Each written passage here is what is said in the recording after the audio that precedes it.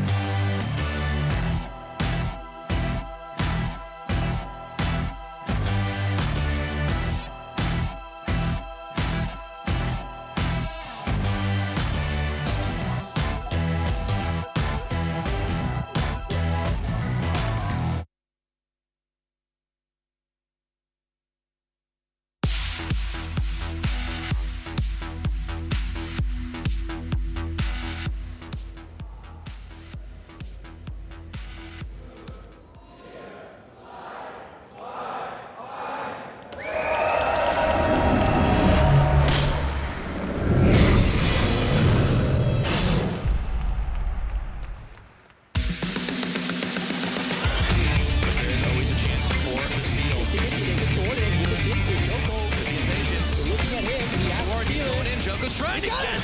Joko's in! Joko's out! And Splice walk away empty-handed. It's coming in, and G2 gonna give it just a little more to close this one out, but it's clean, it's concise.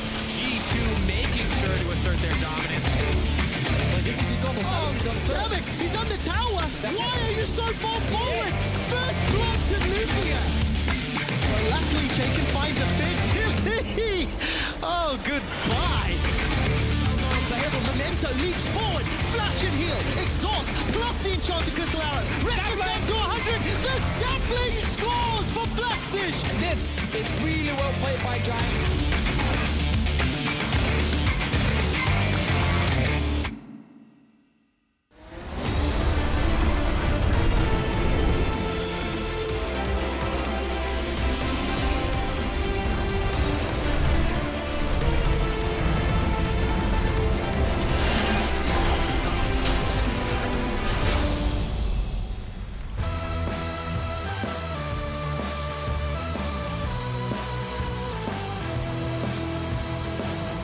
Good evening, ladies and gentlemen, and welcome to the EULCS studios here in Berlin for our coverage of Week 3 of the Spring Split. We'll be bringing you two best-of-3s tonight, and if they're anything like the split so far, they're absolutely sure to be explosive. Earlier today, we saw Vitality and H2K setting up on stage for their showdown in our first matchup.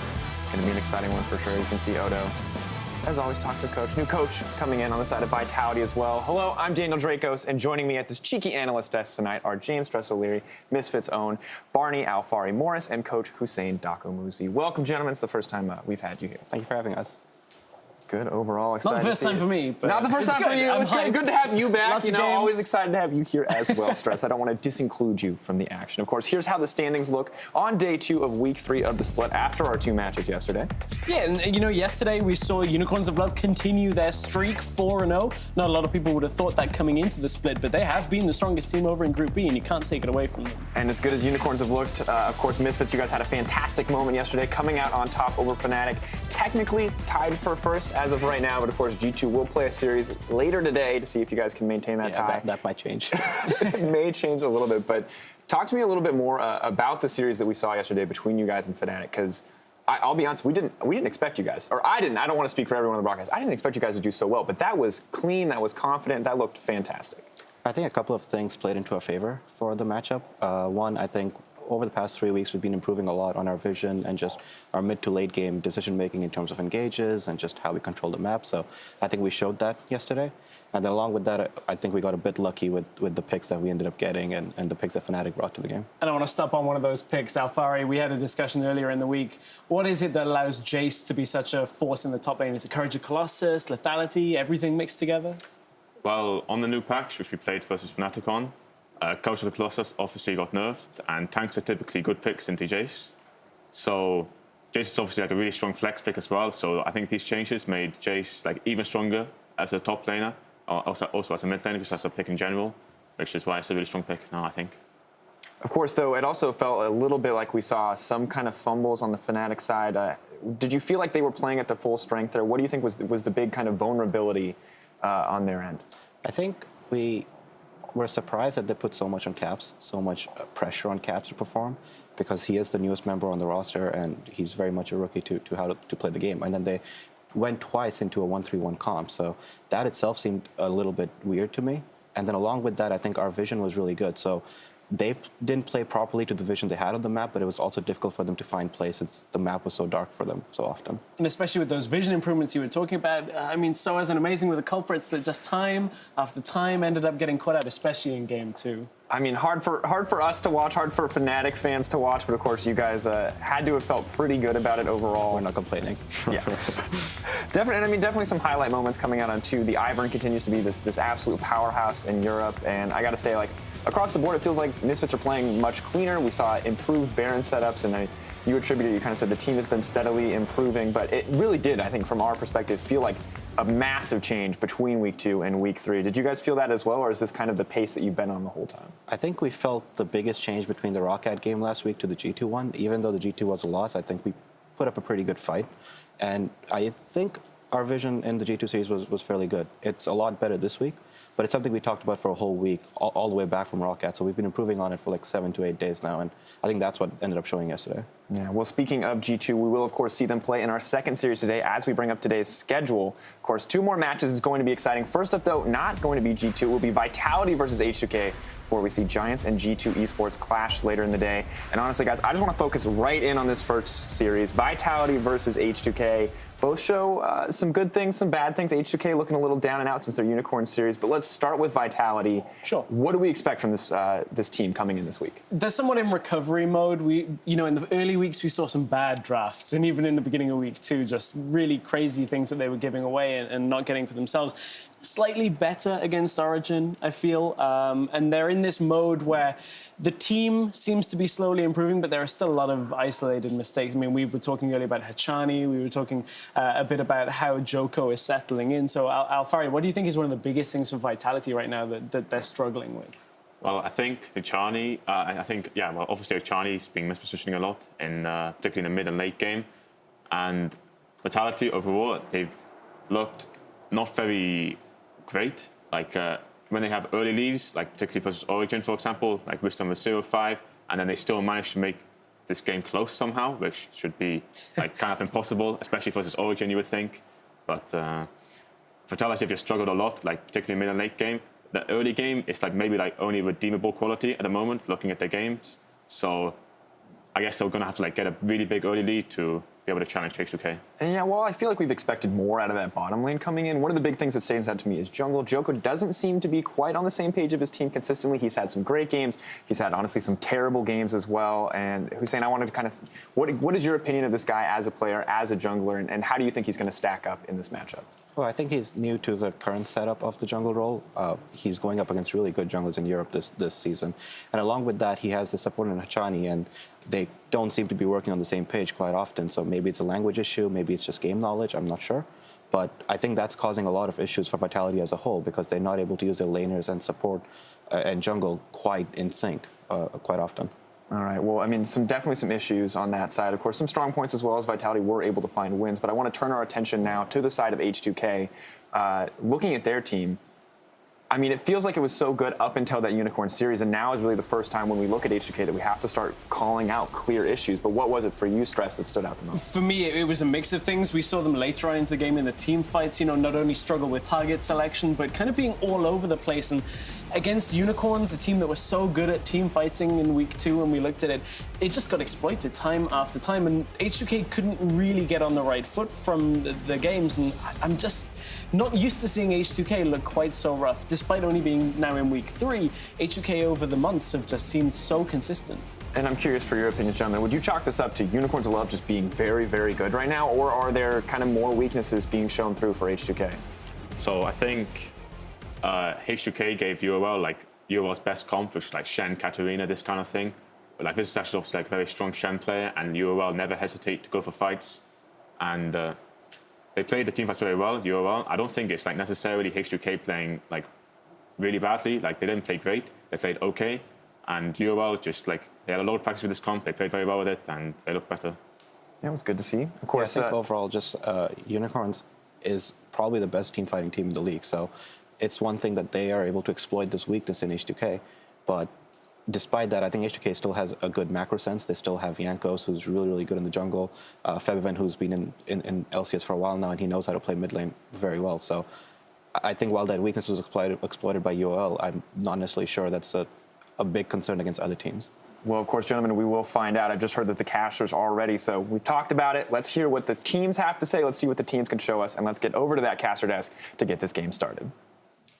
Thank you very much, Dracos, and good evening, everybody. I'm Trevor Quickshow Henry, joined here at the caster desk by my sassy co-caster, Martin Yes, I am the sassy one, of course, not you. Absolutely. Let's take a look at the contenders taking to the Rift in this Group B battle. Starting on the blue side, it is Team Vitality, with Kabashard in the top lane, Joko in the jungle, Nukeduck the mid lane, Steelback AD carry, support, Hachani, and their coach, Marian. Had a chat to some of the guys from Vitality just before the game started here. Confidence, tiny bit. Okay. Joko basically said it's all about, getting that first blood and then not inting after. I kind of agree with that. It's good to get first blood and then not feed. So I think that might be the strategy for Vitality. Right, not inting after. It's not the most difficult strategy I've ever heard. Just don't int. Their opponents who want Vitality to int, it is H2K. With Odawamne in the top lane, Jankos in the jungle, Febiven in the mid lane, Nuclear and Che the duo, with Prolly the returning coach. Deficio, we are playing on patch 7.2. We saw Warwick yesterday by the Unicorns of Love. Yeah. We have Jankos and Joko, two very exciting junglers. Do you think we'll see Warwick today? Hard to predict. I think Warwick is okay. I don't think he's like overpowered or anything. Yeah. So we won't see Warwick every single game, that's for sure. Yeah, I know. Surprise, surprise as well, because he wasn't picked in every single game so far here in 7.2.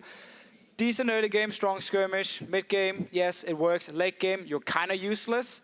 Joko, though, I mean, Joko's the kind of jungler who has been struggling a little bit with finding his picks. Yes. Maybe something like Warwick can help him. I mean, Joko actually said quite bluntly last week when we interviewed him, he struggled to play the meta champions. That's why he's played a lot of Olaf.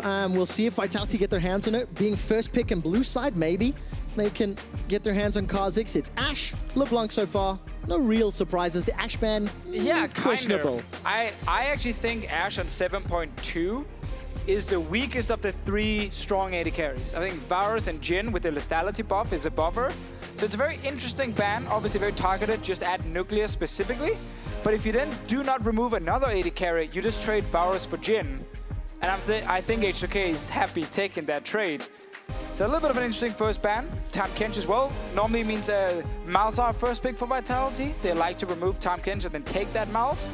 But then there's Zyra available for Che to pick against it, so I'm not really sure about these bans from Vitality yet. Leaving Kha'Zix open, so if they don't go Kha'Zix, like, a potential first pick, but what do you value more, right? Deny the jungle pick from Jankos, or prioritize a support for Hachani? I mean, I think you have to go Kha'Zix here, Yes. because Jankos is a fantastic Kha'Zix player, but if Joko does not feel 100% comfortable on that pick, then you have to go for something else. But here's my issue now. Jhin will get locked in by H2K in the first pick phase here. Kha'Zix will be locked in now by Jankos. They don't even have to take the Jhin yet. They can save it for the last pick if they want to.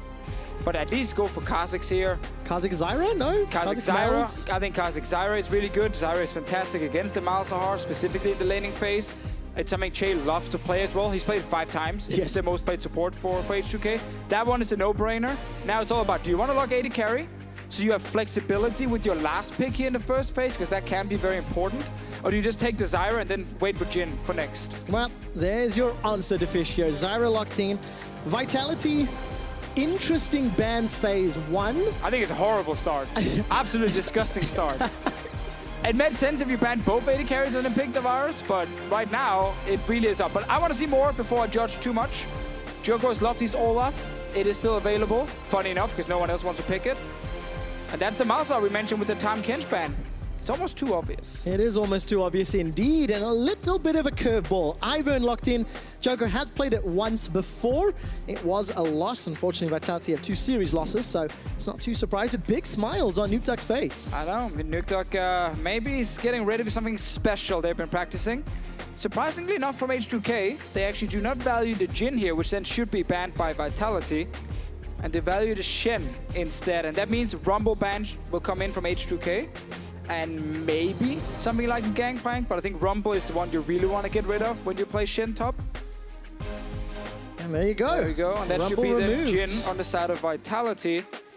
And I don't think they need to ban other AD carries. Where does Nuclear then lean to? If Jhin is now gone, Ashe was banned in round 1, Varus is still up, so do Vitality ban Varus as well? If you really they want to... already picked it. I'm blind, thank you very much. So It'd be weird if they did. The next question, what is Nuclear going to play? Caitlyn, most likely. Ezreal is a staple for a lot of Korean AD carries still, but I think it's going to be Caitlyn. This is clearly something H2K said it's okay for them to actually give over or allow Vitality to ban this Jhin that is considered by many the best AD carry at the moment. Yeah. So it is interesting that they didn't value it, but obviously the Shen is a power pick. There's the Caitlyn ban. There we go. That means Ezreal will most likely be the choice. Oh, unless they have something spicy here. That's why they actually left it open then. Lethality MF. I played against it in solo queue. The ulti, it wrecks you. Okay. It will literally kill you from 100% to 0 when she has Ghostblade. Ah, you're boring. Come on, H2K. One item, 100 to 0. Ghostblade and you're a squishy AD carry. She ultis you. If you stand in that, you're done. Well, now I'm disappointed. We're not going to see it because Oh. Ezreal was locked in. I thought there was Boring something special. and safe and scaling. Yeah, I thought there's something special planned. That's why they didn't go for that Jhin, but Probably is boring. We knew that already, obviously. We tried to talk to him. Super, super boring person. Yeah, probably just all serious. Never smiles, All the never time. jokes. Every time you see him on camera, it's a scary, scary guy. The newest edition of Mic Check, actually, he's seriously staring down Yankos. I know. Yankos was like, revealing strategies, and Yes. we showed them to the internet. They and then, did. you know? Disappointed Prolly. So for Vitality, they lock in the Rise, got themselves some good wave clear. There's a couple of tanks off the table with obviously Poppy and Shen locked in. Gonna go for another combatant, not really the Rumble, but at least Trundle will make Shen's life very difficult and push that side lane. Yeah. As you said, a split pushing choice against the Shen. Obviously, H2K looking to force team fights and get Shen out of that lane, but right now H2K doesn't have any hard engage. Ezreal doesn't offer anything, Zyra is not hard engaged, Kha'Zix can't really jump in head first. And against the Rise, we see Taliyah often, Corki, Victor, Orianna. There's like a ton of picks that mid laners actually like to play against the Rise. Yeah. But that's kind of a weird thing, because like nothing hard counters Rise. But every mid lane has like 2 or 3 things where they're like, ooh, I really like to play this against the Rise, but it doesn't counter it. Rise will always do fine, he will always be able to lane, he will always scale into late game. Well, we got the very, very exciting Victor Deficio. Man, Prolly Slash is... S. Yes. He's hit a new low right here. He Well, actually threatened to slap me in the caster room as well. Safe, controlled. This is H2K. You mentioned there's no hard engage, but if there were a team that were averse to team fighting and wanted to win by playing, you know, smart, I think H2K would be one of the forerunners for that style of play. Of course. I mean, it's always been the style that Prolly has kind of enforced on his teams. I will say, though, I think this composition from H2K, while it is fantastic at like late game team fighting, I actually think it can be fairly difficult to play until you get to late game. Yeah. We talk about the lack of hard engage. If Trundle and Rise gets off to a good start and they go to the side lanes and start pushing these side lanes very, very, very aggressively, H2K's way of like forcing something is either by sieging around the mid lane or by setting up like a Baron or Dragon But if you don't have map control, if you don't have side lane pressure, that can actually be fairly hard to do. So I think H2K is going to rely a lot on Vitality playing aggressive and then H2K kind of responding and winning the late game team fights. All right, responding to Vitality's aggression and side lane. That's what we're looking for. The drafts, they're on your screen. They're locked in. The champions are on the way to the Rift. It's time for game 1 between Vitality and H2K.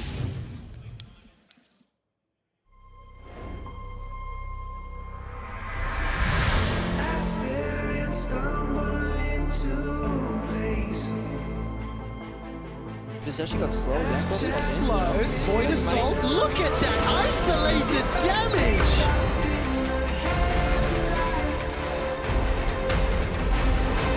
Daisy, break up the fight. Combo Shark's healthy. Trashy does not live through it. And first blood secured. First blood secured. Who will it be? Vitality or H2K? We're loading up onto the Rift. And if you look at the minimap, down in the bottom lane, there's already some shenanigans. We don't want to see it, Trevor, because no one died. And here in the EULCS, we only show kills.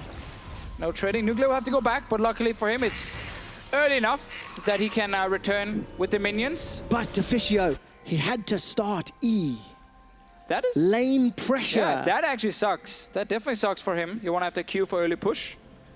But that's what happens when you get surprised. Level 1, I think Vitality were kind of hiding the bush and then invaded towards where Nuclear was sitting in that river bush, and then he had to jump out. But again, this pick and ban phase from Vitality, they've been so special, I feel like. And not in the Unicorns of Love where we're super excited and it's kind of fancy way. It's more like, like why are you first picking Varus when Jhin is available? Yes, I know H2K didn't pick it because they valued the Shen above it, but most teams would have been like, that's a weird trade. Yeah. And now you give us Kha'Zix as well. Yes, giving Jankos, Kha'Zix, you know, the former First Blood King. Yes, I say former First Blood King because right now Joko is actually the jungler with the highest First Blood participation. Deficio, Joko is coming for the king.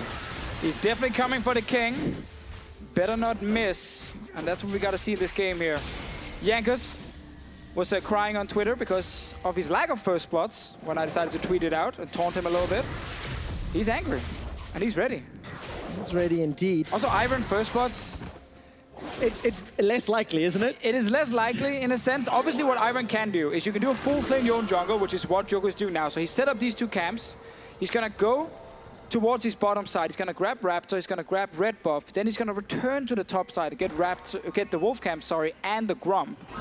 And then he gets level 4 before any jungler, and he can start ganking. That's what he's going to look for. I mean, there's a lot of damage with Nuke and Cabo, and you saw the First Blood participation down on the bottom of your screen. Joker's actually been involved in all 5 of his team's First Bloods, and Jankos with an early hop over the wall. That's interesting pathing here from Joko. He doesn't go top and take the entire wave. He recalls on bottom side, also just to buy him a few seconds to potentially see a gank from Jankos, and then cancel his recall and go in and counter gank.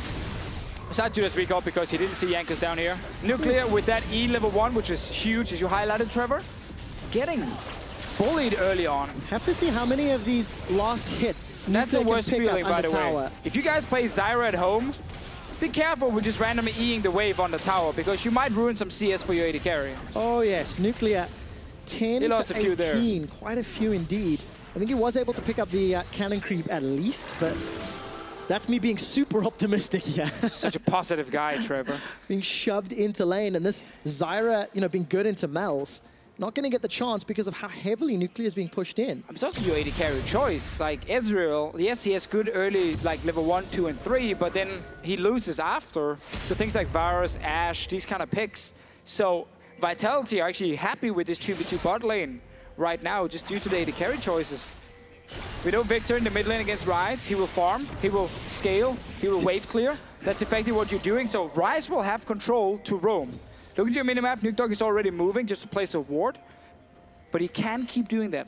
Again and again, he can instant wave clear on this Ryze, threaten bot lane, threaten top lane, allows Vitality to play very fast here in the early game. Talking about Febiven on this Victor, he's a jungler who's received a lot of pressure.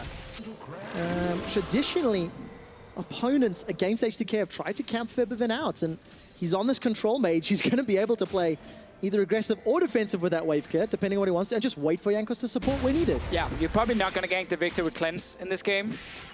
But if you are Vitality, you have to obviously respect the Shen ulti that's going to come in later. Oftentimes, you attack the global then. You go top, Trundle pushes in the Shen. Once he gets level 6 and he gets his first item completed, then you get the Rise Roam, you get Invade with Iron. Both junglers are bottom side again. Dash over the wall. Shani flashes away to safety. 1-for-1. Joker was coming down and Jankos also hanging around in the river. First time in 2 weeks I've seen a Chani actually survive a gank. Impressive change from him. Normally he would flash the other way. Spicy this time round. And Chani's going to get rooted in place. Nuclear going very aggressive. The essence classic Chani. First blood Man, to I love Nuclear. that man. I love him. I have no flash. I don't care. Let me just go 1v2 here. My AD carry sitting and farming. Good old Hachani. Everything is standard again. So last week and the week before, 6 isolated deaths. We'll expand on that in a moment. Jankos looking for Nukeduck, who's running low on mana. There is a flash for Nukeduck's Rise. Jankos fires out the Void Spikes. Really wants to scare him away. But yeah, 6 times Hachani has died alone where there are no teammates within 1,500 range. Yeah, so let's look at this replay. Jankos is still on the bottom side. He could actually turn around and come down and jump the Dragon Wall. Hachani is on a ward. His AD carry is still farming really far away from him. And he's like, I'm just going to take this random trade for absolute zero reason. Definitely lost that one. Jankos is going to leap in. Cabochard, Pillar of Ice does nothing. H2 kills. Sadly for Jankos, this was only second blood. Was not part of the first one. No, it wasn't. He's going to be happy though. He gets the card 6 again, almost like a free pick granted to him. Technically though, Joko is still ahead of Jankos in first blood participation. Those stats haven't changed yet, but H2K, very good early moves. Hachani donated a kill, and Jankos and Kha'Zix making the champion work. Good guy Hachani, man, coming to Europe, feeding all the bot lanes. And me and Crabble, we were watching the games last week. We were rewatching the games, sorry, last week. With Vitality and Hachani. And the most impressive thing was, even in moments when Vitality were like 4v2 or even 5v2, Hachani managed to kind of get split from the team and then get killed by like a 0-5 Kha'Zix. It happened like multiple times. I have no idea how. There's clearly miscommunication between him and the other Vitality guys. Bottom is taking some damage here. Yeah, no Daisy yet for Joko, so not really under threat. Nukeduck is going to get jumped on by a full rotation from Feberbin, just trying to push him out of lane. Nothing really gained just yet, and the wave is still pushing to Nukeduck, so he can respond. And as it stands, Cabo goes down the subjugate onto Odo One there. There's still a flash. Keeps walloping in with that pillar. And now Odo, not really at risk of being doped just yet. Still difficult against the Shen. It is. Jankos is mid again, Trevor. Nukeduck has both summoners, so this gang is going to be almost impossible to execute due to the fact that Victor CC is not consistent enough. Top lane though, Trundle. He's like this weird counter pick because he's such a slow counter pick. Like it takes forever for Trundle to actually like really take over the lane and just to kind of weave you down. Yeah. It's more he forces you out of lane, out sustains you, and then starts hitting the turret, which is what Cabochard is looking to do. It's about the lane, you know, and pressure, but it also needs support from vision, and that's what I want to keep my eyes on that mini-map for. And then the other thing it offers, which is this combo we've seen before now in Europe, is the Malzahar Trundle combined. That means if you are playing a tank, which Odo is in this case on Shen, you're just going to get wrecked in every team fight because you go in, Trundle ultis you, and then Malzahar ultis you, and there's like this % damage, and the tanks die really quick. So Fisher, that is the theory, okay? We need to see exactly how well Hachani and Cabochard make that work, because while the theory sounds excellent and beautiful, it's very spicy. There is still an element of positioning there that needs to be adhered to. Yeah. So I'll believe it when I see it, and I'm optimistic at the possibilities. It's an option for them. Problem is obviously then behind the Shen you're killing, there's like 4 carries here with the Zyra, who might kill you. Joker's going to be able to just get out of range of Chase grasping roots. And if we're lucky, we see one of the biggest changes here in 7.2 in this game. The Rift Scuttler will eat your honey fruit. You have to kill the Rift Scuttler to get away from the honey fruit so you can grab it. It can be impactful, probably not. But there's a chance you can't grab it and you die. Everything's impactful, right? Everything I've seen butterfly effect. You know, one little butterfly flap can start a tornado on the other side of the planet. That's how it works. Yeah, right? I don't really believe. Okay. what you're saying right now, Trev. But One honey fruit being eaten by the Rift Scuttler could feed Febiven in the mid lane and allow his Victor to go off. See, that's what I want to see, because then I know the live designers are sitting at home kind of clapping, being like, yeah, that's what we wanted.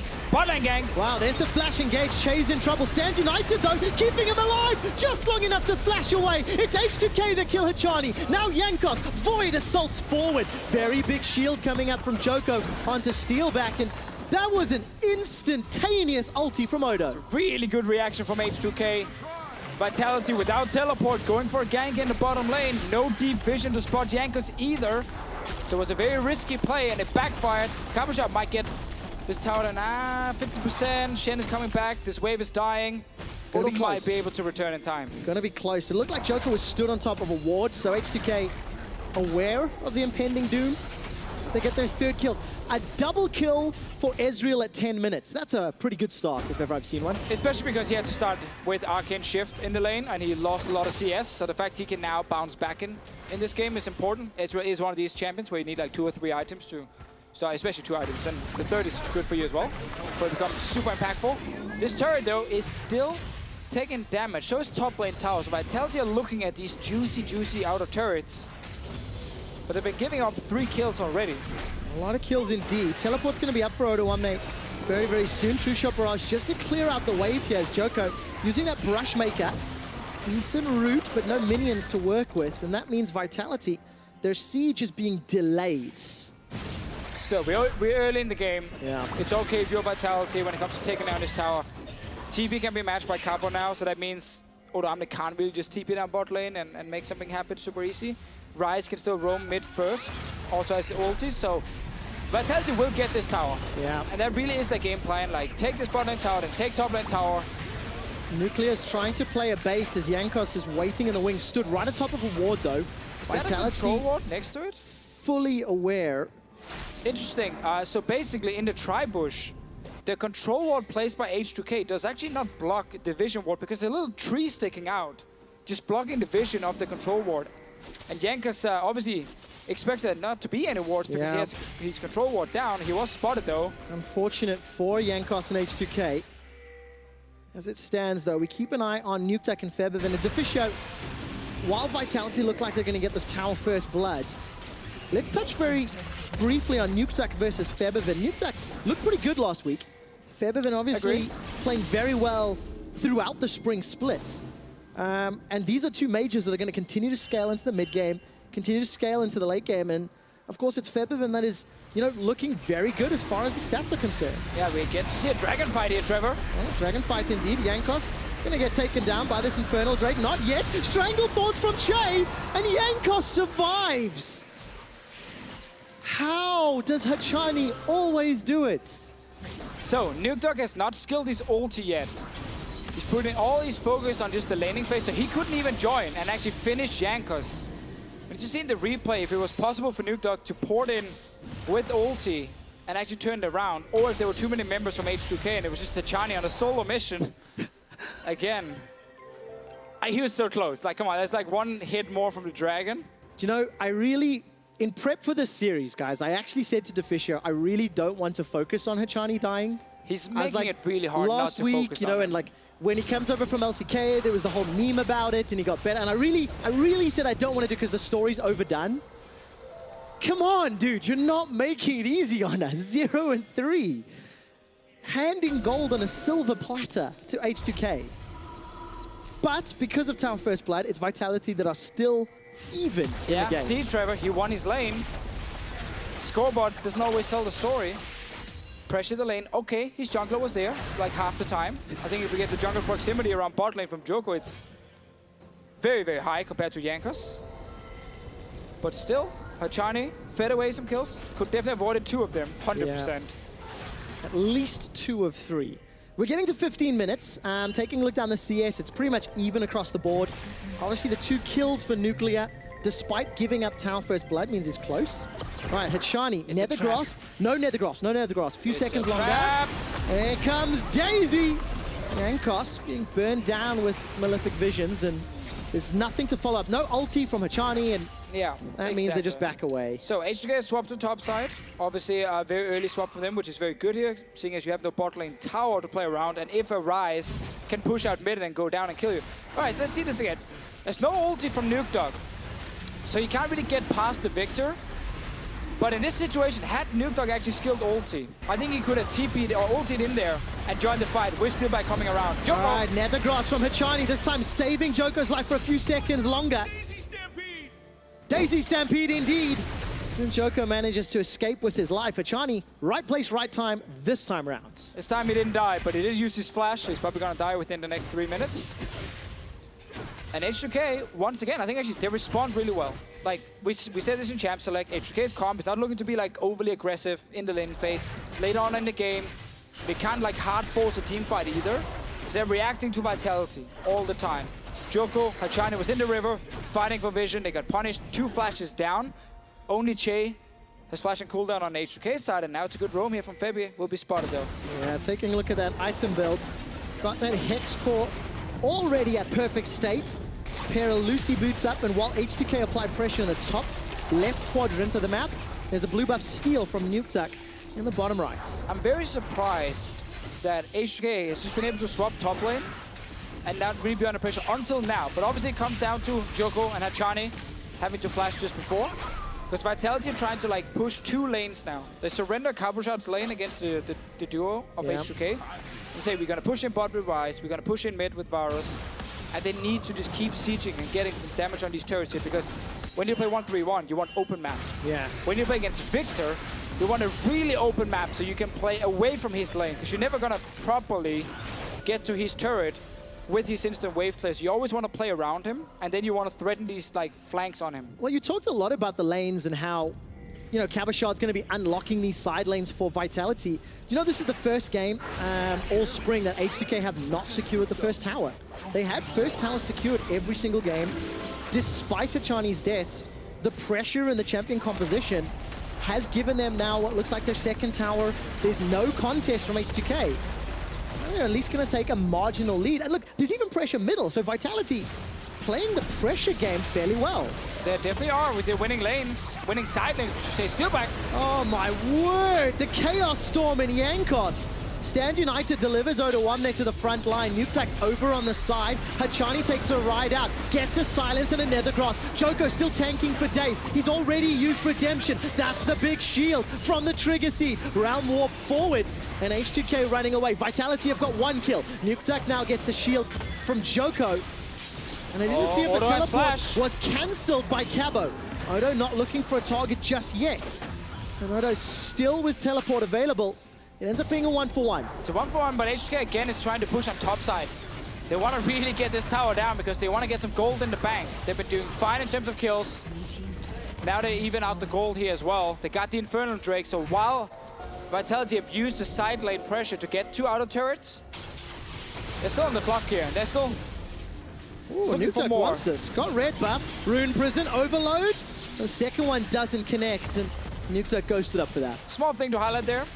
Febby delays his cleanse because he wants to see where Nuketak is shooting the Q first. Then he cleanses and steps to the side. Because if he cleanses instantly, Nuketak can still hit him with the Q here and actually deal a lot of damage to him. Still back, Hat Flash. Didn't get to use it. Kha'Zix, that was left over, given to Yankers. Picking up a very easy kill. Good ult here from Hachani into Nuketak combo, and then also good ult from Nuketak after to kind of follow and go even in the trade. Whenever I see picks and bans to Fisher, I always look at what was the first priority picks for both teams and how are they performing. Vitality picked that Varus first blue side.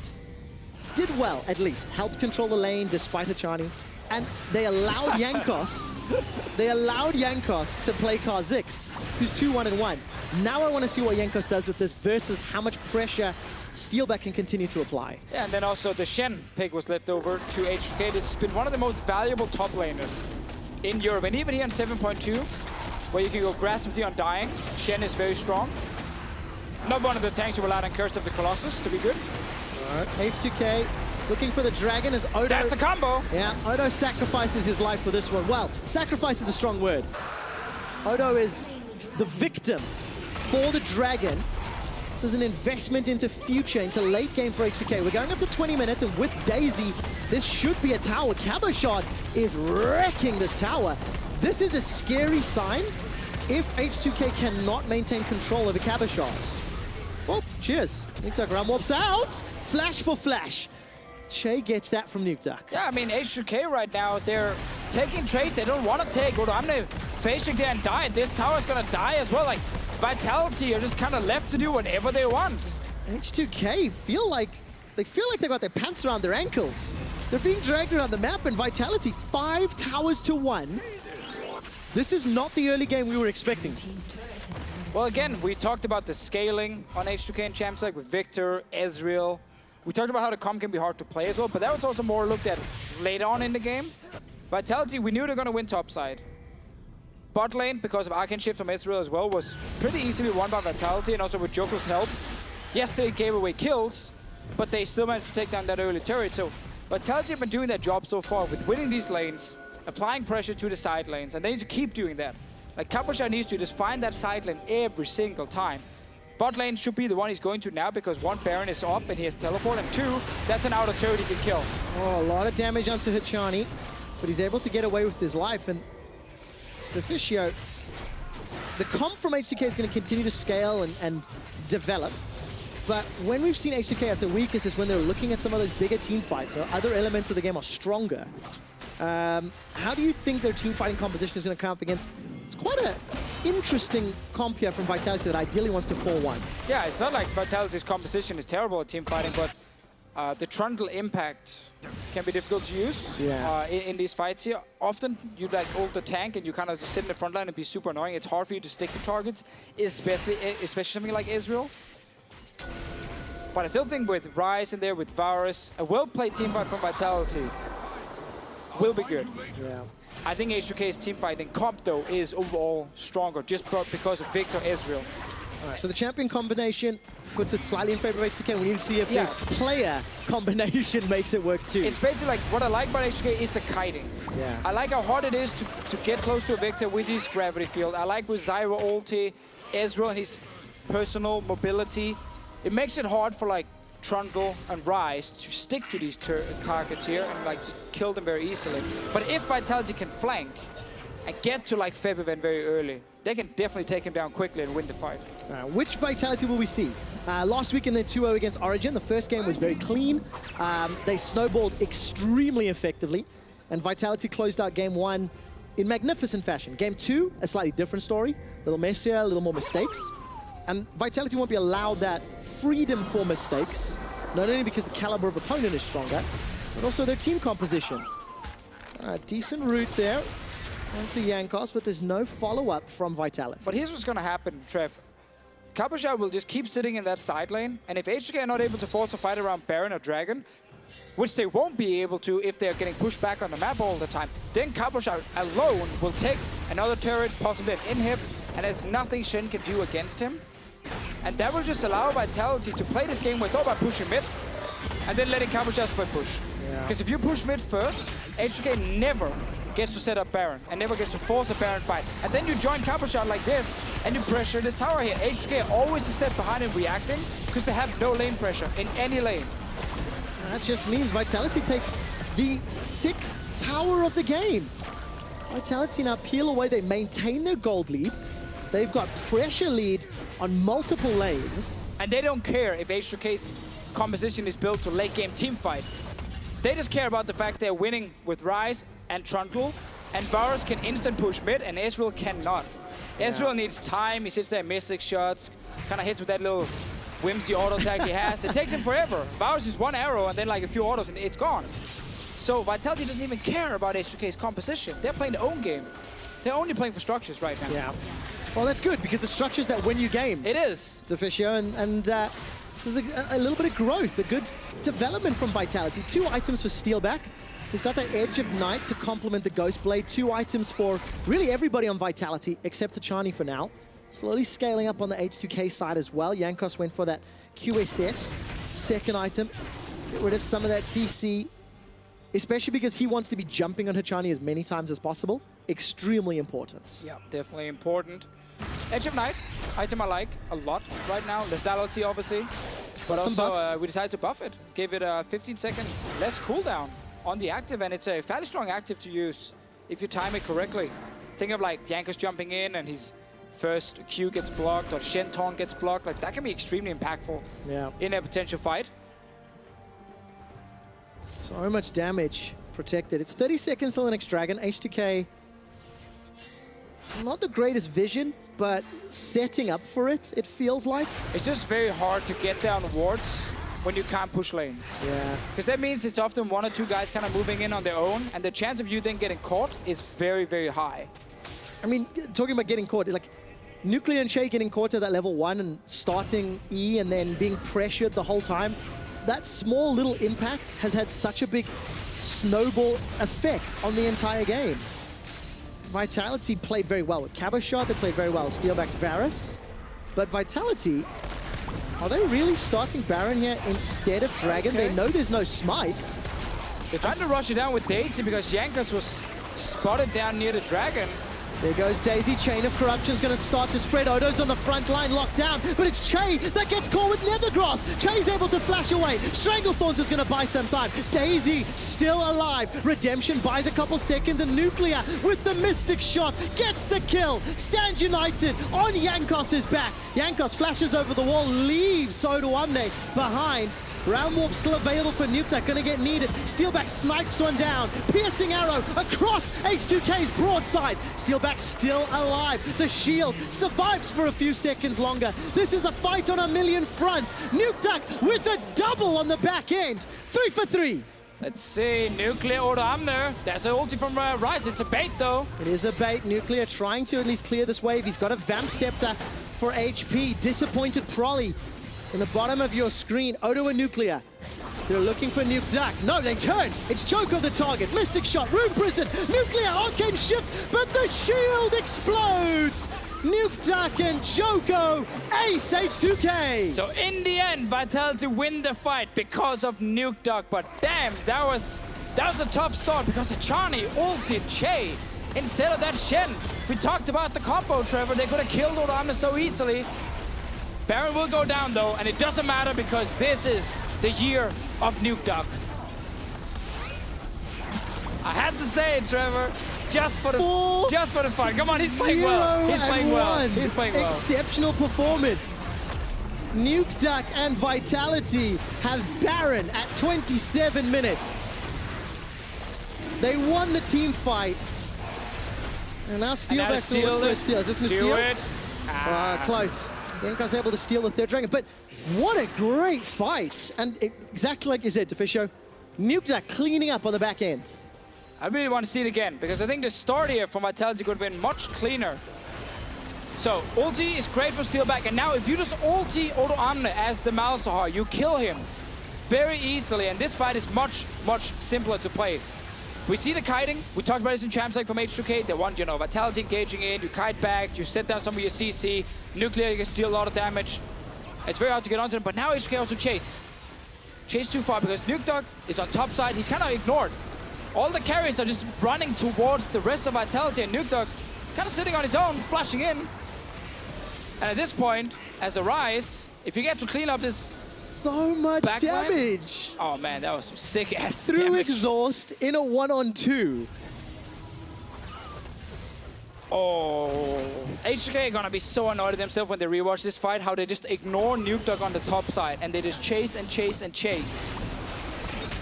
And Prolly was watching that entire fight. That's why he was mad. Yeah, exactly. We understand even more clearly that Nukeduck was allowed to run free. Vitality applying pressure on 2 lanes. Remember, there's no inhibitor turret up top.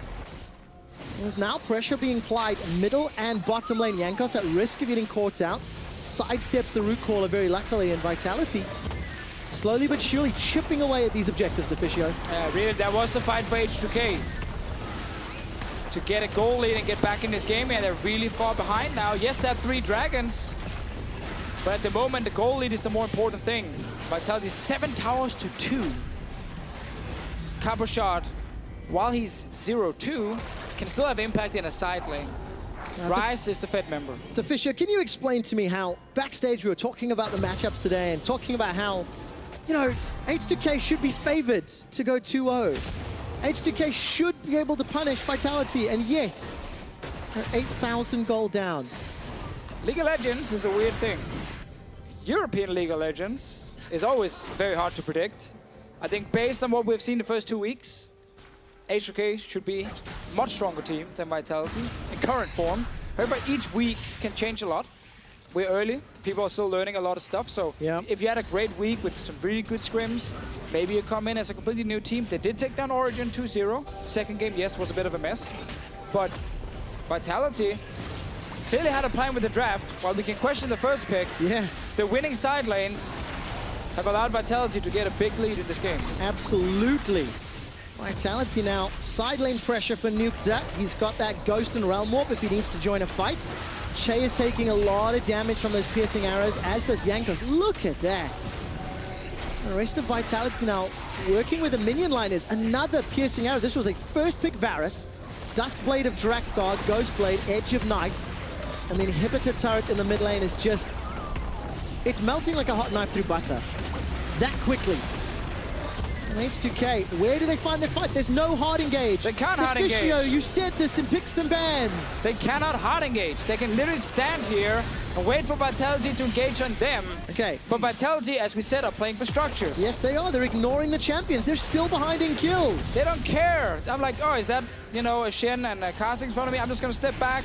Then the rest of my team are going to hit the inhib. We don't care about Israel, we don't care about Victor, we're never gonna let them fight. Jankos is trying now. He is indeed gonna deliver Odo-Wamne. It's a decent taunt, but it's not enough yet. Odo this time gets locked down. Hachani's figured it out. It's Nukeduck that's unstoppable. His 5th kill of the game. Inhibitor in the mid lane is destroyed, and H2K are running with their tails between their legs. Vitality getting everything at the moment. 2 inhibs going down. 10,000 gold lead. And H2K can have all the damage they want from the backline. The backline can never get to deal the damage. No, it cannot. There's no tower to worry about in the top lane. H2K, 25 seconds in a 4-on-5. The inhibitor being chunked down. Steelback's running out of mana. They've got to be careful in the gigantic shield on Nukeduck from that Seraph. Bjergsen? Oh, okay. Nah, I thought it was far a enough. Baron wasn't even up. No, but still. Whenever I see a Rise do that now on top side, Is that what you're calling it? I have to call the Bjergsen now. Okay, I can go with that. We don't have a choice. I mean, it was a team play, so would you not? Yeah, but if you heard the mic check, it was his call. It was. So yes, the team stepped into it. Yeah. So congratulations, you clicked on the... Hey, he provided instructions, bottom left corner, and everyone stepped in the bottom left corner. That's very Which true. made me funny, because the circle doesn't have a corner. Not bad, not bad. Meta to fish here. You're very smart. Vitality have got 3 inhibitors down, a 9,000 gold lead in H2K. Their mind has to be on game 2 picks and bans. H2K have side selection. Picks and bans, though, may have been an element of why they lost, you know, not being able to control early game. But it was in-game decisions where Vitality earned their lead.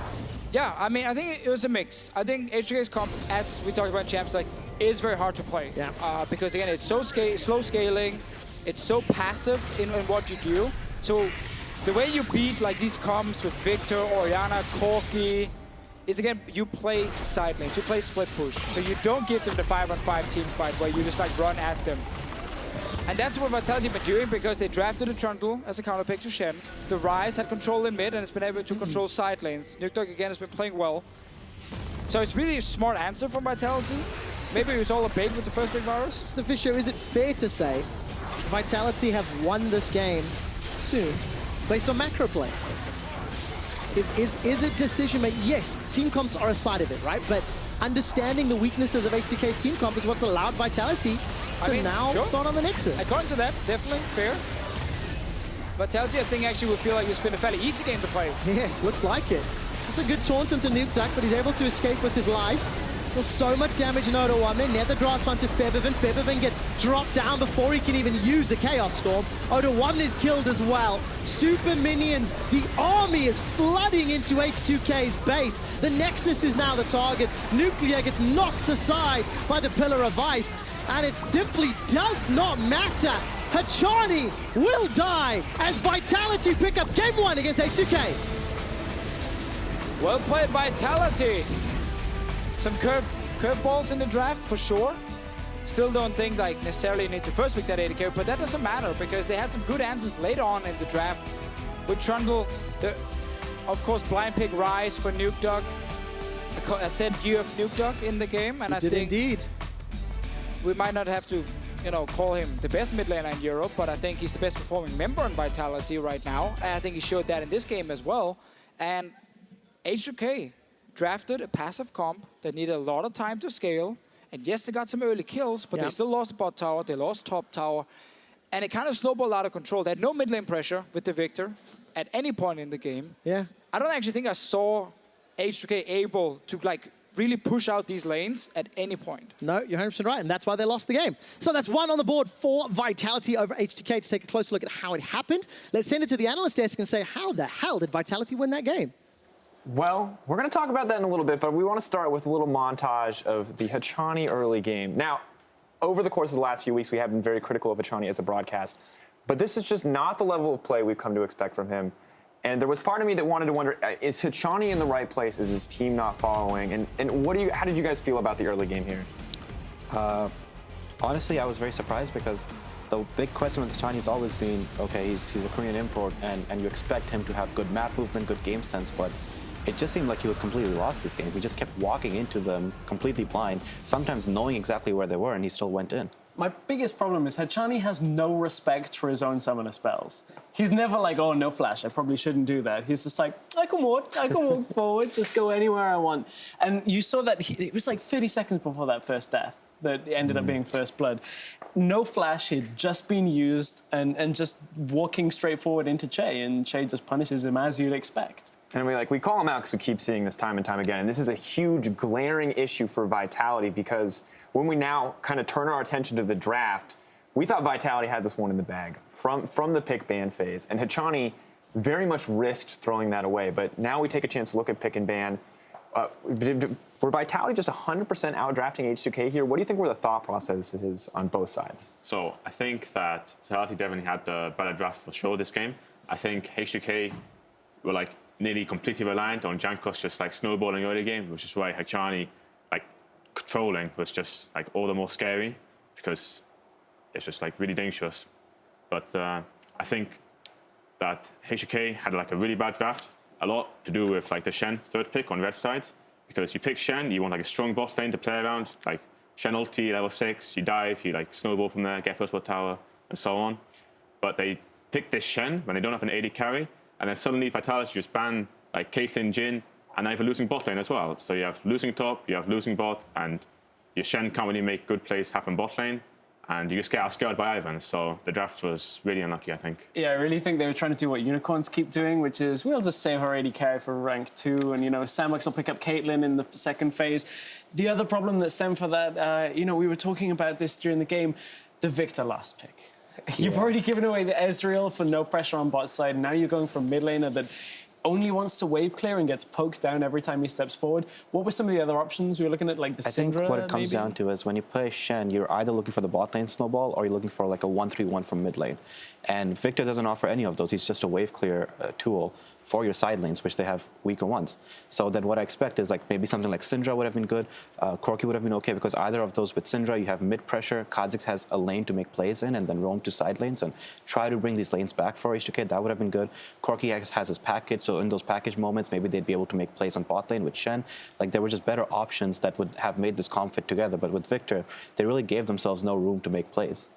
So the big thing that I want to point out here is that despite all this, Vitality, clearly drafting a superior comp, it still feels like there were some small weaknesses in Vitality's strategy, and H2K were in a position to potentially exploit that here at this Baron. And this is one of these moments where Vitality, we were talking about it, they start the Baron, which is the right call, they peel away from the Baron, which is also good, but then they kind of get grouped into this fight where Hachani tries to ult onto targets that he really shouldn't be. They should be looking at the Shen at this point. Jankos, with the Shen shield, comes forward and thinks he's still okay to move into this fight and does not, again, really respect the damage coming from Steelback. And the rest of it, Alfaro, you were looking a lot at how Odo Amne was positioning here to finish this fight. We still thought this was okay for H2K up until Nuke Duck going off, right?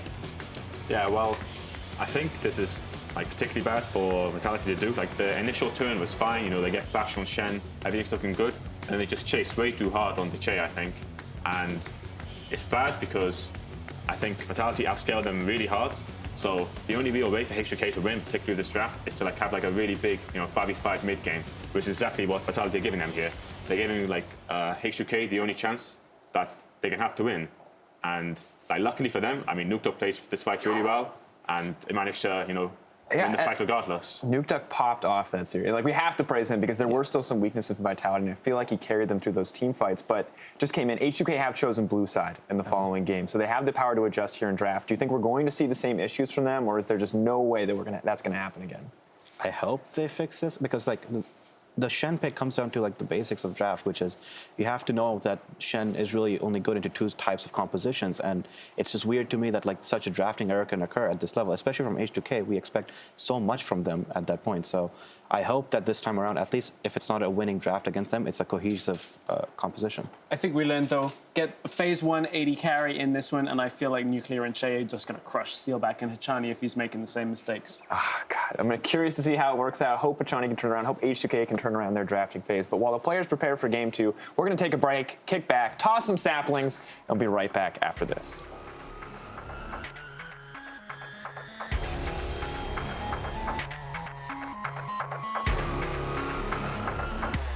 Get to see a dragon fight here, Trevor.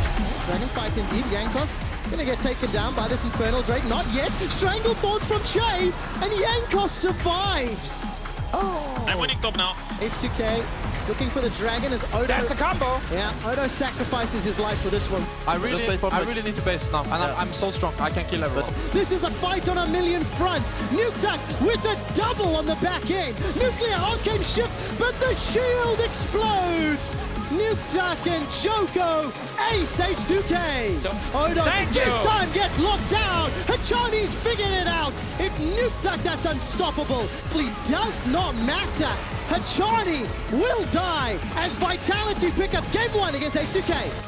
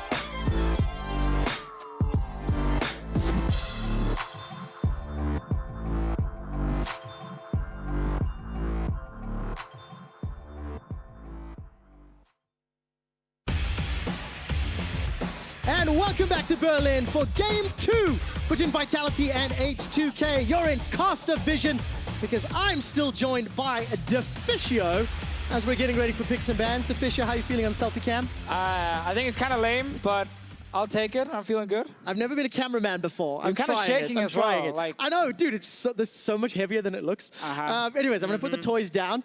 I can hear production laughing in my ears. On stage, Vitality and H2K are getting themselves set up. H2K picked blue side for Game 2. Deficio, I heard it was going to be a 2-0 today, and that both of the series are going to be 2-0. So Vitality 2-0, right? Yeah, of course. Right? Yeah, of course. Like, why would you even ask that question? That's what everyone predicted.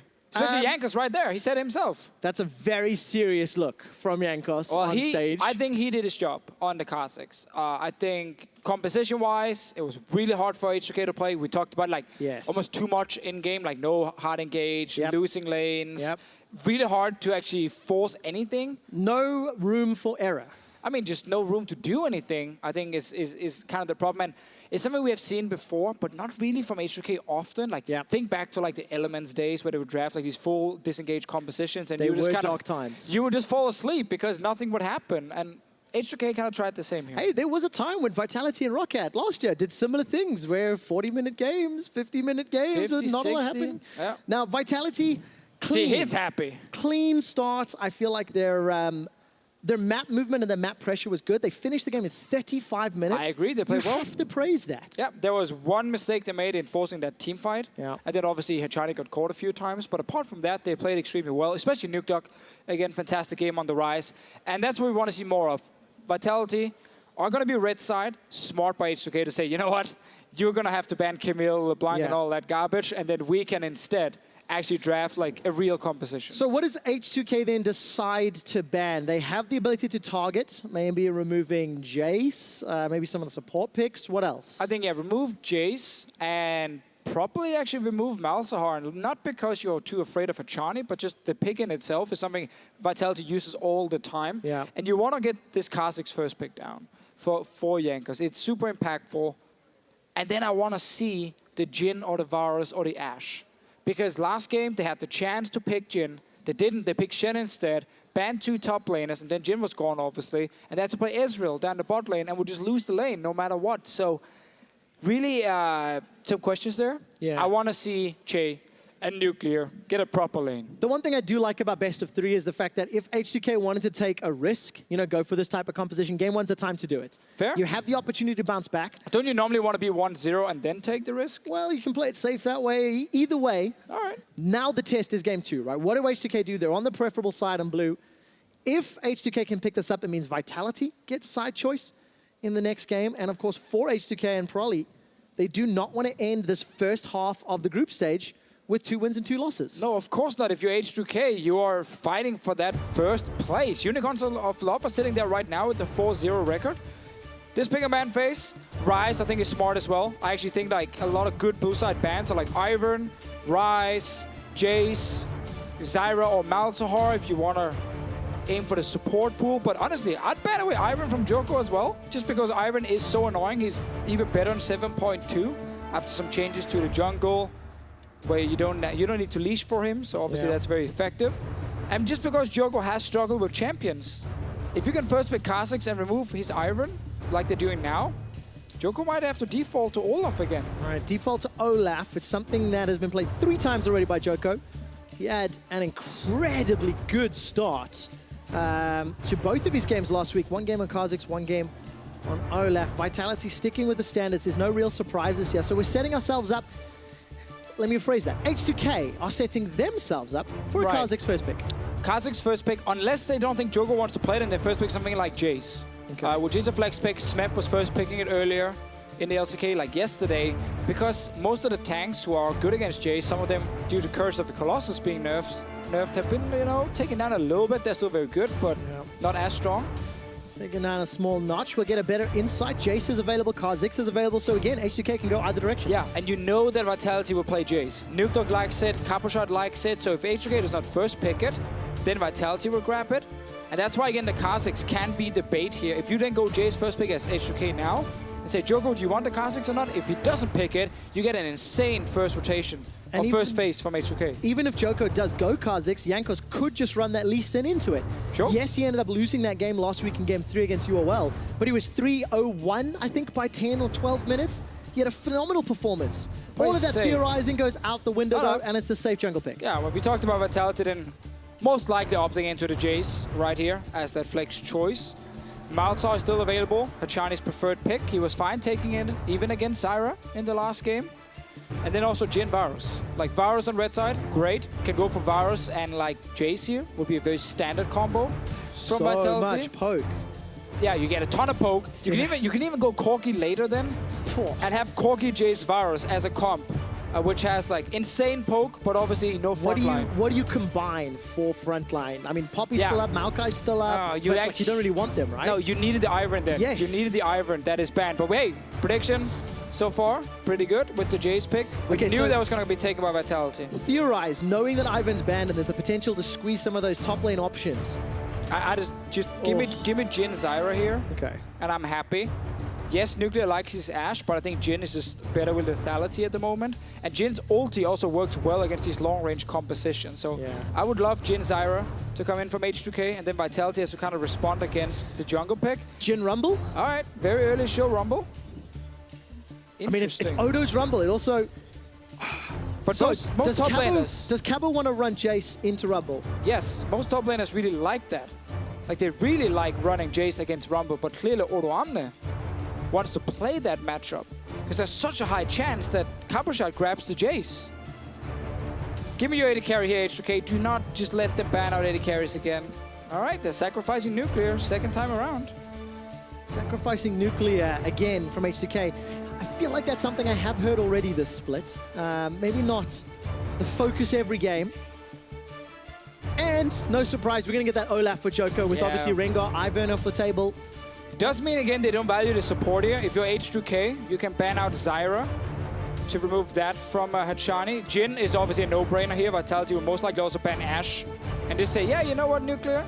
You can play Caitlyn then, but we're not going to let you get anything else. We're not going to get you any of the top picks in the AD carry position. That might be what H2K is aiming for. But then again, if you're H2K now, to Tahm Kench, do they not think Hachani plays a proper Zyra and they're fine leaving it open? If there were a gamble to take on a member of Vitality, that would be the player that you would risk that on, right? I agree. So far, Hachani has not played Zyra at all. He's played Bard, Nami, Tahm Kench, and Malzahar. So I can definitely understand where H2K is coming from with this draft.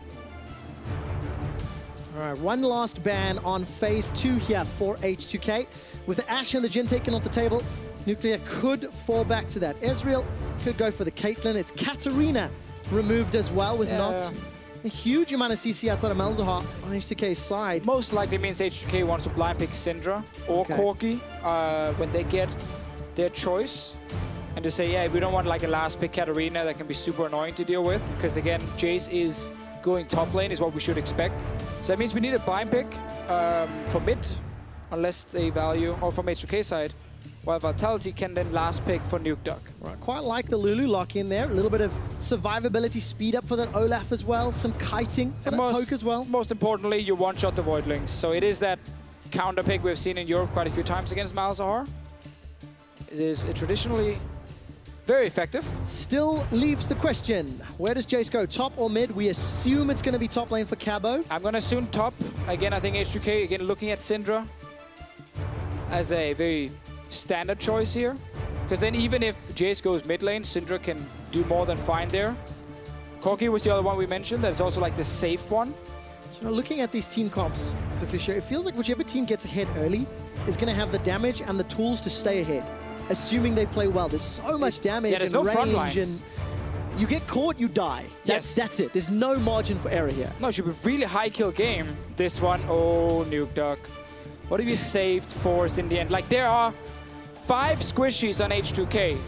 Yay! That means Zed suddenly has a place, because every single member can die to a Zed.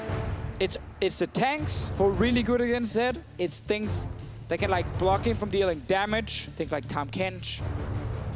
But 5 squishies with no real defensive tools to keep them alive. It's like a dream for a Z player to look at. Hey, and Deficio, you called it. The year of Nuke Duck. Can he show up on this Z matchup? Where yesterday, Caps was unable to do so. It's the same thing again now for H2K, where Vitality after 2 winning side lanes. Zed will win the split push, and Jace will win the split push.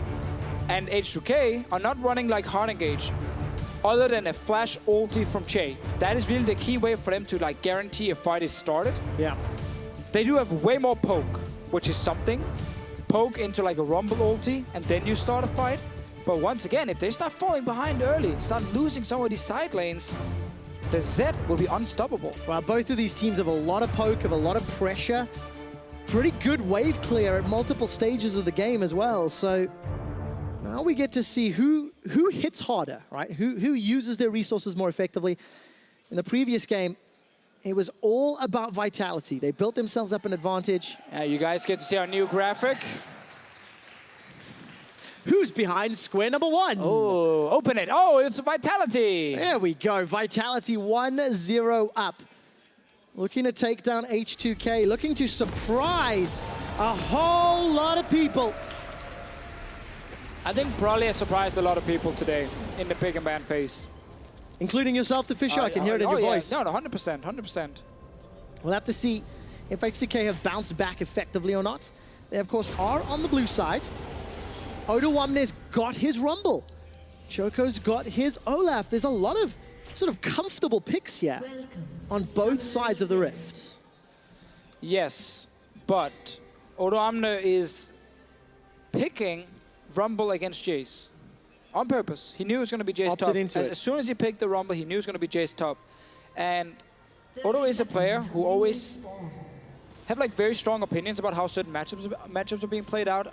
Oftentimes, there's the general opinion that this champion does well against that champion, and then Odoamne is more like, no. If I play like this and this and this matchup can actually go in my favor. So I want to see how he plays it out. We know Hexdrinker is going to be super effective for Jace. We know the split push is very strong. Typically, when you play these squishy top laners as well, you need the jungler around them. Yeah. There's a high chance we see a lot of jungle focus, mid lane and top lane, because Vitality especially have a lot of snowball potential. Oh yes, especially when you look at the matchups. Cabo's so comfortable into that Rumble Jace, his champion of choice, of course. Taking a look at the jungle starts, red buff start there for Jankos. Double exhausts on the side of H2K. Only single for Vitality. That's going to be very important once the game plays out. And once again, weather report says thunderstorms are brewing. Definitely. 6 Thunderlords on the map. Joko was an early invade, and that looks like a potential 3-buff start if Vitality can defend their blue. Hey, we have to see Jankos' unusual start on the Kha'Zix. This is a start that does put him around the top side when he's done most of his clear after he's stolen away this blue buff, because he's starting bot lane without a leash. Normally you have the top laner helping you, and Joko very early as well on the top side. So both junglers starting a little bit untraditional. Hachani will know something is happening in here. Jankos has no smite. Oh, so much damage though. Flash over from Che. Not going to be able to get any damage. Flash forward, first blood for the king. I don't know, Hachani, man. Jesus. Sure. It's almost like he's not even trying. Like he walks in, he's half HP. The Jankos is like, I'm level 2, you're level 1.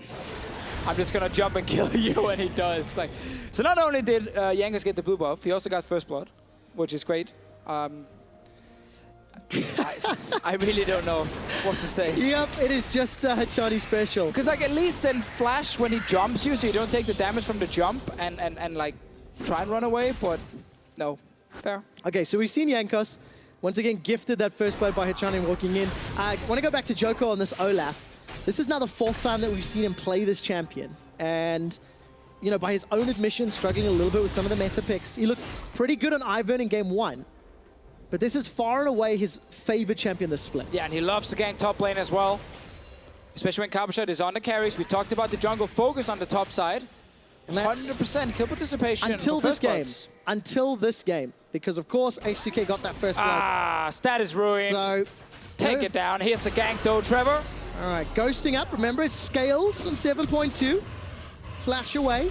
Yeah, it feels so lame now when you use it instantly, because you're just like, I am so fast, never mind, I need time. It's a weird way to use Ghost, because normally you want to sprint instantly. You don't want to like have to It builds pick up up speed. momentum, you know, builds up momentum. Really is a bit of a letdown. We'll have the Whimsy later, though. But yeah, going to have additional speeds to play with. And for Joko, a couple of minutes before he can go up to that top lane and put some more pressure on Odo. Yeah, and Joko is a bit behind against his counterpart, but not because of him. Like, not in levels, but just in terms of gold, because Jankos got that very easy first spot. You really couldn't ask for a better start as a Kha'Zix. No. You get your double buff, and yeah, take a first spot as well.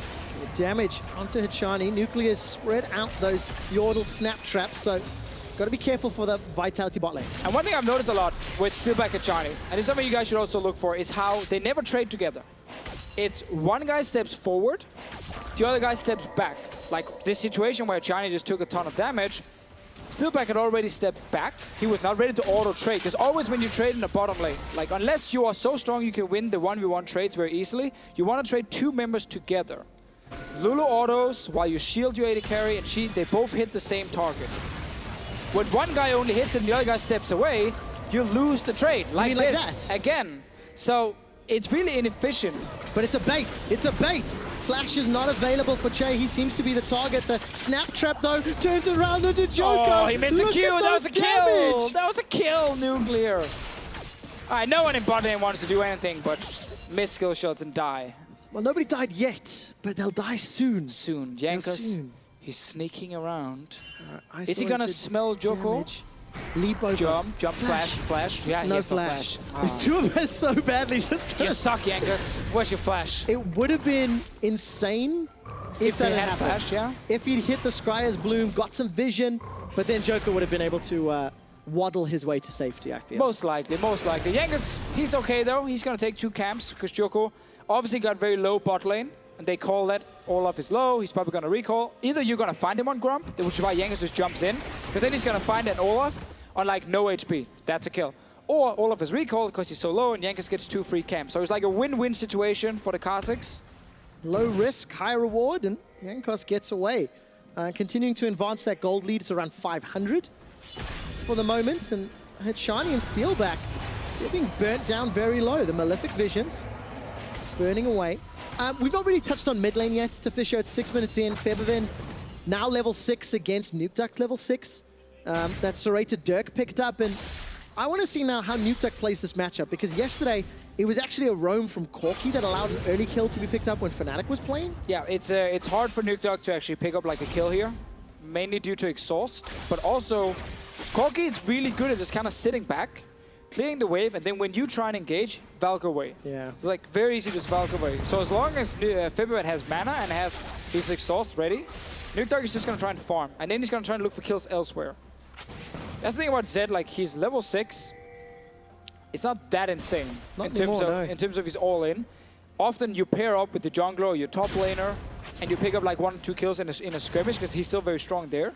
And that's how you kind of start snowballing. A little bit of a non-traditional pairing this time around, right? Because NukeDuck's going to be relying on Cabo to hit some poke on that Jace before he looks to go in for the kill. Or really needs Joko to pick a good engage and ghost forward, slowly running all the way in. NukeDuck, if he can avoid joining a teamfight at any point in this game, he'll take that. Yeah. Like, he's going to sit in one side lane, it's Cabo Shot in the other side lane, and then it's Vitality just putting pressure on both. And that's like the way they want to win this game. And that's always the thing. 1-3-1, great when you're ahead, like fantastic. Disgustingly bad when you're behind, because you're like, I can't push out bot lane because my top lane is getting pushed in, my mid lane is getting pushed in, I can't team fight, like it gets hard. Tafisha, please explain to me, how afraid is Steelback this game? First item, QSS, with the Dorans and a longsword. He's done that before. I'll say I've not seen that in a while. The last time I saw it was Steelback who did it, funny enough. I think it was week 1. Gank mid lane first, Trevor. Leap forward. Man. See, I didn't get excited for that one. You're so smart. It was so slow. Yeah.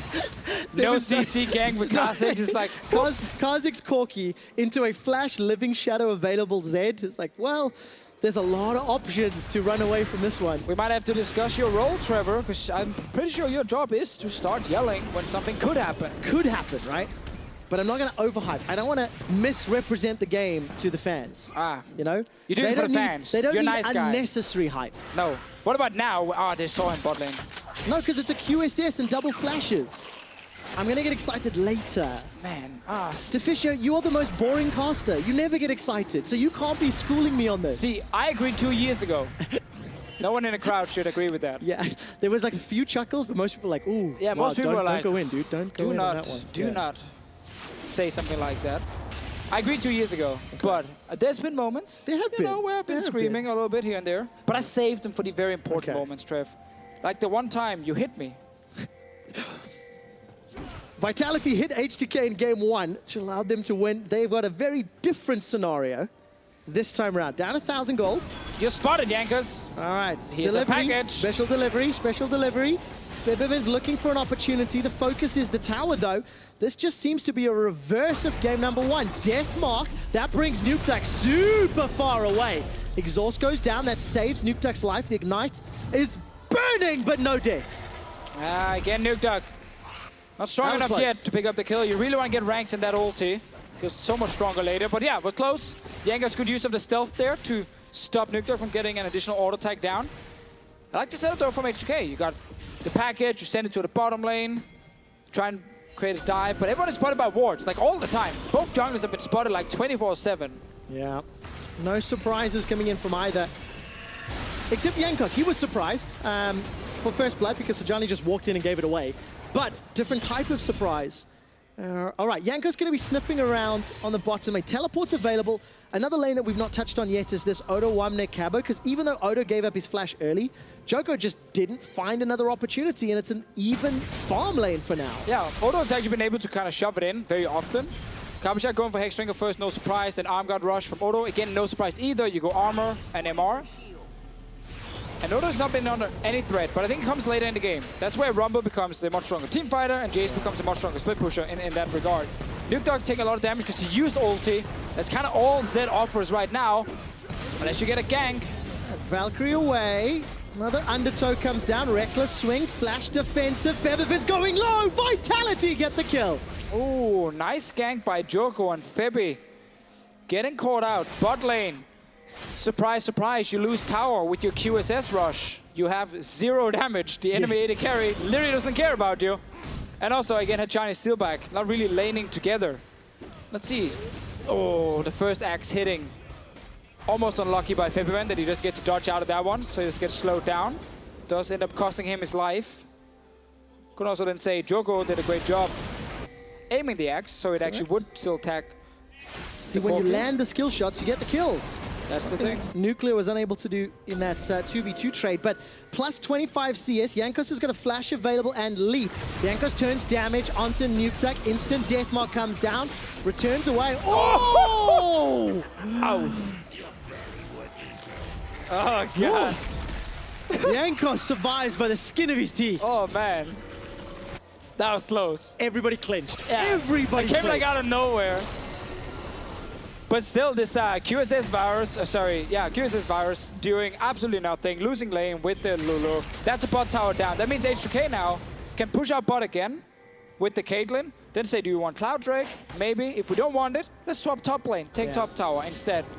Jace can't wave play against that properly, against both Malzahar and Caitlyn, because remember, every other member on Vitality are without QSS. Yes. So Jay can very easily lock down anyone and actually kill them, except for the Olaf. Right, except for the Olaf, Odo Wamne. Oh, the 1v1! Danger zone, he's overheating! Cabo puts a hammer down to the skies! Odo can't get the equalizer out because he's overheating, but it's just turned off! Where's the equalizer? Holding on to it. That cuts off Cabo's retreat. Here comes Yankos, who's going to tank the tower. 1, 2 shots for Odo. The shield blocks the third, and Yankos gets the kill. So cross map means my Vitality are looking bottom lane. But they're not doing anything because Steelback is still clearing the wave. They're just sightseeing. They were just checking. It was a Cloud Drake. They said no thank you. AD carry wants farm, and Vitality are suddenly very far behind. All right, 2,000 gold. H2K looking to put damage on their second tower. Yankos has got both of the kills for H2K. And actually, it looks like Cabo instantly going to teleport up, try to get some of this CS and experience. Does Odo reply, or does he hold on to his TP? I feel like you hold on to it. Yeah, because you put it all the way into enemy tower. You don't need to TP back to lane here. Keep it. You now have full control on bottom side because you have TP advantage. Your bot lane is already stronger because this other guy has decided to go with this QSS item here that, yes, I understand. You can use it against the Malza ulti, but you have Lulu there to save you with her shield, her ulti, Whimsy on the Malzahar. Like, there are tools. That's why you pick the Lulu, to kind of save the AD carry. Again, the champion mechanics, but you also have to trust the player to make it work too. And the two of them are just not on the same page. We discussed this in the laning phase. Yeah, you're right, you're right. Yes, Trevor, you win. I'm just being overly negative here. But unfortunately, it is, or it could be, part of the reason. I accept my role in the relationship, and I just say yes, Trevor. Thank you, Deficio. You are correct. Deficio. Yes, Trevor. Is this the performance we were expecting out of H2K? Yes, Trevor. Thank you, Deficio. H2K now, a little bit of trouble. Chain of Corruption connects onto Odo. He blocks some of it with the W before he gets away. And here comes Choco with the slow run on the Ghost. It doesn't look very powerful. It really does but not. it is fun. It is fun to watch. And if Vitality keep falling behind, their composition will not look very powerful either, because you need to win the split push war. And right now, Uramne is staying even against the Jace. There's a TP advantage for H2K, and we've seen Febi just kind of hold his own against Nukeduck. Twice the Zed has been very close, getting Jankos down. Fair. This isn't fair. This isn't fair. It's in his own jungle. Equalizer. That's going to be the flash from Hachani. Jankos looking for the Void Assault. Gets caught out by the Glitzer Lance, and Hachani escapes with his life. All right, let's see where H2K does send the members. Rumble should be going bot lane and catching that wave while you then play on top side. Vitality really does not want to play 2v2 lane, because again, they have no teleport, so they will always lose. Like, guaranteed lose. One, you're weak at 2v2, and 3, 4, 5 members of H2K can join. Package from Corki, TP from Rumble. Vitality has no way of actually getting a tower down right now, other than Capo Shot. And that's why they're trying to put up this bot lane here. Trevor, check this out. They're gonna try and trap Odo Amne. 2 members being sent down. This is it for Vitality. This is the way back in the game. But how many more times do they need to do Odo's this? too smart. He just put a ward down. Vitality stood on top of a ward, so Odo's not going to give up the kill. But Vitality get the tower. That is very crucial. Deficio jumping middle. Oh, that's a flash engage from Che. The passive even helps under the tower, and one more rockets! Really nothing they can do to defend the turret. Hachani is trying his best. He's just trying his best, Trevor. He's really trying. Mid lane, or sorry, bot lane, I actually like the setup from Vitality to try and trade it. But Odo Amne placing that ward needs to be praised. Very smart play. They call the mid lane moving. Places ward, doesn't get dove. It's small things, because most of the time people walk in and die. Yeah. He did not. And we gotta praise that.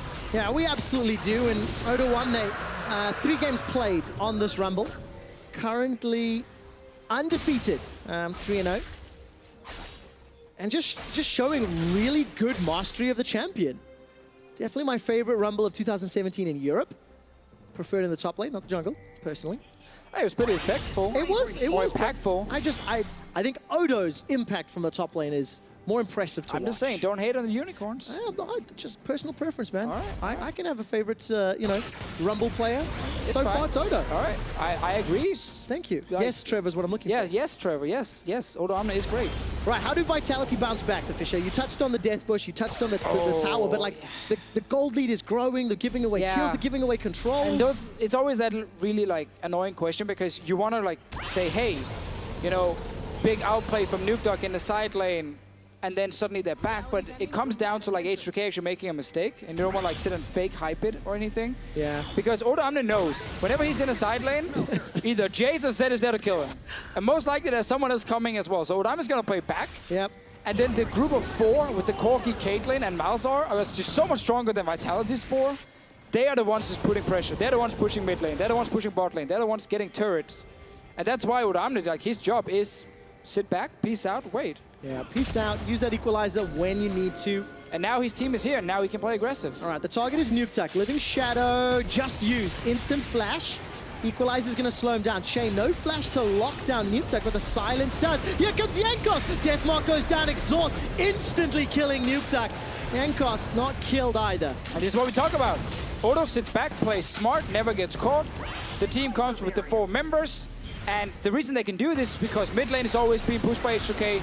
They can always roam first. Auto getting caught. He is indeed. Chain of Corruption locks him down, but Vitality, they're out of support. Defensive flash from Steelback, and the exhaust slows down Feb a bit. Joko's running in. He's ghosting and Ragnarocking. Hachani and Joko looking for more. Cabo's got the double, the triple. That's the quadra. Looking for a pentakill. Get it! Continues to chase. Oda Wonder No, he has no shoots mana. out the Electro Harpoons, and Cabo cannot get the penta. Almost, but man, Vitality finally find a team fight. But this again comes down to H2K overstepping right here. They already got what they wanted. Easy kill, get some damage on turret. And then suddenly, almost a classic by now. H2K are like, hey, let's keep fighting, let's just keep chasing. And damn, we just overextended. Let's see it again. So you have the 1 kill. Otto has no ulti, and yet he's trying to like scare them off with the flank. And they end up just fighting between 2 towers here. Very quickly. And good arrow from Steelback. Great shock blast from Carboshard. Damn. Game is still alive. However, it was a setback. Game is alive. It was a setback. If Caboshard says it's alive. First quadra kill of the Spring Split officiate. Like from him or from anyone? I mean, anyone. Wow. I will confirm that. It was a stats whisper in my ear. Let's take a look if Nukeduck's going to be in trouble. Nether Grasp. Actually looked like it was cancelled. Now Jankos continuing to chase down Nukeduck. So much damage. Jankos is the one that picks it up though. 3rd time Jankos is down on like the last 5%, and he just refuses to die and he taunts everyone. Yes, confirming Deficio. Sweet whispers from our stats team. It is the first of the split in Europe. Yeah, we're not allowed to name them anymore, just the stats team. That's it. There's more than one. Exactly. It multiplied. It all started with Spellsy and is now expanded. You just said we're not allowed to name them, and then you name one. I just said it started with him. It's no longer just him. Well, props to Spellsy, Connie, and Ica, because the 3 of them are our stats team. High five, guys. All right, Vitality, 3,000 gold behind still. It's all on Caboshard with those 4 kills. And if he can get some shock blasts, I mean, that's the game changer, isn't it? Yeah, but it is. I agree, 100%. Like, great comment, you know, land some shock blast. That's basically how you play Jace. But the problem is still, while Caboshard is playing like a beast, and he's able to try, or he's trying to win the game here. Now the Baron is alive. All the outer turrets are gone. H2K are gonna get control over Baron, and they will eventually just start like a fight around it. They're gonna threaten it, they're gonna poke, and then Caboshard has to leave his lane. And I'm not sure he's going to get another quadra kill. But there is an inherent risk in that. H2K need to have absolute vision control. It is a Varus Jace that they have to deal with, poke-wise. They can't allow themselves any time. So clearing out the wards. But keep in mind that Jace most of the time is not there with the team. Like, he joins and he tries to all in the fight. It is rare Caboshard is sitting and poking with the guys. Early on, at least, when H2K is setting up. He comes in a little bit later. Nukeduck is also the man we are looking at. Never count Zed out. Like, he's still sitting in the side lane. He will get a second item soon. He will have enough damage because levels is the key thing for him. Getting rank 3 ult is so huge for Zed. Once he has that, he's still a massive threat to all the squishies. It's still 5 squishies on H2K's side. It is indeed. Deathmark is down onto Odo Wamne. Full combination, shadow slashes and shurikens, but Nukeduck just can't make enough damage to burn through Odo, who's getting closer to that Hourglass. One of the hard counters to Deathmark. Probably the hardest counter right now. QSS no longer works. Sad day for all AD carries, and the start of the downfall of a lot of solo queue AD carries. When it became so much harder to stay alive against certain assassins. Many assassins these days, I find. A lot of assassins. I want to see some talent soon as well. Like, the lethality has been buffed. Problem is, he's just like, he's such a snowball pick, and he's so used to sit behind. If anybody were to play, like, do you figure Nukeduck could be one of those guys? I think Nukeduck could definitely be one of them. He played Quinn last year. Oh, I'd love to see talent. Parkour on the map. And the option, like, the possibilities. Maybe. We can dream. Maybe. We can dream. Yeah, I think Zed is step 1. Yeah. Because squishy comms, he's really strong against, or he can be really strong, yes, a little bit more versatile. He's on top side right now, but this is going to be a gank from H2K. Special delivery! Event's coming in. Nukeduck's now running for his life. He wants to get the tower. Not going to get the chance. It's Nuclear that gets the kill, though. So, Caboshard sitting bot lane will have TP in just a few seconds. What you can do as H2K is push out this top lane and try and force that Jace teleport to make Cabochard even weaker as a side lane split pusher. Top lane tower should be the goal. They're pushing for it right now. And just holding it, because there's a long way to this tower in the bot lane for Cabochard. He's running up now. Want to save teleport. A lot of risk involved. To caught a quick glimpse there. Nukeduck still down 50, 60 CS. It equates to nearly 2,000 and a bit gold. Odoamne starting to overheat, but it's Cabo that wins the 1v1. Chain of the Corruption is spreading, slowing H2K. Not enough though, because Yankos just leaps over everyone. Gets the tower, gets the kill, and H2K lose Odoamne. So we talked about the Jace getting further into the game against the Rumble, how strong it can be for Cabochard. He's utilizing it. We'll get this bot lane tower as well. And he really is the saving grace. Nukeduck! Oh, he's dead already. Just gets chunked down.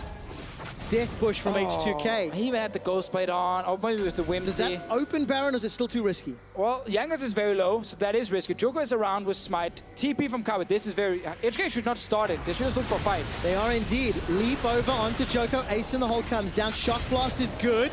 But Febby and Nuclear use their displacement to get over the wall. All right, so teleport blown from Cabochard. Odo's is down, but there'll be a window of opportunity where it is available for Odoamne. Yeah, it's really good for H2K. Yeah. Because now you have that free setup where you get TP, they do not. And Cabo has to stick with the team this time round. More or less, because whoever goes bot lane will not be able to join from Vitality. And again, what should have been this 1-3-1, we have control in 3 lanes, we pressure you down, never happened in this game. This time around, Hachani is calling for Nukeduck to face check instead. Smart change. Very smart change. Nukeduck flies into that brush, dies instantly. Now realizes never follow Hachani's calls. And he goes down. Team rule. Walking opposite direction. Fortunately, was not the case this time around. So it's 25 minutes in. H2K have not extended their lead an excessive amount, but they haven't needed to. They've been in absolute control, and they've maintained presence in the top quadrant. Yeah, and like 2 things to that. Like 1, let's respect the mid-game of Vitality with Jace and Zed. But also, Baron had to spawn, and you had to be strong enough to actually do the Baron. Yeah. So like, everything very often slows down when the outer turrets are gone. You're too weak to take Baron, so you have to kind of wait another 5, 6, 7 minutes before you can do it. And that's kind of what they've been doing now. Now the face check, Hachani's calling for it. Who's the target? Hachani. Equalizer burns down. Chain of Corruption coming out. Yankos actually leaps over the spread. Deathmark coming in from Nukeduck, but he's shut down where he stands. The pop doesn't get a kill, but maybe the accelerated shock blasts will. Cabo's come up with red buff. Remember, he doesn't have teleport available. There's a 5-on-3 and H2K very low. Odo used ulti. People will take a lot of damage from Baron. Remember, the Voidlings do not properly tank it. They will start hitting the champions right after they kill these like small friends, get one-shotted. Vitality are nowhere near. Joko, where are you going? And there's so much vision. I used one's vision. Fine. Yeah, he knew he couldn't steal it. He's like, you know what? Let's get a ward down, see if we can steal a camp, and then get away. No flash, no ghost, no ultimate. Yeah, it's no fine. options for Joko. No, and we kind of set this up, you know, H2K, TP advantage, set up around Baron, force Vitality to fight. This is exactly what they're doing. Really good setup by H2K. And nothing again a split pusher comp can do at this point. Like, just nothing. There really is nothing. Yeah, unfortunate for Vitality. And that goes back to sort of, not necessarily the draft, but just how the opening levels played out. Yeah, opening levels, and there is always a lot of risk in playing these pure split pushing comps. It's something we talked about yesterday, and Joker was still bot lane, by the way. My word. Just burned down. Yankos was sniffing around Cabochard, but unable to find the kill. But it's the thing we talked about like yesterday in the analyst desk, in post-game lobby as well. Is like this play simple to execute compositions versus the very hard to execute comps like split pushers, but the reward can be very high as well. Corky compositions tend to be fairly easy to play, where pure split pushing 1-3-1 comps tend to be very hard to play. And Vitality showed this in this game. Yes, they draft the composition, the Z made sense against 5 squishies, but you fall behind them, especially against like a Corgi comp, and there's just like so little you can do. Yeah, really no options for Vitality. It took H2K overstepping for Cabo to get the Quadra. Yes, and that's what we talked about when you asked me, like, what's the way back? It's like, well, I guess H2K overstepping, but that's it. All right, Feberbin uses the Valk in, and then Valk's out. realizing he bit off a little more than he could chew. Equalizers available for Odo1. They look at the burn damage onto Hachani and Nukeduck. They're forced away from the tower. Equalizer down on the back end, and Odo gets the kill, locked down onto Cabo. He's able to flash away for a few seconds before Febby shuts him down with the rocket. And now H2K turn their attention to the Nexus. It's nearly 30 minutes, and this has been such a one-sided game. H2K take the first Nexus turret, take the second Nexus turret. Look at the player cams. It's all business. It's all focus. Yankos is a machine. There is no emotion, and H2K even up the series. H2K, they're angry after losing that first game. Coming in this one and just stomping Vitality. Vitality rolled the dice on the 1-3-1. Tried it in the last game, it worked. Tried it this game, and against the Corki, and especially the very fit Kha'Zix, a very different story. I really like the adaptation for mid lane pick. I think Corki with the package can have way more impact around the map than Victor. Yeah. And I think also just H2K securing the Caitlyn over the Ezreal was another important factor, because they won the 2v2 lane this time around. Yeah. They lost it in the last game. They lost it to Achani and Steelback, who is one of the, honestly... I mean, do you not think the Malzahar as well has an element to do with that? Because maybe without Malzahar, Steelback doesn't go first item QSS at 8 minutes? Yeah, but again, yeah. Why do you go first item QSS? You have Lulu right next to you. What's the point then in playing the Lulu? Yeah, the thing, exactly. The thing for H2K and what they will 100% realize, probably already knew coming into this, was that if they just play like at least a 50-50 2v2 lane, bot lane, they should win it. Just because Steelback and Achani right now really do not have a whole lot of synergy together. Yeah. They're not on the same page. They're just simply not on the same page. So as long as there's no Ezreal, H2K's bot lane are going to do fine. Yeah, they look pretty good. I mean, game one was a different story, but this time around, Vitality as a team bounced back like 29 minutes and 20 seconds. They absolutely destroyed Vitality. Completely. Super stomp. 1-3-1 comp falling behind, as we said in game, 500 times. Useless. Like, it gets almost impossible for you to do anything, because if you go split push, they push up mid 4 members, and you're like, all right, I'm not split pushing anymore. So Vitality have side choice now going into game 3. We anticipate they're going to go blue side. They have to take blue side, 100%. They have to go blue side. Yes. This means Ivern over Kha'Zix again. Is this a question? Do they think about it? It's more the fact that you want to have the 3 bans that are locked almost by H2K. Yes. So that things like Ivern will be open. Yeah. Because if H2K is blue side again, they ban Ryze, they ban Ivern, and that's the 2 best picks right now for Vitality out of the window. And I mean, game 1, it was a Varus first pick for Steelback that ended up really helping them, and we need to see what they decide to prioritize the next game. Before that, we are at 1 game apiece between H2K and Vitality. So how did it happen? Analyst Desk, H2K, they smashed Vitality. Thank you very much, Quickshot. Interesting game for sure, and the first thing that I want to bring up here is obviously there were some moments where it felt like Vitality were coming back, but for the most part, H2K dominating. However, the thing that stood out to me is this is the second Zed that we've now seen, and it has not looked good. I'm curious what your guys' thoughts are on the Zed pick. Can it work? Was it an execution thing? Let's talk about it. Well, I think it's difficult to just make Zed work in general, because both times you've seen it against Corki. Now Corki tends to run exhaust, that makes it survivable against Zed.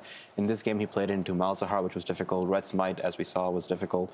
QSS can be built, so like it's very difficult to execute Zed. He's very good in 1-3-1 comps, and I think if they had a Shen, like Fnatic did, it would have been better. But otherwise I think it's a bit questionable. I think we saw also some kind of big hiccups coming in the Vitality early game. Once again, we're not going to dig on Hachani anymore, but obviously some small mistakes there. But was there really any point where you felt like Vitality could come back in this game once they got behind? I think there was a fairly obvious moment where you're thinking, okay, it looks like Cabochard is starting to build himself a platform that maybe this Jace can go unstoppable on. He can get in front of towers, have that side lane, and it was after the quadra kill that really showed itself up. And we are going to take another look back at it. You can see H2K on your screens, obviously going over the game plan. Didn't really account for this quadra kill that came back out, but it was a big overstep from H2K, and we saw Jace from you, Alpha, maybe you want to have a look. Take us through this quadra and see what it is that Cabochard is doing and punishing H2K on. Well, it just starts off with H2K getting the pick onto Nukta. Like, he hasn't got QSS like Steelback has, so they just managed to Malzahar ulti him, and they chase forwards, but teleport behind, they disrespect Jace TP. And you can see the pug from Varus and Jace coming together with like the Olaf access to chase, and he just ends up going really badly. H2K overextending, disrespecting teleport, and they get cleaned up. It feels like one of the things that we often underappreciate or we don't see as much with Jason competitive is the potential for him to kind of clean up in team fights. So often he's that poke pick, he's that split pusher, but here I feel like Cabo did pretty well on the Jace. Do you expect to see that in his hands again as we move towards the next game? I believe H2K, Vitality will choose blue side, so it's a possibility. They can always first pick it. So I hope so. I think his Jace looked really strong, and it wins almost every top lane matchup. So I want to see them play more on coverage hard because he does look like he's on form right now. I also wouldn't be surprised, though, that if Vitality don't first pick the Jace, that H2K might just first rotation Jace because they can flex it with between mid and top both. I think if they do pick blue side for Vitality, first pick Varus again. First item maybe might be a little bit different because... Yeah, we bring that up. I think we talked about it. Let's hit on it quickly. Steelback loves this. Steelback loves this QSS. I'm a fan of being safe in lane, don't get me wrong, but I have never in my life built a quick salver sash first. So we talked a little bit, as I said, the thought process there. What is the thought process behind this QSS first? I mean, the thought process is like to not die. That's the only thought process there is. It's not to win lane. It's not to win the game. It's just don't die. Preserve my KDA. Like the only way he can get earlier QSS is by like building the null magic mantle instead of Dawn's Blade's first item. So it actually makes no sense. I don't understand it at all. Someone's going to do that now. Don't build no magic first time. I mean, the first time he used QSS was on a Rumble E 26 minutes in the game. I think that speaks enough for like how useless that item was early on. Yeah, but one thing I do want to bring up is that while Vitality, we're comfortably behind, or not comfortably behind, we're behind for the majority of the game. Definitely not comfortable. The one big defining moment it feels like is that time after time, Jankos makes it out of these 1v1 scenarios. And now keep your eyes on it. That red smite, it's not the first time. You look away, he ticks down, he's got 40 health life, rinse and repeat for the entirety of this game, and you have to feel bad for Nuke Doug. Yeah, I mean, you play a snowball pick like Zed, so it's like really disheartening to see. Like, I don't know, it's really unlucky. Of course, red smite comes out here. Not as crucial because he has the team to back him up, but those two instances, maybe those were the two kills. Maybe that was the snowball opportunity for Vitality. Not that they, couldn't have found it anywhere, not that their other parts of their game couldn't have improved, but really just shout out to Jankos for mitigating the impact of that Zed, even taking risks to go in, but I don't know if it's calculated or blind luck or what it is, but he had red smite every time. Probably a mix of both, too. I mean, worked out pretty well overall. But of course, we're going to party portal to the other side of the break, where we'll be bringing you Game 3 between H2K and Vitality. Don't go anywhere. I'm watching you.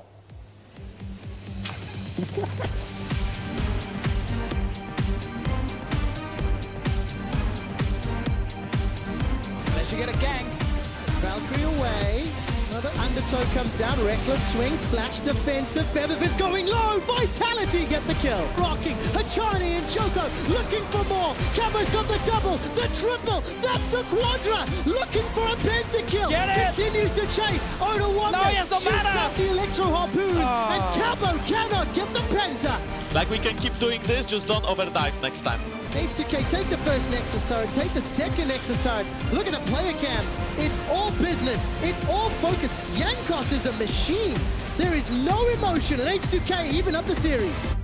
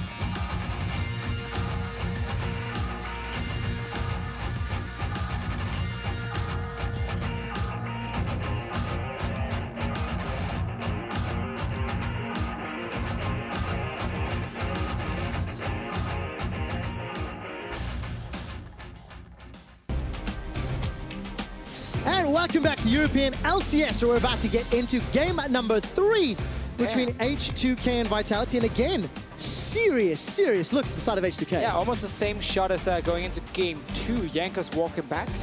Normally he likes to smile a lot. Vitality smiling even though they just got stomped. It's nice to see big smiles though on the side of Vitality, because you have to come in with a positive outlook. You're on blue side now. Yeah, it was blue side that allowed Vitality to win even with the Varus first pick. It's also, wow. It's also expectations coming into the game. Like if you're Vitality, obviously you want to win 2-1. Yeah. But if you take H2K all the way to a third game, you have competitive series. As a team who has been struggling in the start of the split, that does feel nice, at least. Yes, you want to win, of course. But if you're H2K, you're supposed to win this series. You're supposed to be one of the absolute best teams in this group. So the fact that the fact they have to play this last game and now ban Camille, LeBlanc, Rengar, actually, would I leave Rengar open against Joko? I probably would. And ban one instead? Either you can remove Ivern, because what Joko will do is he will give you the Rengar and then pick Ivern against it. So you can ban the Ivern. Potential strategy for H2K. Okay, so one of the options, of course, H2K are on the red side this time around. Vitality elected to play blue side. Just before we came back on air, Fish and I were talking about that game 1 picks and ban strategy and how Vitality got themselves into that Varus first pick and actually, removed that Caitlyn, removed that Jhin. So Nuclear did not really have one of those preferred ADCs, and he had a weak Israel. Let's just, call it what it was. Yeah, of course. And in order for Vitality to do that again, they have to ban an AD carry here in the first phase. And then H2K has to not pick an AD carry, but I don't think that will happen right now. I'm going to look for this Rengar, because Joko's Rengar performance in week 1 was really weak. There we get this AD carry ban we talk about. This means now that Varus, Ashe, Jhin are available. So if H2K in the first pick phase does not log in an AD carry, they might be forced to play Israel. Or maybe that MF they hovered, if they've been practicing that. So that's what Vitality are trying to set up here. I still think it's easy enough for H2K to just lock in an AD carry in this first pick phase. And then this strategy kind of falls apart. Well, we didn't get any shenanigans with the junglers to Fishio. Rengar's removed from the table. There's no ways you allow Camille to go through, right? Not with Cabochard on the other side. Then you would allow the Rengar. If you want to leave an OP up and then take something else, it would have been Rengar, I feel, against Vitality. Should be just Camille ban coming in. And then first pick, because they banned the Kha'Zix, which is now something we see that Joko does not want to play. Yep. Are we looking at Varus first pick again? Oh, man, they leave Camille open. They left Camille. Why not Rengar then? The guy has literally played the worst game on Rengar we've seen. Does Odo take a skill matchup into this Camille? I mean, he has to. A lot of people like to take tanks against Camille. So like you just take Shen as an example. Are they actually doing this just to steal away Ivern as well? Okay, Deficio, explain to me if you like or dislike the fact that Cabochard has been given Camille and Yanko seems fidgety with this Ivern. I mean, so obviously H2K knows that Camille will get locked in instantly. They get Ivern, it's a takeaway from Joko. It's good in team fights against things like Camille, who wants to like try and assassinate targets. It has fantastic scaling, the Ivern as well. We're getting some new juicy picks here. Sivir coming in as well, normally picked against Jhin, not Varus, because he loses lane to Varus. The Hyonin special. On Steelback. On Steelback. But I like the combination, Sivir plus Camille. Camille can run anyone down even without Sivir. So, will H2K lock in the tank, potentially Shen, or say, no, let's pick the Zyra instead and get that support matchup? It's going to be the Shen. As we highlighted, a lot of teams, if they are going to face Camille, it's with a tank top. You just rush like Ninja Tabi, early armor, the Sunfire comes in as fast as possible, and you try and just stay alive for as long as possible, maybe even try and like out-trade her in the early game. And then you use that Shen ulti to snowball elsewhere on the map. But this is Cabochard. This is his chance to redeem himself and show that he's still a top-tier carry. This is his chance. He's more than a chance. He's been given a super weapon. If he solo carries this game, then he's back, baby. He's back. Along with the year of Nuke Duck, Vitality could be on fire. I mean, if Vitality do this and they beat H2K, Unicorns of Love and Vitality would have taken down H2K, who were meant to be one of the top 2 teams in the group. Exactly. Support-wise, H2K is sacrificing here. Lulu is an option against Malzahar. Karma is another one if you just want like really safe support that doesn't really win lane anymore and can just stack items like Redemption and Locket, which is fantastic against Camille. Again, just to stop her from actually assassinating anyone in the backline. Another Katarina ban. So towards Nuke Duck. Wanna have the option to first pick their Corki, like we saw in the last game. Very impactful. Really good performance from Feb event. Love the use of the package, and then you can combine the package with the Shen ulti. Super strong. Vitality do have the option to ban the Corki, but they do value taking away that other counter pick to Malzahar. Yeah. Honestly, I'd love Corki here from Feb coming in, or Syndra can work too, but I just like the impact. What do you prefer into the Camille? What options? You know? Shen. Shen. No, I know that's for top lane, but in terms of your mid laner, does it make a difference for the Corki or the Syndra in the mid to late game? I just think what you want to do as H2K is you want to draft like this very simple team fight comp, where it's like, yeah, we have fantastic backline damage, we have great poke, we have Iron to protect us with 500 million shields, and then if Vitality does not snowball the Camille and she becomes a split pushing threat, you just do exactly what you did in the last game. You play as 4, you have Shen ulti, and you like take turrets, you go for Baron setups, and you force Vitality to come teamfight you. I think that is the correct strategy from H2K. It looks like that's what they're building. Officio, Vitality gonna lock in the Syndra. They need the jungler. Olaf is always the default pick. Again. Must get a little bit boring. Well, they do say play for comfort, you know? They do. They do. And if Joko's not, I mean, the jungle pool was pinched heavily, or banned heavily this series. Tahm Kench is still available. Could be a very strong pick here for H2K. Counters the Malzahar directly, and also Tahm Kench ulti, plus package, plus Shen ulti. That's a lot of ways to move around the map very quickly. MF is an old school in terms of Malzahar counters that the European supports are talking about. Gives them a very strong bot lane 2v2 for H2K. Even matchup in mid where Corki will just wait until he has Hexdrinker before he does a whole lot. And top lane is where, again, I've heard about this Shen, Ninja Tappy, Sunfire Cape against Camille, and you can actually keep her down for at least the start of the game. And I mean, that item build is going to be so much more valuable against the likes of Olaf and Sivir as well. Just really keeping all of those threats itemized against relatively easily. And of course, if Malzahar and Syndra focus your Shen, H2K are going to be over the moon. They'll be very happy. Yeah, 100%. A lot of good poke here from H2K. Very, very strong team fighting comp. MF ulti should never be underestimated, even as support. Because so many members are so squishy anyway, even in the late game, like Syndra, Sivir, Malzahar. MF ulti will deal almost half the HP. Yeah, H2K. Team fighting composition. They lost to a team fighting Unicorns of Love last week. Can they take down Camille? And of course, Cabochard's already faced off against a Camille once this split already. And he misplayed it. And he lost that matchup. It's his time to shine. Again. Right now. Again. Yeah. Actually, it's time every time. There are many times to shine when you play 13 best of threes in the spring split. Vitality in Group B along with H2K. And it would be so huge if they can take down H2K because they're trying to climb their way back towards these playoff spots where Splice is currently sitting with them at the moment. And it's going to be close. It's so exciting. Group B could be a lot closer than we anticipated at the beginning of the split. Well, we knew it was going to be 4 teams fighting for it. Pending the results of this series as well. As we load up onto the Rift, unfortunately, we do have a brief pause. So hold the applause for now. We're going to ask you to do that again in a little bit. I love whenever we have a pause going into it, we hear our producer in this really sad tone go like, pause. And we're like, all right. Especially after we've just got the crowd riled up and hyped up. Now, Deficio, 29-minute stomp for H2K in game number 2. You know, they really ran away with that game. Can you call it a spanking? You can. Vitality now have the option to bounce back. They've got Camille in the top lane, ridiculous powerhouse. Joko's Olaf, which can grow, especially when working with Steelback. You don't want to Sivir. use powerhouse there. No. You're like, Joko, he's on Olaf. I get to the point here. Sorry. Joko and Steelback not playing traditional meta picks right now. But do you like it in the context of the team composition? I think H2K's response to the Camille is very good. Currently, I actually prefer their composition. Okay. But whenever there's a Camille in the game, you have to be like, you know what? Sometimes we got to throw comps out of the window.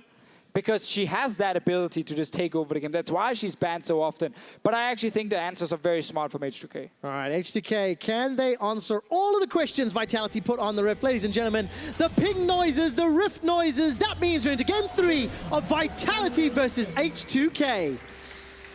Camille, Camille, Camille. I want to see what Cabo can do. Double exhaust on the side of H2K. Double exhaust, shields coming in from Ivern, Shen ulti. A lot of ways to try and stop Copper Shot from being a big carry. Joko can turn his attention towards the top side. If Copper Shot is able to get some damage on Shen, you can then actually dive him later on as well, especially once you hit level 6. There's no way out of that ulti from Camille. Ghosting up. Undertow. Number 2 finds the target. Jankos actually flashes away. Early flash, so this could impact that early clear of Jankos' Ivern. It's interesting that he didn't just try and Q instantly, Jankos, and then walk away. And instead he saved it and flashed and then used it. Bot lane, while the Malzahar is great and been a pick Chani used a lot, it's not always we see the full impact from him. I think Che had a much better Malzahar game in the last one.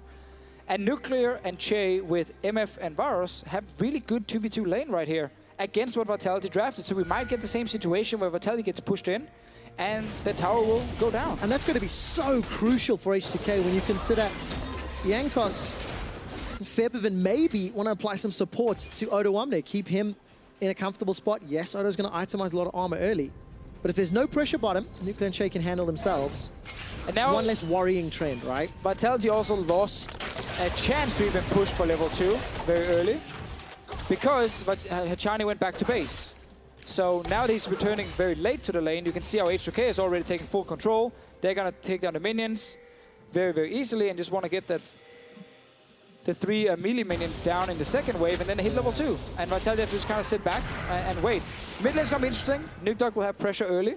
Hexstringer comes in for Corki and then suddenly the lane is very even. And the package then becomes the impactful thing because Pepe can impact the side lane much more effective. Yeah, with the help of Jankos, Daisy, Stand United, H2K just have so many more tools when they want to start a party in a different lane. Yes. And that's something Vitality need to, well, they need to be so prepared. Hachani cannot afford to make the same positional mistakes he's made all series against his H2K comp because of the tools they're going to have available to them. I 100% agree, and we see H2K value the bot lane, like the laning phase, by going for the MF pick against Hachani here. And that's something we haven't always seen from them, because in the last few weeks, they've actually been using a lot of like pure utility bot lanes and then not gank it and just kind of leave Che and Nuclear to kind of do their thing. Sit back, don't play aggressive. No flash for Jankos. Gonna be in trouble. Stand United, not available. And that's first blood for Nuke Duck. Catch a glimpse down bottom. Che was run away. Jankos, well, he got cut down with his Ivern. Yeah, gotta go back to that start, level 1, where he flashed. Didn't want to Q instantly to try and lock down Joko. Looks fancy, deals almost no damage. Pretty even trade between that Spirit's Refuge from Shen and Shield. Odo Omne sitting right now on like 45 armor with a Doran shield as well. We'll get some more armor on his first back. Obviously almost all the damage he's going to take in this game is going to come from either Sivir or the Camille. So Fisher, how bad is this early death by Jankos? I mean, oopsie. Definite oopsie indeed. It's fine, he has a blast cone, he doesn't need it. I mean, it's bad, it's obviously bad for him. Especially because the kill went over to Nuke Duck, and we mentioned how for Vitality, it can be really difficult to kind of snowball this game because your bot lane is under pressure, mid lane is going to be even, and Shen is going to itemize heavy armor on top against Camille. So the fact that Nuke Dog is getting the kill is huge because he's the man we're looking at. If he can win his mid and actually start roaming, Vitality can look to get some kills because they really want to get Cabo Shot going up here. Like Joko is going to join, Syndra's going to join, but it's hard if you're just even mid, if there's a package. Even with attacking the global, it can become really difficult. So the sooner Vitality pull the trigger, the happier they're going to be. So take advantage of the early game power that the team composition has. Yeah. And I think Vitality will struggle like late game fights. Jankos is coming for the gang. Nuke, no flash. Is indeed. Trigger Seed or Root Caller. Where's it going to go? Scatter the weak. Knocks back Febiven. Rush Caller blocks the vision down to 100 HP, and Febiven's going to run it down. It's Jankos that gets the kill. Almost too easy. Nuke stayed to push out the lane, so you could then recall. It's that moment where as a mid laner, you've already said to yourself, I'm going to recall after the next wave. Yeah. So I'm like 5-6 seconds away from recalling, and you have no flash, you overextend, and you end up getting ganked. So honestly, really easy return kill from Jankos. The Chinese on one of his crazy adventures. All right, but is there any potential? He's not 6. They're backing away. Odo1, they're doing very well in this lane. Look at that hook shot. Che has no flash down bot lane. The Chinese moving in behind them. All right, Che's in trouble. Malefic Visions and the Voidlings are going down. The Boomerang Blade rattles across. Summoner heal used by Nuclear, but here comes Jankos. Steal back on Achani, get heal and exhaust for the trade. And now Cabochard will most likely use TP back to lane top, like we see here. That means Auto gets his ulti. And suddenly, Vitality cannot do anything on the bottom side of the map because of that Shen global. And that is where you're now investing everything into top side. That means Joko needs to be ready to go up top and try and snowball Cabo further. If Joko goes bot lane, it gets nullified by Shen every single time. And that also means if February leaves mid lane, Steelback and Achani has to back away. Because otherwise they might get dove. And that means they're probably going to lose this bot lane tower. Okay, so rinse and repeat. Teleport to top. Stand United on the way. Nuclear and Che doing relatively well despite being jumped on. Looking at the itemization, Bomby Cinder and that cloth armor. Odo is already sitting on 65 armor. Yeah, there's not been a better game for a tank to just go like Ninja Tabi Sunfire when it's pure auto attack damage late game from Sivir. Yep. It is a lot of auto attack damage from Olaf, and then of course from Camille. Like, it's gonna be so effective. This is the top lane thing we talk about. Nuke able to roam from mid. Odo's been chunked a little bit. There's a flash available to Odo1. They're looking at Joko. Flash away. Hookshot finds nobody. Hextech ultimatum. Odo1 is locked in. Trigger Seed doesn't catch anyone though, and Odo goes down. When the gates are closed, you cannot escape. Nuke, Joko, and Cabo turn their attention to Featherford. There's no damage support, and the shield is already burned through. Featherford's running away for his life, but it's Joko with a reckless swing. Oh, we talked about it, Trevor. Vitality putting all the focus topside is the only thing they can do. Odo Amne not quick enough to leave the lane, because the thing about Camille is she can close the gap so easily. When she jumps towards a target with her E, she gets double the range. And then just flash ulti, and there's no way out. Really good roam. We mentioned Nuke getting first blood being important to push in that mid lane. He's top lane. This is the jump into flash, into ulti. No way out for Cabochard. Ivan is never gonna help you here. Like, he's not gonna save you. Also, pre-6 Ivan without Daisy. And now if you're H2K, cut your losses. You're not gonna get anything in return. You're even tanking the golems, February. And blows the flash as well. Yeah, oh, this was so huge for Vitality because the opening for H2K is bottom lane. Like we see now with Jankos. It's pressure in bot, threaten with the Shen dive, and you force Vitality away from turret, but you cannot give more kills over to Cabochard. Vitality needed to not play aggressive on the bottom lane so that dive couldn't happen. And H2K needed the same up top. You know, they needed to play around that Cabochard power spike. Hextech ultimatum blocking Odo's escape. Okay, H2K, they're 1,000 gold down. There's 2 assists for Cabo. He wasn't able to pick up the kills in that trade up top, but he's got pressure for now. And now it's up to Vitality to avoid the pending dive. There's Daisy, there's Stand United. And there's ulti again from Cabochard. No flash from Odo Amne. So once again, you E the wall as Camille. You get close enough to ulti the Shen, you ulti, and then you can actually, if you gank, take him down. Yeah, tactical sweep into that hook shot. I was looking at the minimap. Nuke slowly was moving up, but did not, in fact, continue with the roam. But he's just gonna keep doing the same. Like push the wave, leave, threaten topside over and over and over. Cabochard's TP is soon back up in case anything will happen bot lane. So this window H2K had to force something is gone now. Cool little thing, by the way, when you spawn the Voidling. Even before it actually shows on screen, it will block a skill shot. It's the same with the Pantheon ultimate a long time ago. You could actually target him and hit him with spells before the animation dropped him to the ground. Oh, there you go. Yep. All right, Cabochard's going to have support here from Joko. Hextech ultimatum can go down. Pretty good taunt from Odo Amne, buying some time. Spirit Refuge buys a few extra seconds, but it will not be enough. The tower onto Cabochard. He manages to escape. No support from anyone else on H2K. Joko and Cabo, now they're looking to escape. Jankos, he could flash engage. Caught up by the undertow. Trigger seed onto Cabo. Daisy not going to do enough until one more auto. And here comes Febby with the double buffs. That's a shutdown. H2K with 2. Oh, best H2K could hope for here. Good return from H2K. Febby and Jankos getting 2 kills. Nukdog not able to roam there. Actually, we didn't see if he came back from base. He just couldn't match the Corki roam, allowing H2K to get these kills. But once again, it's focus top lane, focus top lane, focus top lane. Yes, Cabochard not getting the kills. That's like the good thing for H2K, but the assist, they still help for now. Yeah, plus the big CS advantage is 800 gold in the lead. And again, he TPs back to lane. He TPs back to lane. He sacrifices his bottom side because they're going to keep doing the same. So the dive in itself, Joko tanks first due to the taunt as well, but that's still fine because then the Cabochard gets his ult down, gets to deal the extra damage, picks up the kill, and mid lane, yeah, Nukdog just on the turret here. Not able to join. And even if Cabochard are trying to get out. Such a good skill shot as well from Jankos. All credit to that Q.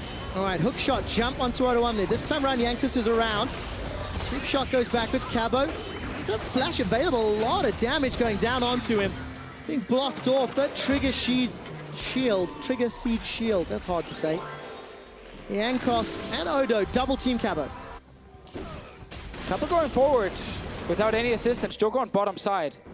Gives a big opening for H2K. They have package, they have Shin ult, like, okay, they had package, but it ran out. I really want to see them try and force a play on bottom side. It should be so simple against no TP Camille. I mean, as long as Vitality keep the pressure in the top lane, Odo doesn't have the opportunity to leave that lane just yet. It's been 3 or 4 repeated ganks. But due to no kills, 4 minutes. Yeah, but due to no kills for Cabochard and him now overextending, like the actual gold between them, it's 500 gold right now between the 2 top laners. That is something Odo can still survive. And we keep talking about like H2K, they're looking for that opening. Push in bot, have Ivan go down. But the reason they haven't been able to do it is because Jankos has been topside, protecting Odo Amne. And Jankos, despite giving up that early death much earlier on in the series, game rather, he's now got that redemption, 3-1-1, has responded very well. Chase pulling a Hachani, and he's going to get cut down. And this is what we see sometimes with imports very early on in splits. See if there's anything happen. No deaths up top. But Jankos goes in, Che follows, Jankos backs out. Che does not back out. Che continues to go in. Like, you always got to stick together there if you want to have any chance of actually deep warding. Have to hold hands. You need to. Yeah, it's just some of that miscommunication, mis-synergy we see sometimes. And it costs a death now. It does indeed, and that's another one secured. So 3 kills for Joko, 2 kills for Nukdog. H2K maybe more even than they'd want to be. Yeah, again, this is huge for Vitality because it stops H2K from pushing out bottom lane. Getting that kill on Che. Gank in mid. Jankos, exhaust comes down. Where's the root? Where's the root? Looking for the root. Oh, I held that really long, but they got Ghost and Flash for exhaust. Repeat opportunity, or at least alleviating pressure, right? Yeah, most important thing is it stops Nukdog from being able to match a roam because he can't blindly face check the Corki without any summoners. So if they're both pushing out at the same time and one guy leaves, it's Corki who's leaving first, not the Syndra.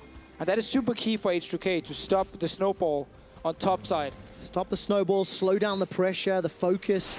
Cabochard's getting closer to that Trinity Force as well.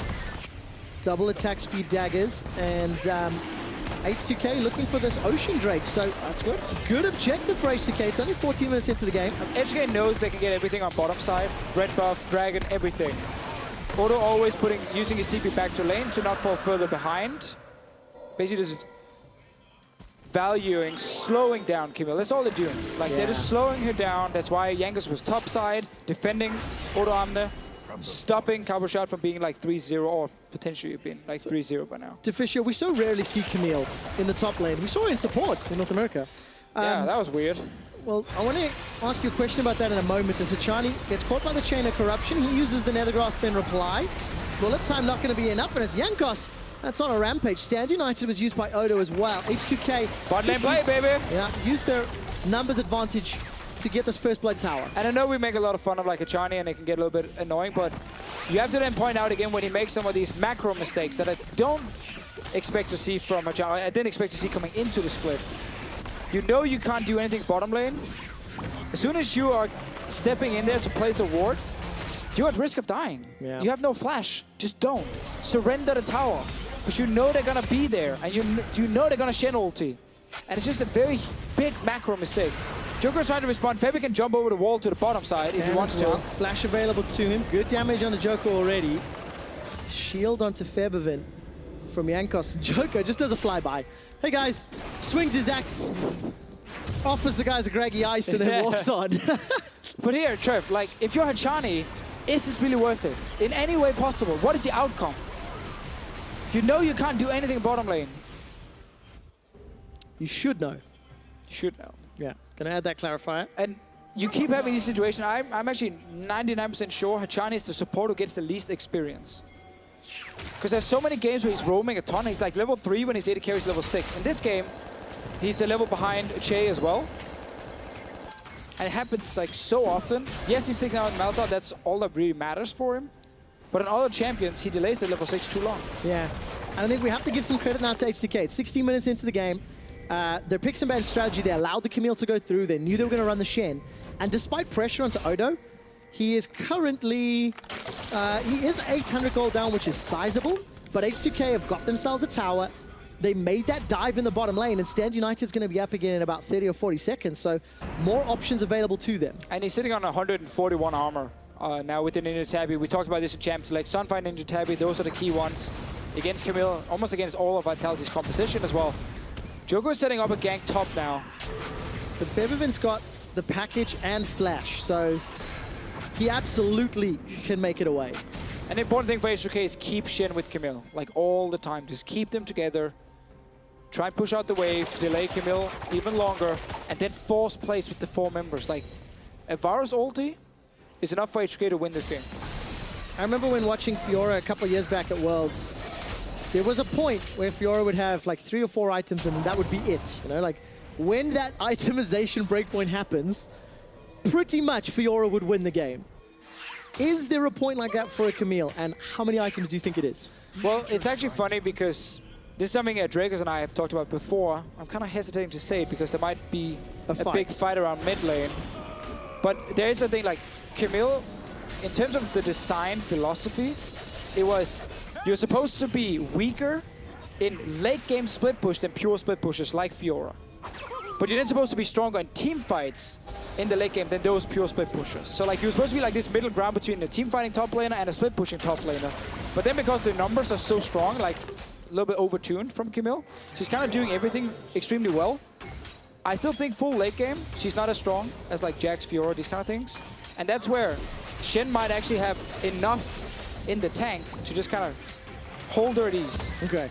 But the problem about Camille is when she then enters the fight. If you make a misstep, she locks down your AD carry, kills the AD carry, jumps all to the next guy, insane mobility, boom, boom, boom, boom, boom. 2 or 3, 4 kills. Like dominoes. Exactly. If she knocks the first one over, you're screwed. And that can happen already now, just on Trinity Force and Tiamat. Keep in mind, her Q, like she autos, Qs, autos, that's 5 Tiamat procs right there. Yeah. That's gonna become a Titanic Hydra. And the damage is just insane. Stun onto Jankos, Nether Grasp as well. He's already used his shield. Stand United though coming in. Redemption's gonna buy more time, and Jankos survives. Here comes Daisy. Nuke is sniped down. There are so many shields for H2K. Yeah, again, it's what H2K wants to do.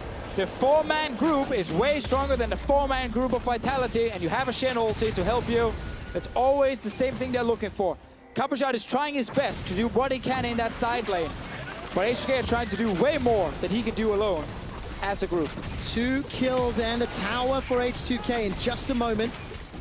And Vitality secured only that bottom outside. Not done yet. H2K continuing to apply pressure in this middle lane, using that Brushmaker for cover. Daisy takes 50% of Steelback's HP before H2K peel away as well.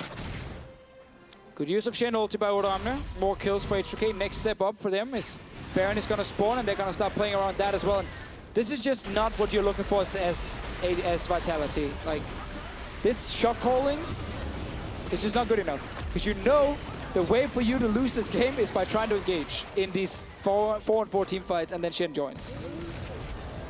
And Chani, whatever. Yeah, a lot of damage taken. Febby flashed for that one. Sorry, Valked for that one. Just to get the kill. And H2K, they extend the lead. So, Deficia, we've gone over 20 minutes. Still a big advantage for Caboshot's Camille in the farm and pressure on that side lane. But H2K slowly seem to be in control, but it doesn't feel like they're in absolute control, you know? There's still options here for Vitality. Yeah, I just feel like all the options are centered around Camille. Yeah. Titanic Hydra is what we need to see from a Caboshot to make him even stronger. Like, that's really a huge spike for him with 2 items. His damage on turrets is insane because of Q. You can keep using that on turrets as well. But he's against basically the entire H2K team. You should not rely on Steelback or Chani or Joko to help him. Yeah. And that's the thing for Vitality, really. It's this whole, like, you have to fight for mid lane control because you know H2K will set up Baron soon. They're going to force a fight at Baron. And if Camille is not there, H2K will get the Baron. And then you're going to use that to, like, smack down the base. So really, it's boring, but Caboshot, Caboshot, Caboshot. Yeah. But that's what happens when you play a Camille composition, isn't it? It is, and the other team drafts a comp that is stronger elsewhere on the map. Febivit really fancying his chances with Exhaust and Hexdrinker. Valked aggressively forward. Blue buff playing into his favor. Now, H2K, remember, coming into this game, they had 2 wins and 1 loss. And were taken down by UOL. UOL have beaten every team in their group, 4-0. The top of Group B. H2K are really looking to close this out and at least guarantee 2nd place as we start the cross-group play next week. Because that's where H2K expected to be, top 2. Top 2, 100%. Maybe top 1, actually, but they definitely should have been top 2. Yeah, I mean, if H2K can win this game, then the only disappointment so far in Group B, honestly, would have been Splice. Yeah. Sitting with a 1-2 record now. And they're the ones where we expected them to come in and be fighting for 1st place, and they haven't actually done that just yet. Fight now again with Shen ulti coming. All right, Febivin's going to get the stand united. Hachani is already taken down, knocked up by Daisy.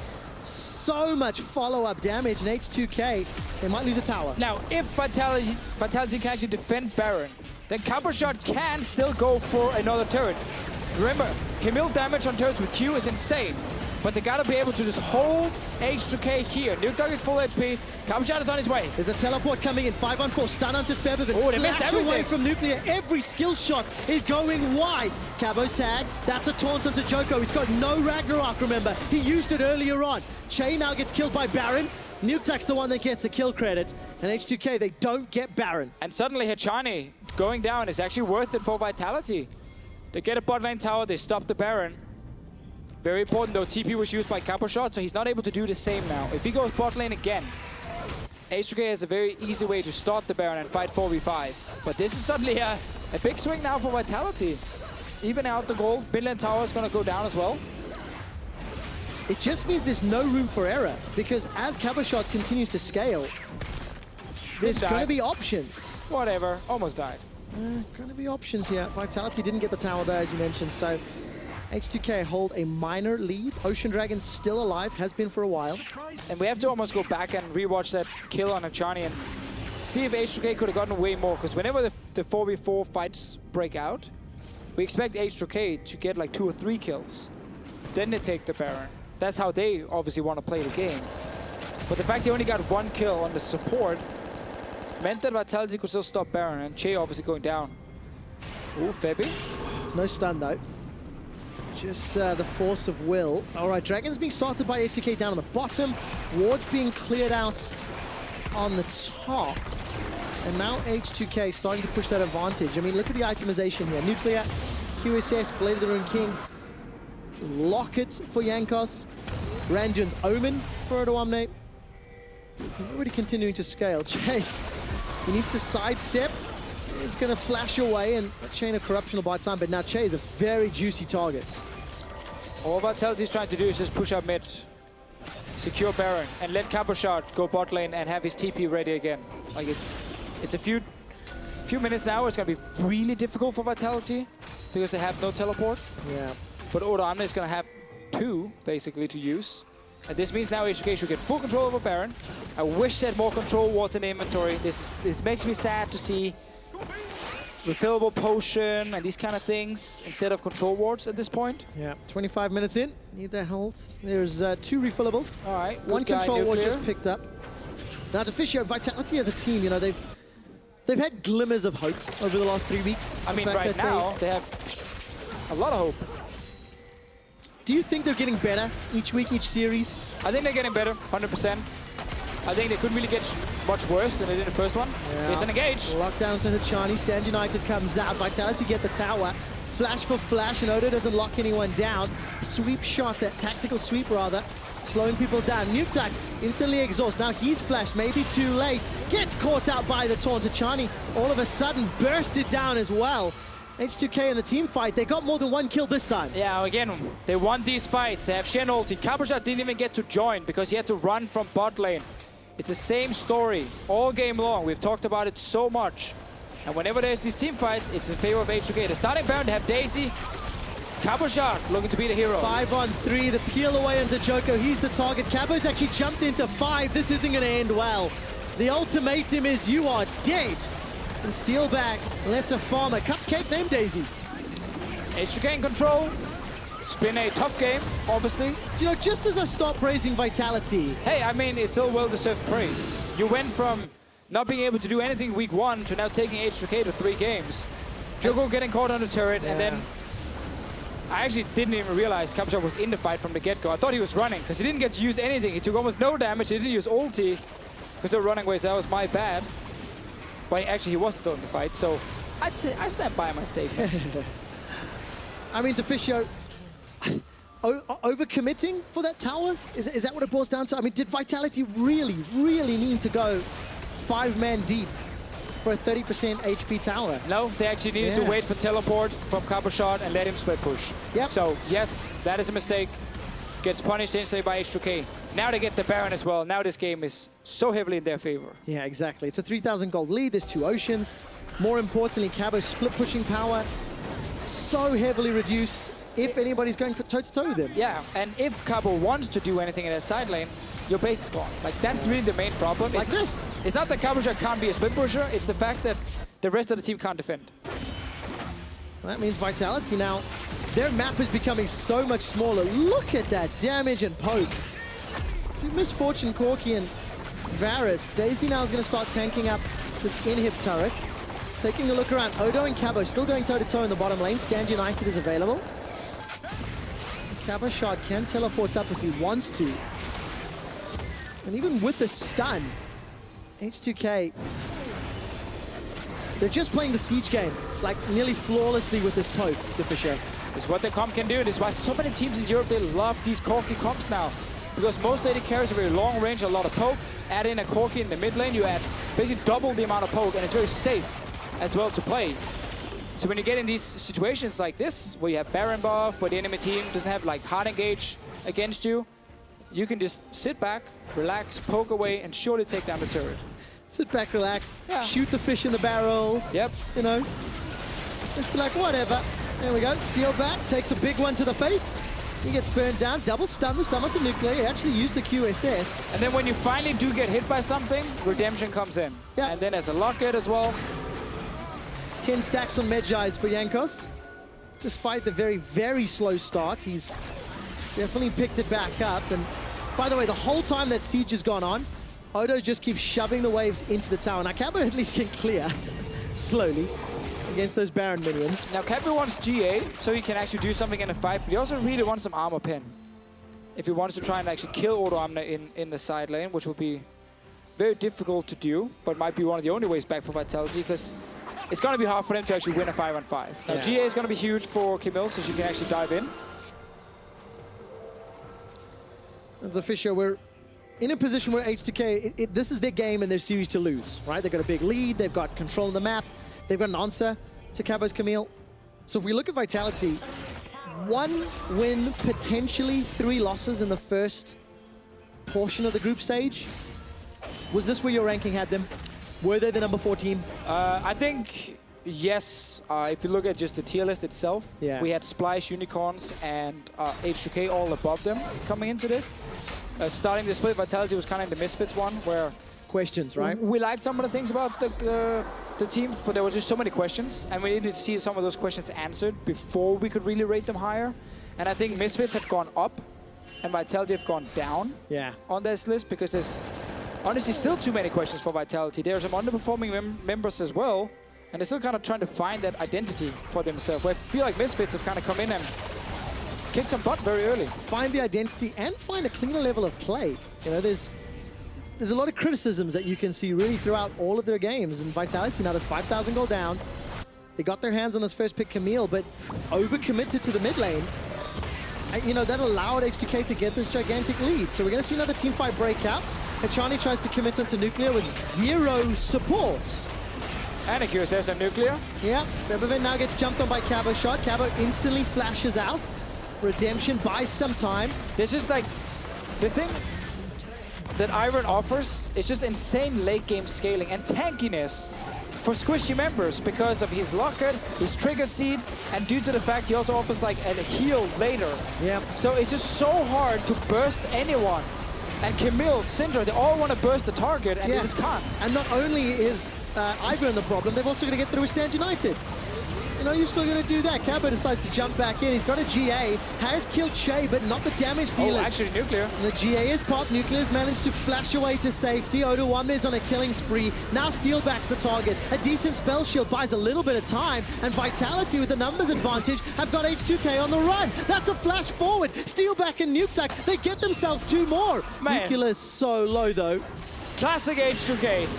They always need that one team fight every game where they completely overextend and end up giving away kills to the enemy team. Does Nukeduck flash? Does he flash for this one? Doesn't even need to, that's actually. A free kill.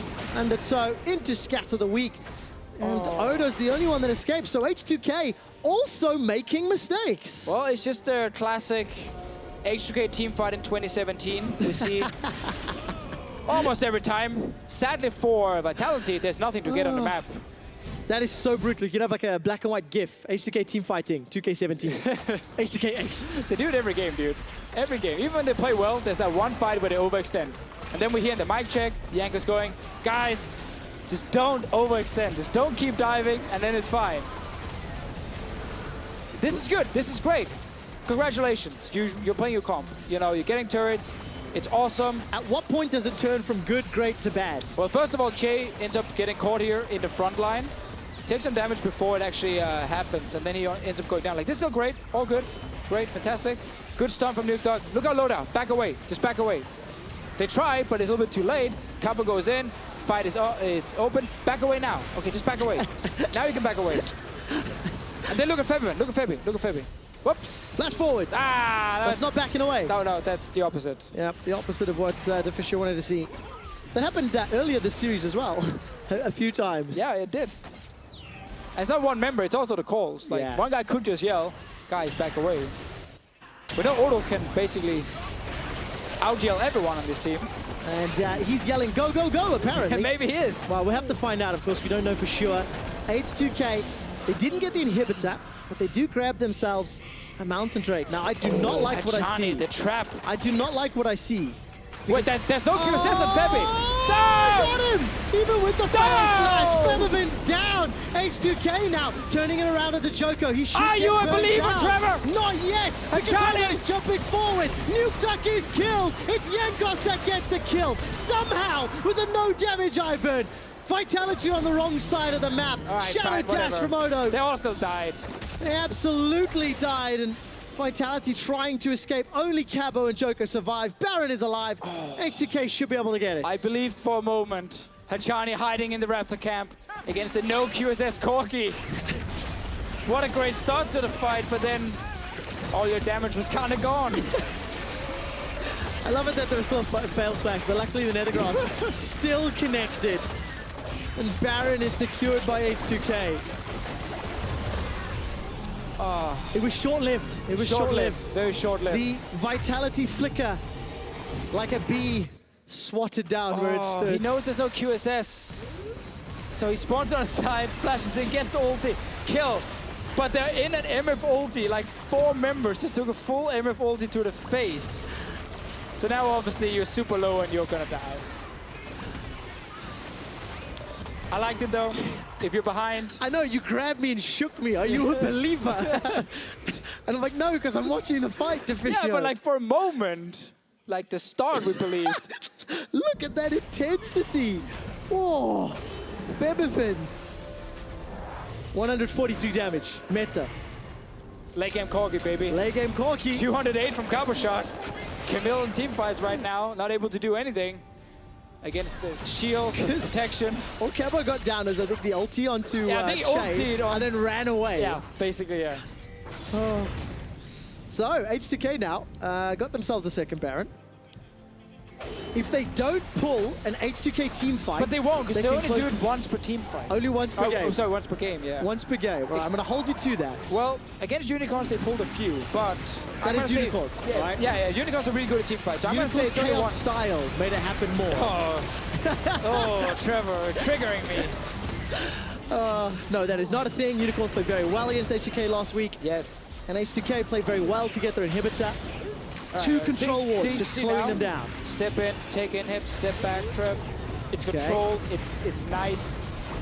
What you do now is you make Prolly happy. That's all these H2K members care about. I think we're way beyond that. At the moment, Prolly's disappointed. Yeah, he's disappointed for now. Yeah. But he will mainly remember the last 5 minutes of this game. Jesus, that was close. That's so much damage just from Nukta. That was the QSS down now from Febi. Where's the Chani? All right, Chase on the back line. Bulletstorm still available to him. Joko, no Ghost or Ragnarok yet. Steelback is forced away. H2K just brute forcing their way onto this tower, but they're not getting the autos just yet. It's slow and steady. Oh, Steelback. Summoning heal used from him as well. Tactical sweep. The taunt doesn't connect. The chain of corruption is starting to spread, but won't lock anybody else down. Hachani's got the Nether Grasp, but he's not going to find a target. GA for Cabo is available, but the second inhibitor is going to get popped. It's taken down. Nether Grasp onto Onoomne. Cabo's got GA. He's trying to buy some time. Here comes Nukta.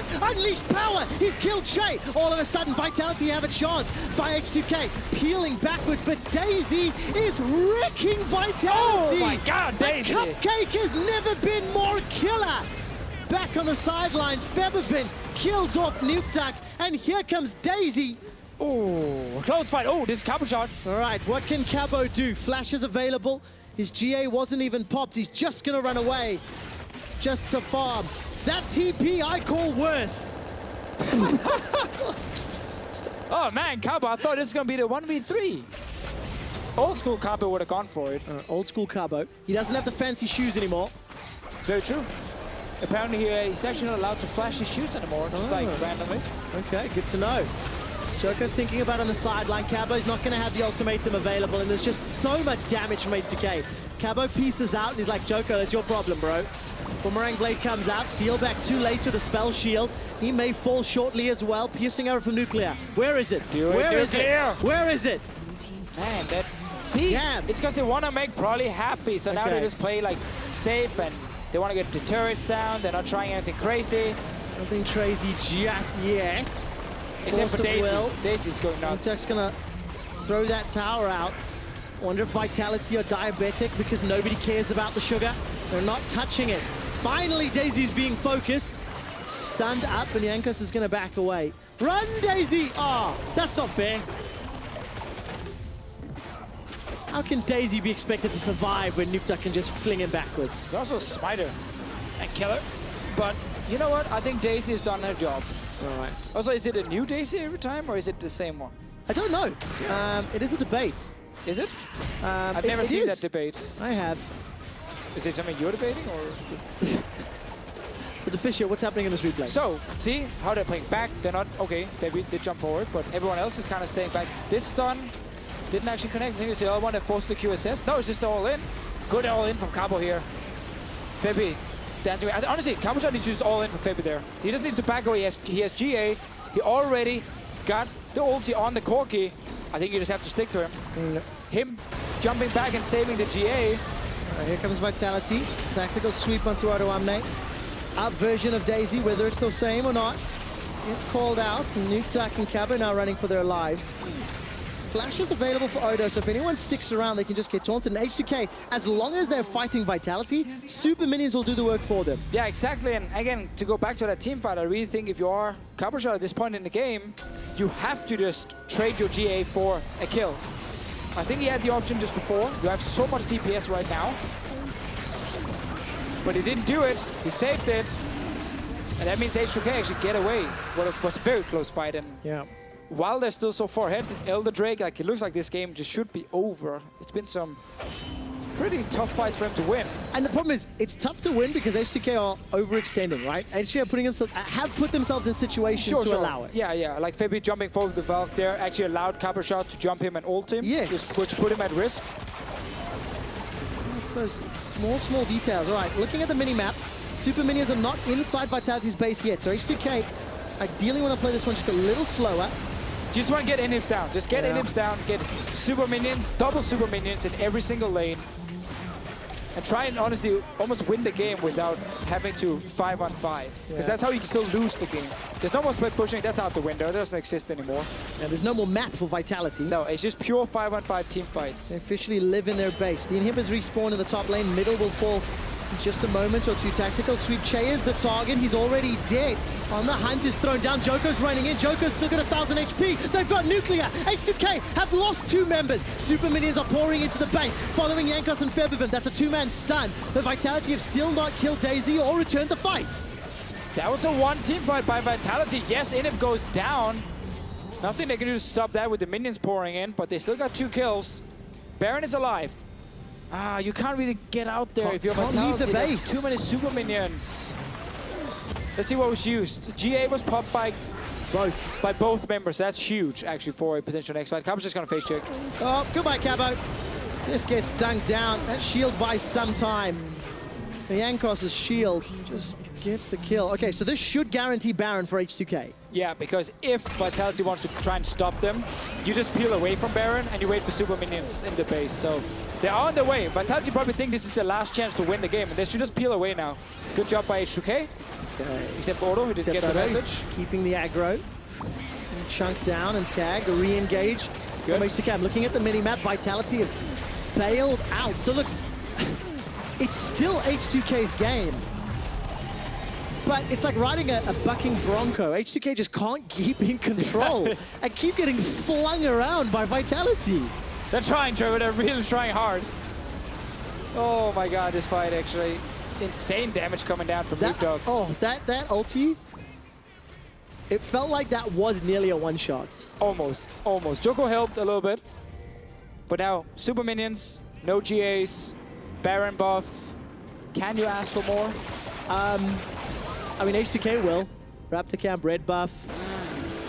There's Super Minions in the middle lane. So maybe, always got to get that Raptor Camp. Sorry, there's an inhibitor in the middle lane. There's no supers, so that's where the focus has to be, I'm sure. All right, Jankos has got like nearly 4,000 hit points right now before the shields. We just have to see this. Let's quickly see. We need to see the sickest outplays from Vitality to win this fight. Trigger Seeds currently on a 5-second cooldown.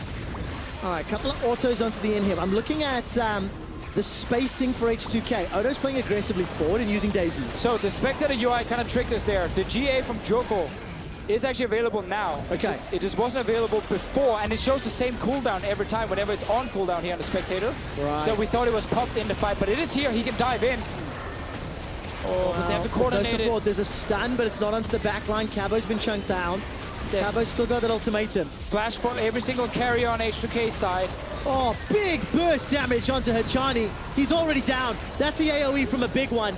And now all of a sudden, it's a 5v4. Steelback is chunked down as well. Fibiven's just landing so many skill shots. A Nexus turret is down. Super Minions are slowly pouring in. This could be the final push. I mean, you have to fight without Hachani now, and everyone is taking so much damage. Febi! Oh, wow. Steelback is forced out of the fight. Bullet time comes down from Che, and Vitality are running. Ragnarok from Joko, not going to be enough. Steelback still alive for a few seconds longer, but not Nuke Duck. That's Odo on the front line. The ultimatum comes down. It's enough to kill the support, but H2K take down Vitality.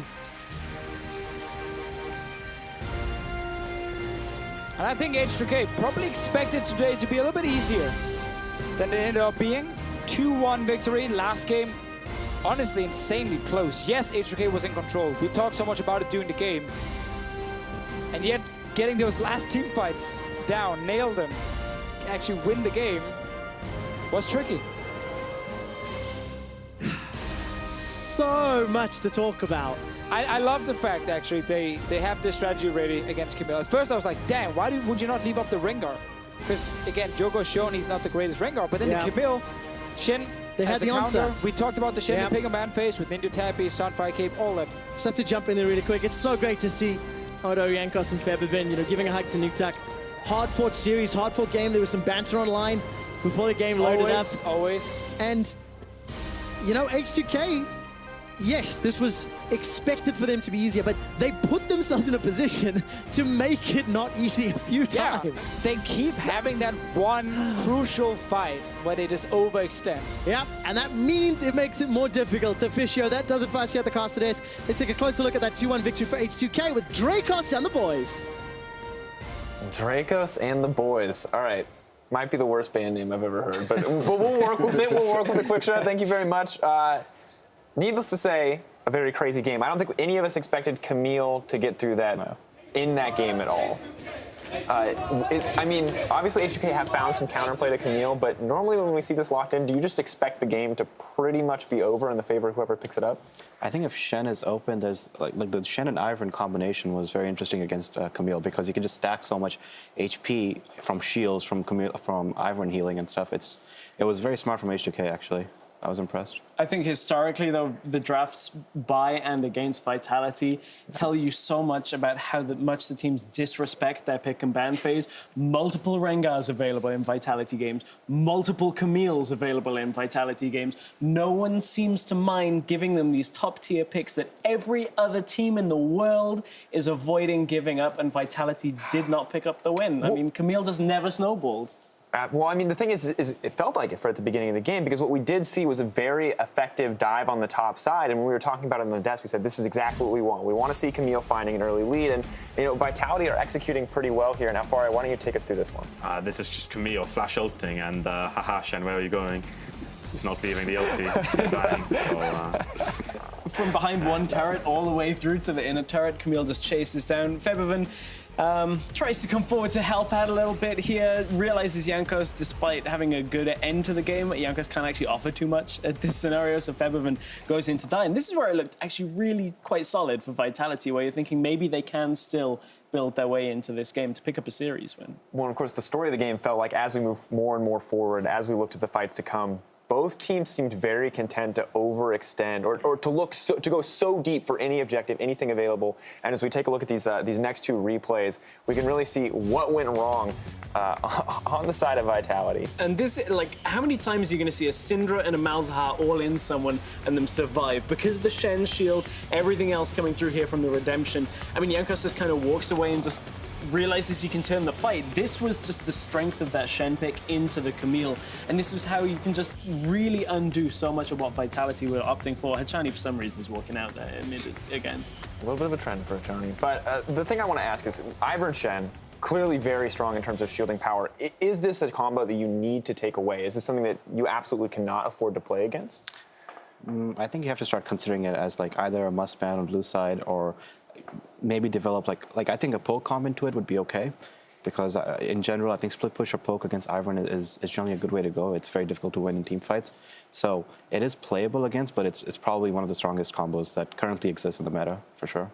I mean, especially when we're seeing like standard bans coming out and even allowing Camille through, it still manages to be an absolutely lethal threat. But despite all of this, despite H2K finding these leads, kind of outplaying Vitality, H2K, Deficio called it that one moment. We see in every H2K game, he said H2K overextend, they have to pick a bad fight. And this was it. And I mean, was this an opportunity for Vitality to come back? Alfari. It was, but I mean, it wasn't until Forbidden decided to flash in, and then it kind of was. But I think at this point, you're so far ahead, you have the better team fighting comp by far. So even though H2K were didn't end as cleanly as they could have, it's not the end of the world, you know. Like, I think they're still likely to win this game after this, so it's not too bad. Cabo goes in, is like, I'm just gonna get one. That's all I need with the GA. Catch everybody out for the rest of it, and let the rest of the team clean up. And yeah, we see the fall. Of course, that's the flash forward that you were talking about, Alfari. Now, looking at H2K, how are you feeling about this team overall? Because looking at them after week 2, I was like, this is going to be great. Aside from the Unicorns loss, I was like, this is a pretty solid team overall. After week 1, especially. Now I'm not so certain. It felt like a sloppy game. You guys, of course, going to go up against them when you play across groups. Are you still considering H2K a top team here in the EULCS? I think they have some improvement to do to be considered like a top team after looking at this series and the last one. But I think they have all strong players in every position. I think they just need to maybe change draft a little bit. Like in game 1, I think their draft was very bad. And I think, obviously, like later on in the game, they have a tendency to go for these unnecessary fights, which is sometimes bad for them, like you just saw. So I think they need to like fix that, and they can be definitely a top team. Something, of course, to work on. But one man who had a phenomenal series was, of course, Jankos. Going to give him Player of the Series. Amazing plays coming in on the Ivern, was consistently, fantastic for the team. Of course, Game 1 was a little bit rough overall, but from there on out, he was, once again, just the major factor here on H2K. I was actually, even for Game 1, it was a difficult draft for a jungler to use because there's very few lanes that Kha'Zix could make plays in, but he still managed to keep the game close. He still managed to try to find plays. So Jankos had an amazing series today. Yeah. Well, we'll have to see what Pyra thinks, because he is standing by with H2K's coach. Let's hear what Prolly has to say. Thank you guys very much. I am, of course, joined by Prolly, the brains behind the H2K organization. Congrats on your win, 2-1. You're solidly looking at second place in Group B. So just want to start off with you. A lot of people criticize your draft in Game 1. I want to hear your side of the story. Well, I don't really like to take stuff very slowly when it comes to our team because I kind of want to get us to the finish line as fast as possible in terms of creating synergy and learning the fundamentals of the game. So I'm not really picking any easy comps for them to play. So I kind of want them to be, showing the weaknesses we have early on right now. So with these comps, when they're played incorrectly or without discipline, you can really see it and the comps crumble. So that's the kind of thing I want to do right now and kind of, painfully make them learn the game this way. All right, well, that approach, we'll see how it works out for you guys. So far, you are at least still getting the majority of those wins. But moving from that, I want to talk to you about just generally your thoughts on your team's performance so far and how, with this approach, are you happy with how that's going for you so far? I guess it's okay. It's really a painful thing. It's like one of those massages that hurt you while you're, and it's supposed to feel good later or something. It's one of those. So normally I follow that until the third game in the series. I was really upset after that second game. The way Vitality was playing against us, I thought was really disrespectful. So in the third game, I decided to draft the most easy mode scaling comp in the world. So I knew my team could survive early game and then eventually just never lose. And a couple throws happened. But that very third game was the opposite of us trying hard comps. That was a very easy Shin Ivern comp where you super tank their whole team with your carries.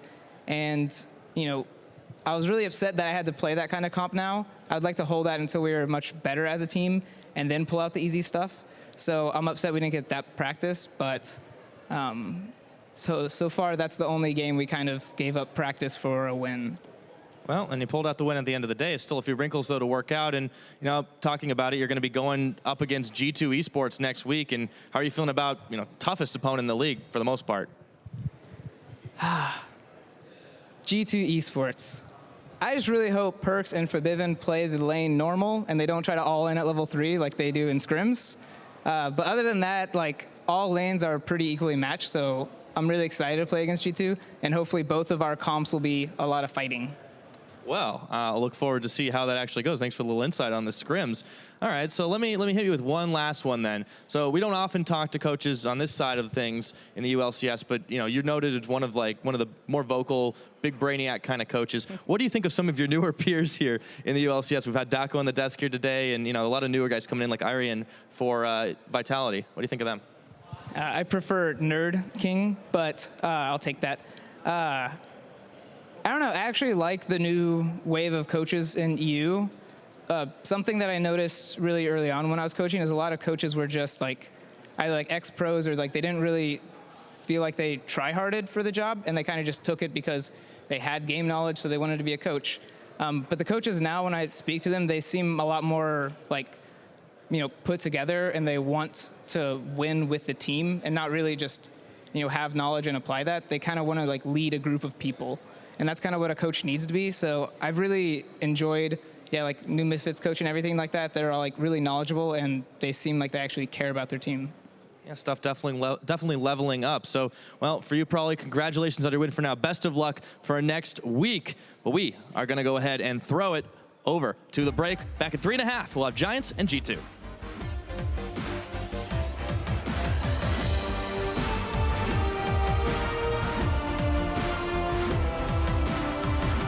Don't play aggressive. No flash for Yankos. Gonna be in trouble. Stand United not available. And that's first blood for Nukeduck. Nukeduck, Joko and Cabo turn their attention to Featherfit. There's no damage support and the shield is already burned through. Featherfit's running away for his life, but it's Joko with a reckless swing. Wait, there's no QSS on Pepe. Got him!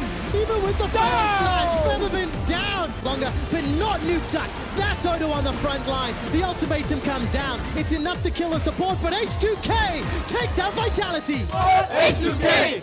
Good job, guys.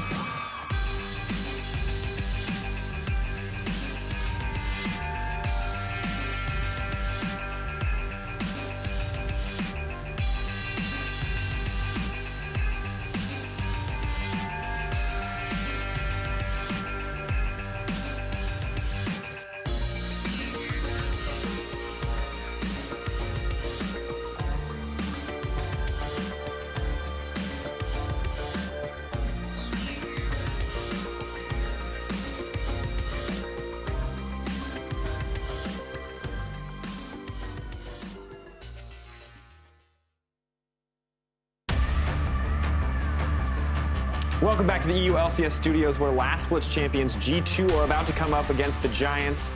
Of course, guys, Giants did take a game off Fnatic last week, and that first game looked really clean. Thanks for the introduction, Dracos. My name is DeFisher. I'm here with the guys, and I'm doing it for you now. People know who you are, man. Yeah, but you still introduced me. The game. All right, guys, this is Martin DeFisher London. Hi. You may have heard of him, maybe not. He likes to troll. Well, he does. And I think this is going to be a 2-0 game. There you go. Yeah, I think I agree with that.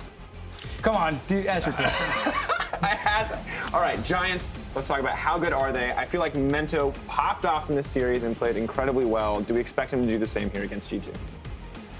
I mean, yes, he was the reason that Giants were able to win a game against Fnatic, but this time he's going to be joining against Trick, not amazing. So I don't think there's much hope for him to be out-jungling Trick as hard. Is there a chance that the solo laners of Giants can match Expect and Perks, and then Memento is not alone in trying to carry this? I think Memento will have to help them to be able to get ahead.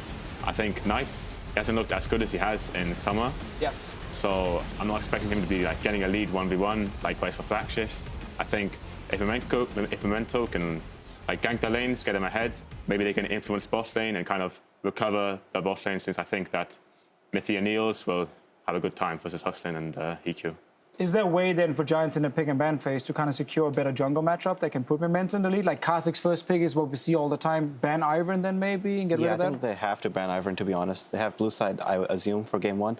So without Ivern, there's a chance that you can get 2 early game junglers and maybe Memento can make plays in these solo lanes, especially mid lane. I think he has to make plays on Knight and get Knight ahead and move that over to the side lane. So there is a chance. I think I want to see the Ivern ban. I want to see them move into more early game junglers and contest G2 on that part, because I have not been impressed by Perks' laning, to be honest. And I think that is something that can be abused against G2 at the moment. So for me, I mean, the big question is we're kind of trying to find ways for Giants. Yeah. How much of a stretch are we going on right now? Because we're saying, you know, they need to go even in lane. We want Memento to get lanes ahead. I mean, is this even a realistic possibility, or are we just expecting G2 to roll over this team? I mean, I think we have to remember that while G2 have looked like strong, they've also had issues. They've lost some games in there. They lost the game to you guys as well. And I think actually that series was fairly close until the very last game. So I don't think G2 is like just clearly way above everyone else in Europe. And Giants have showed some especially good early games, which through Memento, obviously, as they highlight. So I don't think it's like impossible that they take a game. I think it's very hard for them to take the entire series. Yeah. That's why I'm expecting G2 to take the 2-1, 2-0. Well, good to start on predictions. 2-1, 2-0. I want to hold you to something 2-0. I want to 2-0 G2. Okay, so despite the positives for Giants, despite the weaknesses, I said it earlier, so I'll have to stick to still the 2-0 for G2. Alfari, what are your thoughts? I think it'll be 2-0 as well. I think even Memento can like get an early lead. I think G2 will just be able to win late game too hard. Yeah, I agree on the 2-0 as well. I think Giants don't really have their vision down, and G2, at least in our games against us, I was very impressed with how they played vision. So even if they fall behind, I expect them to come back in mid-game. Well, we will see how Giants stand up to G2 as we head into picks and bans for game 1 over at the caster desk. Thank you, Dracos, and hello, esports aficionados. I'm Devin Pyrotechnics Young, trying out a couple new words here with James Stresso O'Leary, as we're going to bring you Giants and G2. If it's a catchphrase, it's got to be the same. You've got to condition people. Hello, esports fans. Well, that's how it's got to be, right? I triggered you into doing it, so that's perfect. All right, let's not waste time. Let's run down the starting rosters. In the blue corner, Giants. Well, they're always blue, but this time they're going to be on the blue side. We've got Flaxus up top, Memento in the jungle, Knight in mid, EQ as AD carry, support Hustlin, and their coach. Leduc. Yeah. Yeah. Sorry, I hated that one too. Yeah, Leduc is not actually the coach. I was going to say, yeah, it's okay. It's fine. Sometimes that happens. It's all right, though. On the other side, they used to have a lot more red in their, apparel. It is G2 Esports. In the top lane, it is Expect. Jungle is Trick. Mid lane, Perks. AD carries Sven. Support Mithy, and their coach is Youngbuck. We checked it this time, so definitely the case. All right, so G2, I mean, they're definitely looking where we expected them to be, but as the analyst has pointed out, there still are some mistakes. The question is, can Giants take advantage of any of those? That is a massive question, because honestly, up until this point, and even in previous splits gone by, you would have to argue no. Really, like, there aren't that many weaknesses of G2 that Giants specifically can exploit. And we're going to get into this further as we go through the game, looking at some of the key matchups that we think will be influential. Right. But I think even from the draft, Giants have got their work cut out for them on this one. Oh, that's a good point. But I mean, this is the time to kind of like slap down the haters, prove them wrong. I mean, Giants, they have been in org for a long, long time, but this is a newer roster. We'll see if they've got what it takes. We're getting to picks and bans, though, starting off with the Jace on the blue side, followed quickly by the Camille. No surprises. No surprises yet. Rengar LeBlanc likely to join them for G2. Giants have the preferential side here, being on blue side. A lot of teams think that this is the strongest side, and pretty much has shown itself on 7.2 specifically as well. Malzahar banned. We'll see whether there's another support ban with Zyra. If Giants aren't looking for that for the first pick, that would indicate the Kha'Zix. Really, they're the only 2 picks in Europe that we typically have seen first picked. Right, so the Rengar ban, once again, no surprises there. If I had to guess, I'd say maybe there's a LeBlanc coming up. I don't know. Let's see, the Jin's banned away, so an AD carry actually taken off in the first phase. We saw this earlier between Vitality and H2K. A very early priority on Varus here if Giants were looking that way. It would, however, give over Zyra and Kha'Zix to G2. This is an exceptionally strong rotation if G2 want it here. But that's Giants putting a lot onto Hiku. Remember his Varus yesterday, last week, instrumental in their games against Fnatic, where they ended up taking one game from that. Was an unsuccessful series for them overall. Right, they are also giving G2 maybe the option to pick up some supports here, as the Malzahar might have been banned, but the Zyra was left available. When you try to pinch one roll, the other one sometimes can fall through. And the funny thing here, if there's Ashe locks, is there is no rush for this Ashe to get locked in either. So G2 giving over the pacing back to Giants from what should have been a fairly straightforward Zyra, Kha'Zix, if you were taking things by the book. If somebody had written a book on 7.2 drafting, that's what you would expect. So, Trick, again, you've got to look at now the jungle. The Kha'Zix now goes over to Memento if he wants it. Yeah, it seems like G2 really prioritized getting this, you know, your quintessentially strong lane, at least from 7.1. We know Ashe has maybe gone down a little bit in priority, but the Ashe Zyra lane is still something that's hard to deal with. Giants have the option to pick up that Kha'Zix, though, now. Kha'Zix is Memento's most played jungler. 5 games, 3 wins on it. This is giving over one of these picks that we have said Giants have looked fairly strong on. Likely they're going to take it this rotation alongside and completely not at all. Okay, so more Iverns. I mean, they just keep coming. So Memento's actually changed things up a little bit. Giants have valued that over the Kha'Zix pick. Yeah, which I think does have its benefits at particular times. Obviously, Ivern does fairly well in the defensive capability later on. Daisy is, as always, going to be a big portion of the fight. 6-man on the team. So, bot lanes have been fully locked in if this Bard goes through. We do have the Misfortune available if they wanted it, but this is a large departure from every other pick and ban phase we've seen so far this week. Yeah, the Maokai is going to be locked in, so Giants have got a pair of trees for themselves now. So a big front line. I mean, I'm wondering what damage they're going to be pulling out for Knight. Honestly, after this is all said and done, they still need to pick their support too. G2, we've seen one Zed today. Well, Perks has been tweeting about how, Zed's being played, there's going to be Zed bans. So G2 rounding out the more influential role in their minds for expect to get this Shen, likely would have been banned as we head into phase 2. You have to think Giants going to ban out that Kha'Zix if it comes to it. I know I've talked about it a lot, but it's actually very surprising for a Kha'Zix to get through phase 1 and not be picked or banned at all. Yeah. So likely Giants will take that out of the way as they're going to pinch that pool for G2. But the mid lane is what G2 is prioritizing banning right now. The Cassiopeia has been removed from the pool. Ball is in Giants' court now. See if they do get rid of the Kha'Zix. If they dare Trick to play it. I doubt it would with the Shen. I mean, that's a deadly combo. Yeah, it is. We've seen it to great effect. The Ivern as well has been used well with Shen, but they're on opposite sides of the rift in this game, unlike in our last series with Vitality and H2K. Oh, there's the Rise ban, so they keep throwing mid lanes out the window. G2 have one more left, and then it'll go back Giants' way. I like this one when you look at it. If that Rise was available for Perks, you had a lot of global presence. The Ashe, the Shen, the Rise alongside it. So Giants, will they do what we're kind of expecting, or both teams actually just going to let a jungle pick go further through? Syndra would be the other pick if they didn't want Perks to just take that in the first rotation. Of course, Giants don't really have the option of taking the Kha'Zix away in the pick phase if they want it. Ah, there's the Warwick ban. Ooh. Okay, And interesting. That's an interesting one because a lot of the junglers are saying that in scrims and the competitive games, there's not a lot of pressure put on that Warwick. Trick has been playing it a lot in solo queue. Yep. I was dropping into a bunch of his games, looking at some of his builds. He has been playing it, but a lot of junglers will also tell you it's not quite as good as an all-round jungle pick as a lot of the other factors. Yes, indeed. Oh, hovering right now. The last couple of seconds for G2 to lock this one. This is an old Trick special. That's something we saw him use quite a lot in the spring of last year.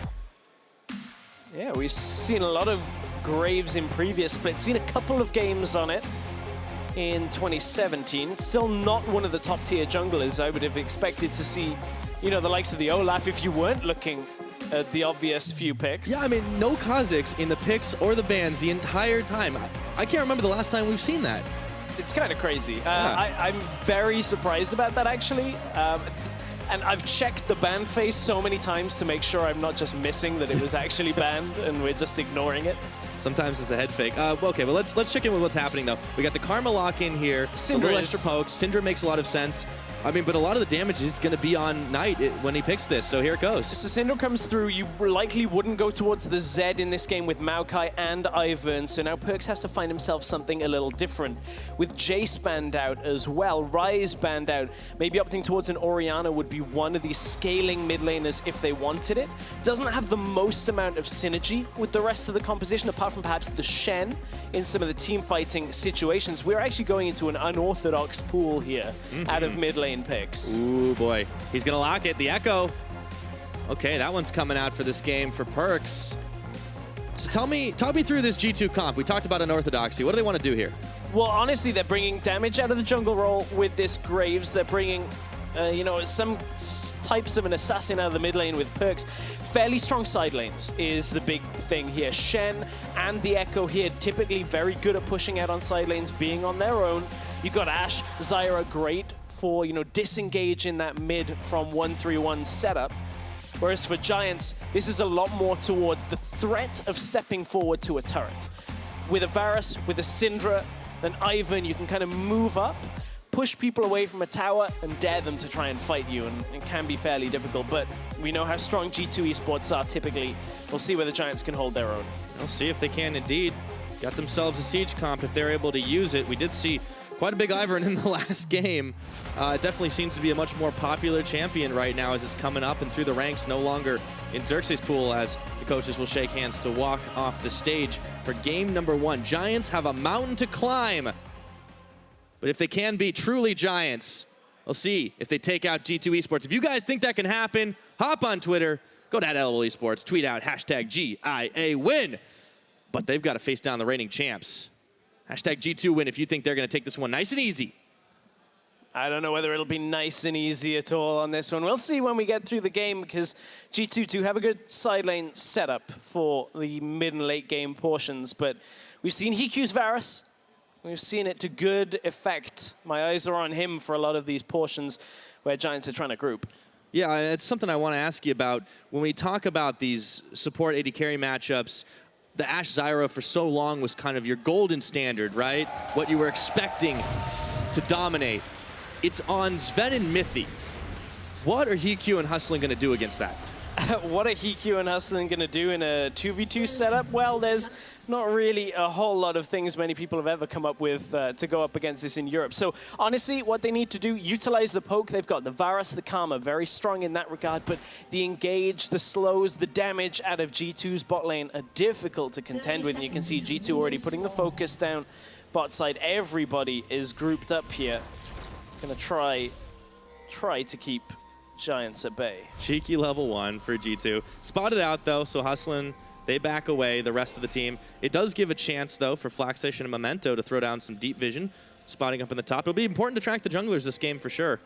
Yeah, it will be important to track the junglers. It's one of the metrics we looked at pretty in depth coming into this series. Most junglers that play against G2 have exceptionally high proximity to their lanes, looking to get deep into their own laners to assist, facilitate, gank, everything, you name it, try and put G2 behind. That is one thing typically Memento has not done for Giants, and I don't see it changing in this game specifically. He's going to go against the trend of what everybody's done with G2. Ivan needs time to farm. We'll see how that works out. That's true. We've also seen a lot of Iverns taking jungle camps away, but it is an unusual matchup with the Graves there. And here you can see it on your screen. For Giants, about 40%, just under jungle proximity. Junglers that play against G2 average around 49% jungle proximity. This is a massive difference, and I want to see whether Memento changes this up. He might indeed do. We'll take a look. You guys can't quite see it on your screen just yet. There it goes. There is something else unusual about this game. There is. I was waiting to get to this as well. Why 3 rejuvenation beads? Tell me, Stress. Because you expect nobody to die in this lane, and expect is just going to utilize them in his build a little bit later, build towards, and just get the regeneration in lane. Yeah, okay, well, I guess we'll see if it works out for him, but they are going to trade a few blows. It is a Maokai versus Shen. But, I mean, Expect is the guy who, kind of, if you can call somebody a weak link in the G2 chain, he's it.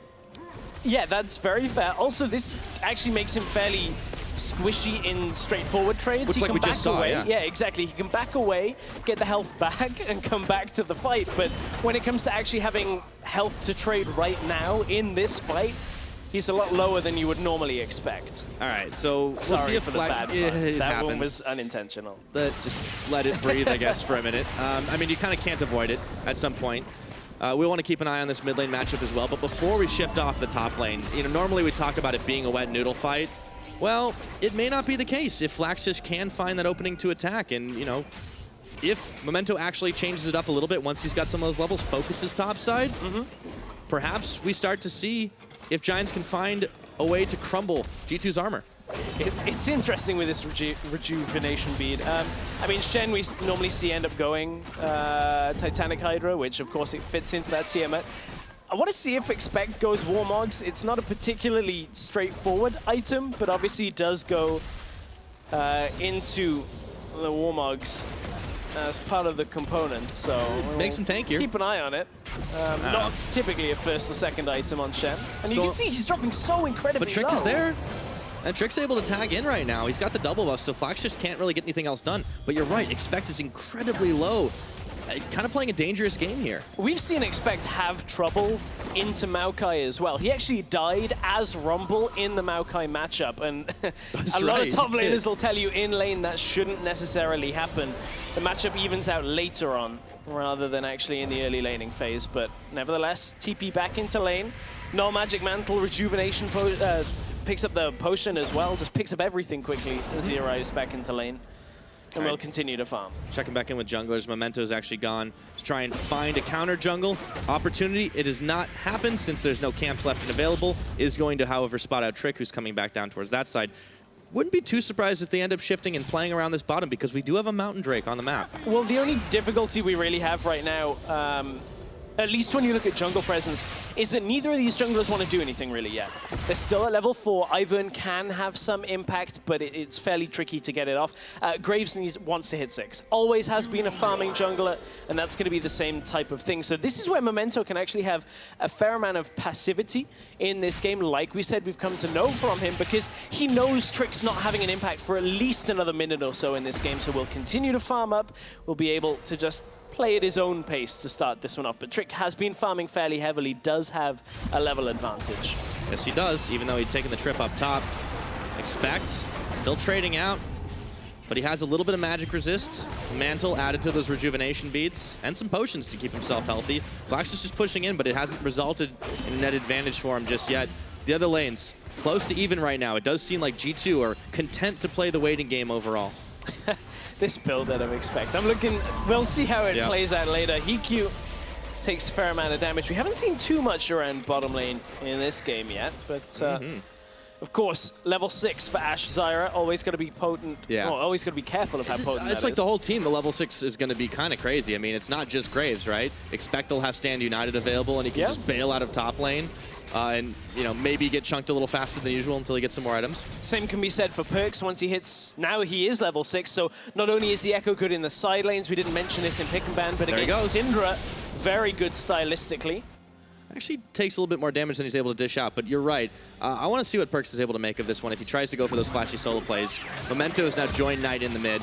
Oh, Trick's coming around. Coming through too. Okay. Oh, he flashes right into him. Oh, Trick, we've seen it before. Knight's going to flash. And that's no first blood. What a close call. Oh, Trick is only a couple of minions away from 6, but couldn't really get it. You saw flash for flash in mid lane is fairly critical because Knight now has to play a bit more carefully around Perks, who is going to be able to teleport back into this lane, will have his ultimate available, and we don't see a whole lot of Syndra Echo in the current meta, so those of you that haven't seen the match in a while, a lot of it is to do with that chrono break, the ultimate, of course. As soon as Syndra pops her ult, you can survive through it fairly effectively. That's what makes Echo particularly strong against it. So we spend a fair bit of time talking about our top laners, but just seeing how they stack up. I mean, it is kind of middling for both of them, and you're talking about Flaxish, not necessarily the kind of guy who can punish Expect as hard as some other top laners here in Europe, but right now, Trick is joining him up on top side. Flaxish has got to walk out of this. He has Flash available, but he goes in on a twisted advance, and now he flashes just out of the smoke screen. I don't know if that was the wisest decision, but he makes it out. Well, plays it fairly riskily, but flashes right at the last moment, was able to get away. That was what Trick was looking for out of the entire thing. Trick did have his ultimate, but didn't have the mana, I believe, was the limiting factor there. So Flagsish, a little fortunate from that. Yeah.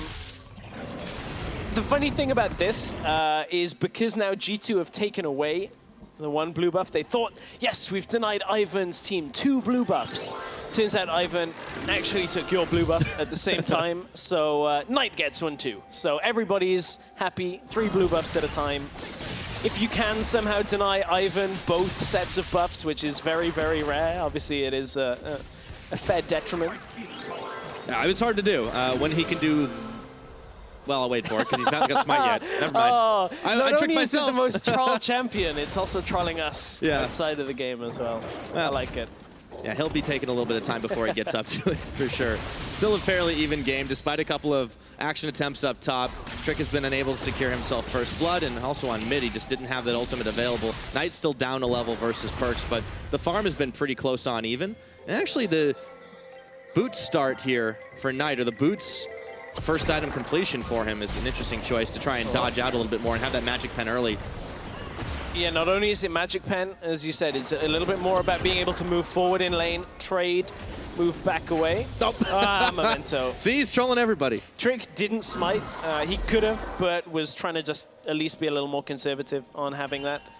But Trick actually opting for the Tracker's Knife here. We don't see it all that much. Seen it once or twice here in Europe. Actually saw it on Ivan in the previous game.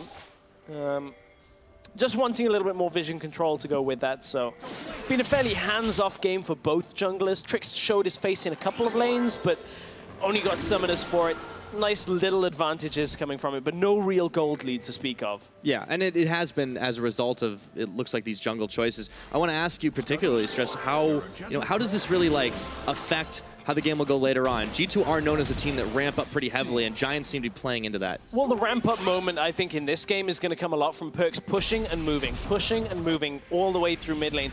That's one of the reasons why Knight is struggling, is because every time Perks is moving forward to try and trade, yes, Knight does have a CS lead right now, but you can see how the wave is getting pushed out as soon as Perks throws out the Q.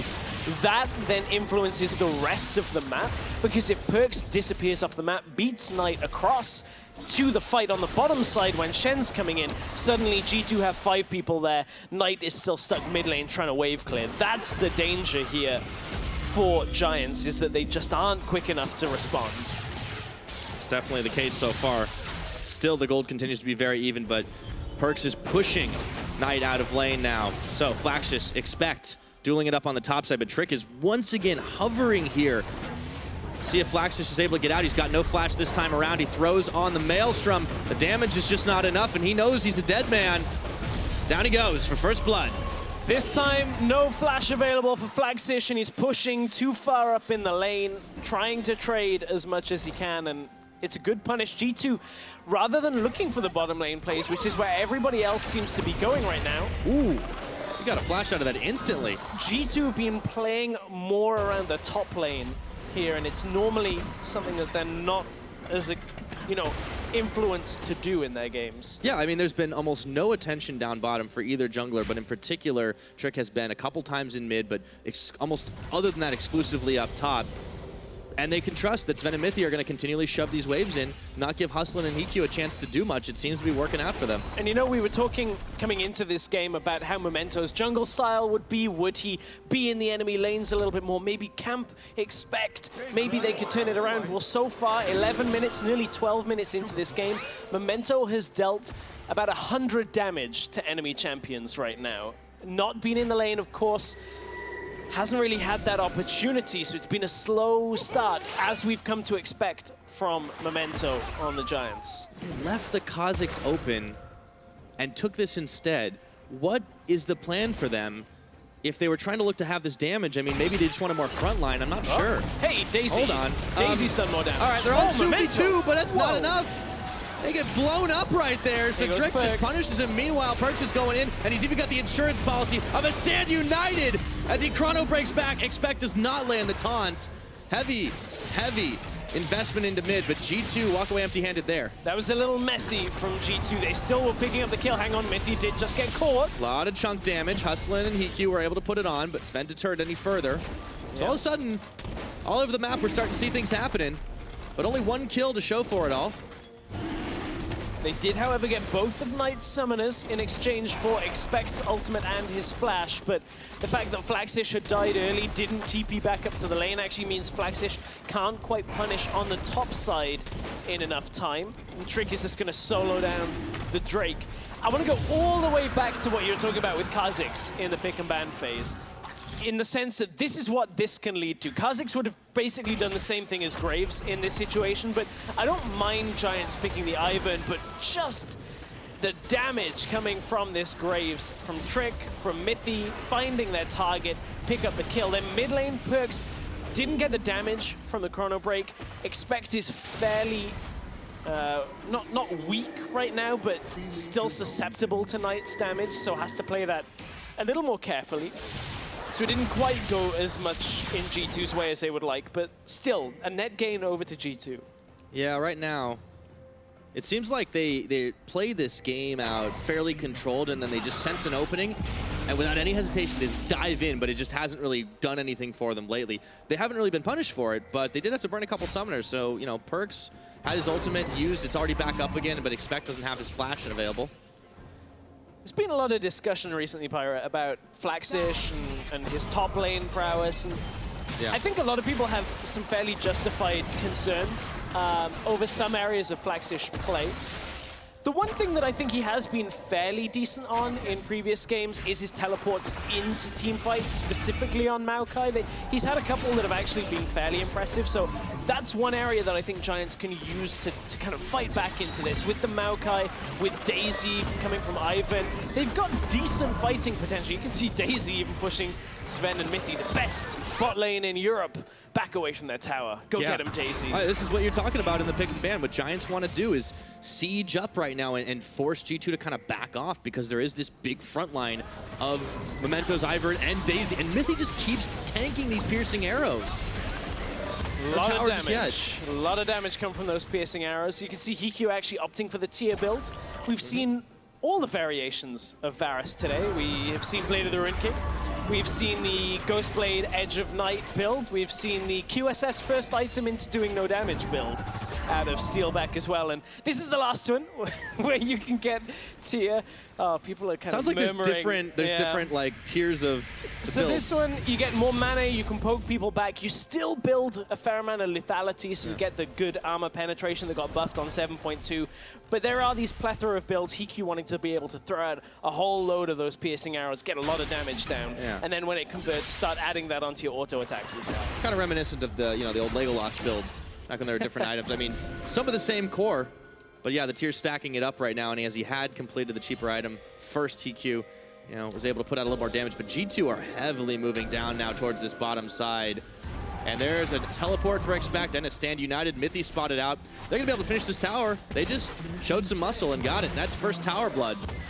And Perks moved down through the jungle first. Will get caught out for now. Shen's coming in already. Stand United. No Giants don't want this fight. No, they don't. Knight's isolated right now. There goes the Enchanted Crystal Arrow. It nails him in the face. Insult to injury. And Mithy picks up the kill. There was a moment when Knight knew he'd made a mistake, and it was when he showed himself out of the bush to Perks, realizing he had nothing more to do. And Giants, they're going to lose their mid tower here. G2 should be able to push this one through fairly effectively on this next wave. Daisy, unfortunately, not able to do enough to hold the line here, and the minion wave may be chunked a little bit, but G2 are able to get enough damage out to finish the tower, so they take bottom, they rotate mid. Flaxish, meanwhile, is desperately trying to equalize up top, but he can't get the job done. And the pacing of that fight, how quickly it ended, meant that Flaxish never had a moment to teleport into the fight. He doesn't even have one completed item, and this fight was already done before it ever started. You can see how deep Flaxish is, waiting for the TP. They already know Knight can't escape this. You can see Memento started to go in. It was like, wait, nope, nope, nope, and Knight did not get the memo. Memento threw out the redemption to just be like, maybe that'll help a little-ish? I don't think it was very redeeming, to be honest. Unfortunately for Giants, they just haven't been able to get much going right now, and as it stands, the gold lead's starting to roll a little bit out of control thanks to those towers. It is a 4,000 lead for G2. On top of that, you've compounded with a Mountain Drake, and it'll just kind of keep going. G2 are controlling this game, and they're playing what looks like a very comfortable mid game. Yeah, very comfortable. Trick recalling on 2K gold, comfortable.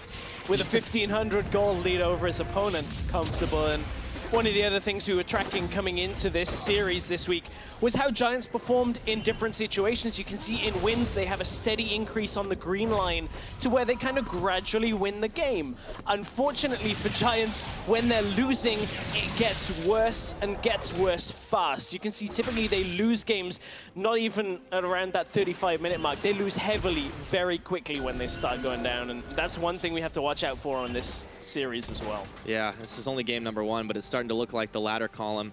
If they can pull something out, we'll see, but they've got a tough task ahead of them. Everybody knows when you're going up against G2 Esports, it's not going to be easy. But Giants have not been able to offer a whole lot of resistance right now. No objectives on the map to speak of. No kills in their pocket just yet. Flax just on sidewave duty. What can they really get done? Well, it's interesting about talking about when you go up against G2, because I think G2 have been given a run for their money by a couple of teams already. We of course, saw Misfits and Fnatic to some extent looking decent in their series in the odd game. So, yeah. I mean, G2 don't look like the unstoppable force that they have before, but still look very strong compared to the field. I do just wonder, though, now that they're showing us a little bit different setups from this draft, this 1-3-1 style on the side lanes, which is what we found ourselves in now. Echo on the top side, Shen on the bottom side.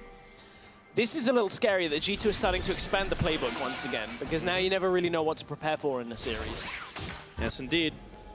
Giants, hard to tell if they were really taken by surprise too much, but trying to make something work. The Syndra hasn't been able to get up to speed just yet, with the Morellonomicon only the item completed as the boot started happen.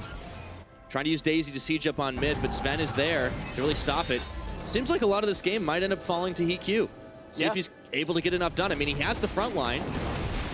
And that happened in the Fnatic series as well. When you look at it, like HeQ hitting the Chains of Corruption on, you know, on Reckless a couple of times where really they should have been flashed, but HeQ good precision on those really gave Giants an edge. The problem is right now, I don't know whether that edge is quite enough, because you've got the Shen shield coming through. It's difficult enough to kill an Echo as it is.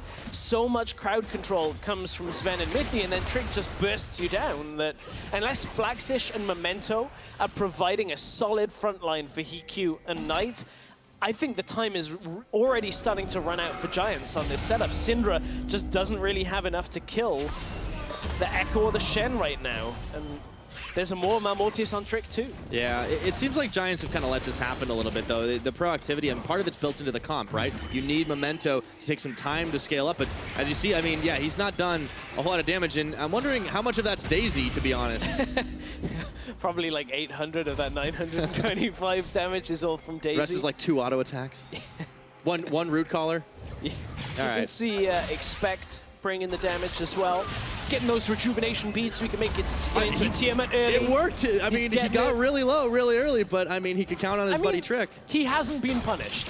If you had a camp-heavy jungler in the top side, unlike an Ivan, somebody that can jump right in and just obliterate a squishy Shen, which is a weird thing to ever say, maybe that could have been punished, but Expect gets away with it and is easily in a comfortable position. Like, this is a spot that he can afford to be in. Yeah, they can just rotate up top and take this. And this is what we were talking about, though. If there is a weak point on G2's squad, it is Expect. He went for a risky starting build, but Giants just didn't have the comp to do anything about it, and they didn't really make too much of an effort either. It was Trick who was up top. Memento was just jungling. Yeah, Trick came up, got the, you know, the flash, then ended up getting the kill from the top side. I mean, they're playing from an old playbook, it seems. G2 are just several steps ahead.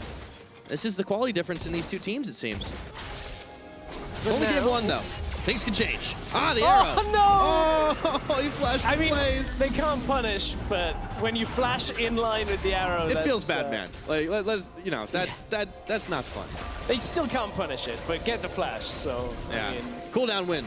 All right, there's an Infernal Dragon on the map, by the way. I'm wondering if Giants are going to try to fight for this one, because they've pretty much backed off and given the Mountain and the Air Drake away. I mean, it's kind of you know, like they're not as important. Well, the Cloud Buff's not as important, but still. They're fairly focused on the mid lane now. With 4 people in mid, you can see G2 have actually brought Echo over because Echo has like a little bit safer wave clear using the Time Winder, throwing it out.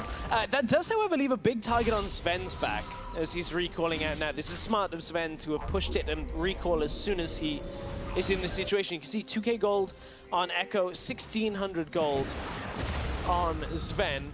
So that was a moment where G2 had to, on the fly, change up who was wave clearing, who was pushing on the side lane. But I kind of expect them to revert back to normal right now. Right. Okay, so we'll see how it goes down. I mean, a lot of vision for G2 in this river as well. It's going to be hard for Giants to kind of push out and take any territory. They've had to kind of stick a lot of it with inside their own jungle, in all honesty. But they are getting some clears off.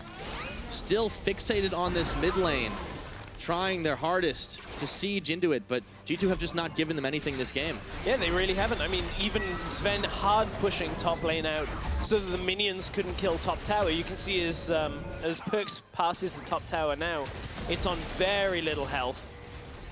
But Giants were not able to take it down. Now Sven in mid lane. Oh, he missed it. Oh, that's one arrow bad. for the other. Flash forward, and Trick has the Stand United on him. He's locked up for just a second, and so is Expect. They're going all in for him right now. If they can melt through the shields, they just can't do it. And the rest of Giants caught in a massive Stranglethorns. G2 smelled blood, and they went for it for a big victory in this fight. 3-0, and it's not done yet. Flaxish is down. Perks picks him up, just like that. G2 Esports with a big lead, more than they had before. This has happened time and time again for G2, where they catch their opponents between 20 and 25 minutes, and it's an easily secured Baron. They have done this 13 times. They have taken Baron and only given away 2 to their enemies in their entire progress this spring split. And again, that makes 14. Beautiful turnaround on the fight from Expect and the rest of G2. From what started out looking bad for Giants. Hiku didn't quite connect, takes so much damage. There's a turning point here, though, where Giants look to be able to fight this. Expect got pushed back. But as Expect comes forward into the fight, it's a multi-person taunt, multi-person Stranglethorn. Sven is untouched, landing so much damage, and the rest of this fight comes from the flash from Expect. Watch for it, taunt flash. Pixel perfect on the Maokai, gets another kill, gets them the Baron, and that's going to get them game 1 in about 5 minutes. It's a bold prediction, but I don't think it's as bold as it might seem. G2, I mean, they reacted quickly.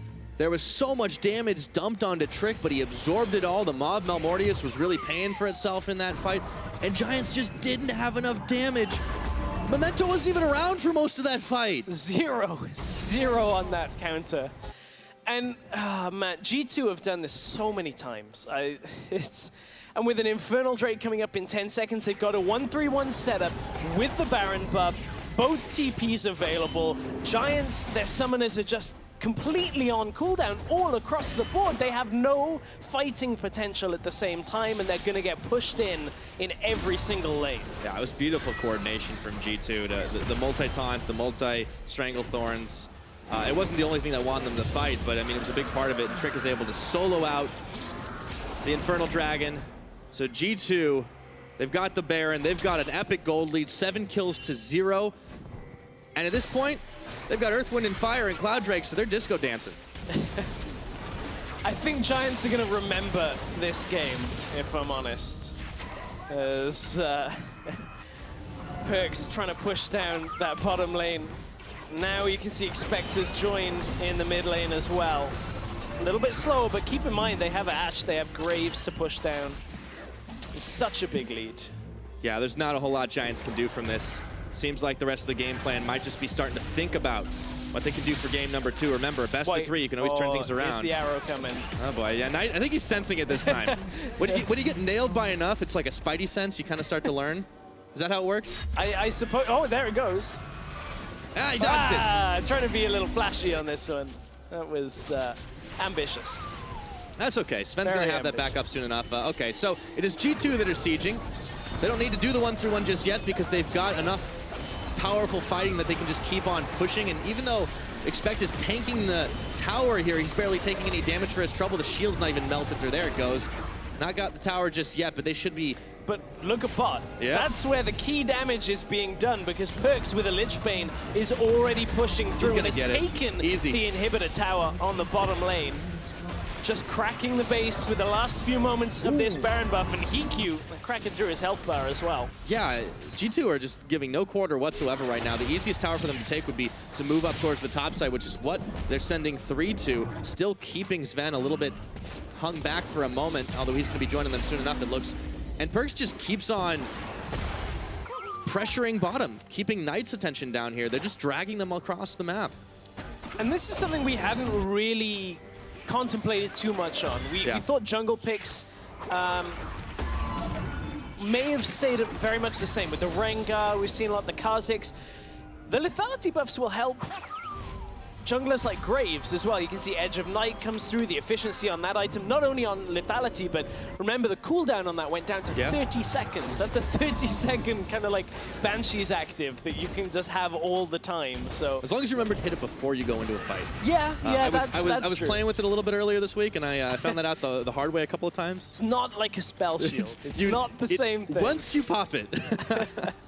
But yeah, I mean, Trick is you could see he was actually fairly tanky even sitting on just the Maw of Malmortius and his jungle item. So now he's going to be a little harder to kill from the magic damage department. And to be honest, Giants didn't have the most damage to begin with. It was pretty much all on Knight and Hiku.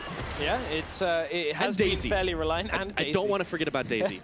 I mean, Hiku right now, you can see Tear of the Goddess. There we go, Perks.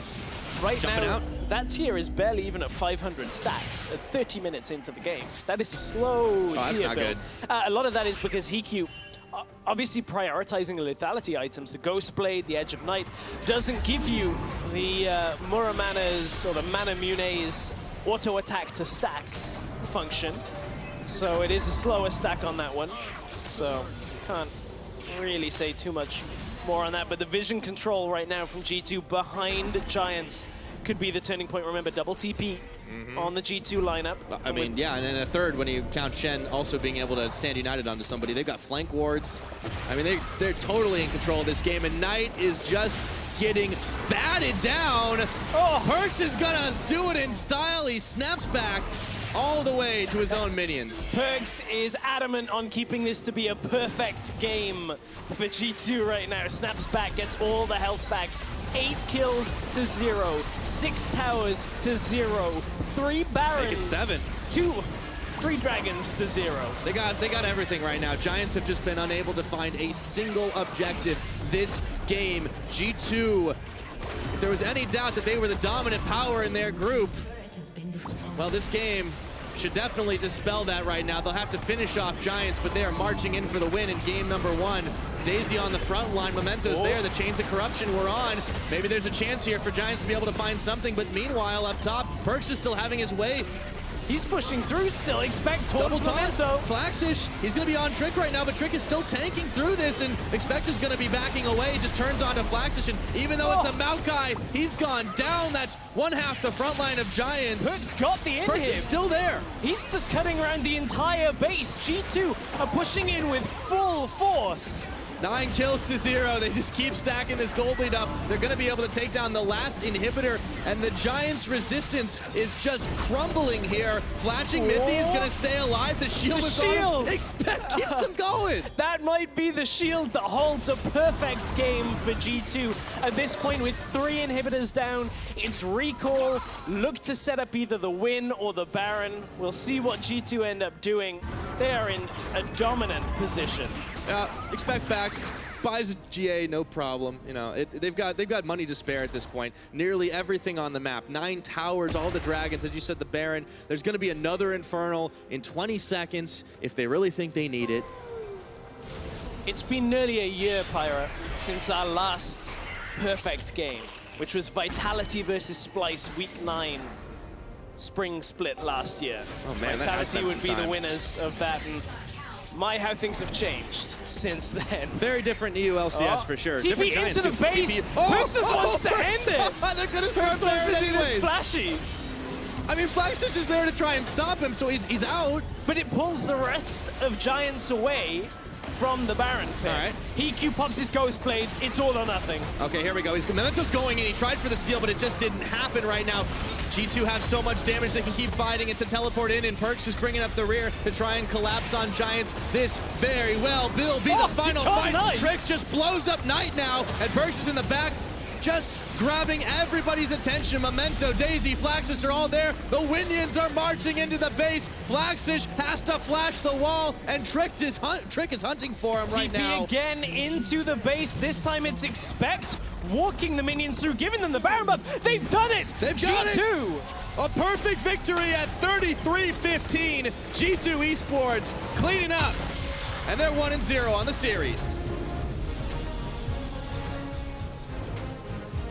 We haven't seen dominance like that, even out of G2 in a while, Pyra. Yeah, I mean, I don't know what they had for breakfast this morning, but holy moly, 12-0. All the towers in the game.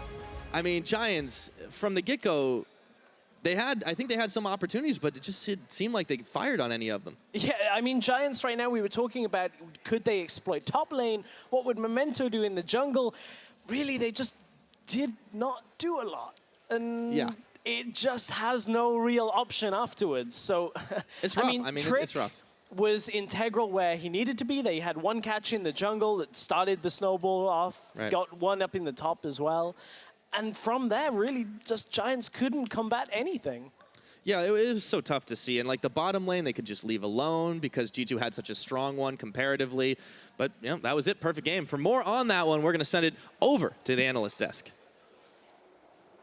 Thank you very much, Pyra. Of course, kind of maybe not quite as expected. I don't think anyone expected a precisely perfect game coming in for G2, but I want to turn our attention first to the pick and ban phase. Now, all day and pretty much all week, we've been seeing Ivern be this massive pick, this huge, this powerful impact. Why in this game, at least to me, did it feel like it didn't do anything? What was the difference here?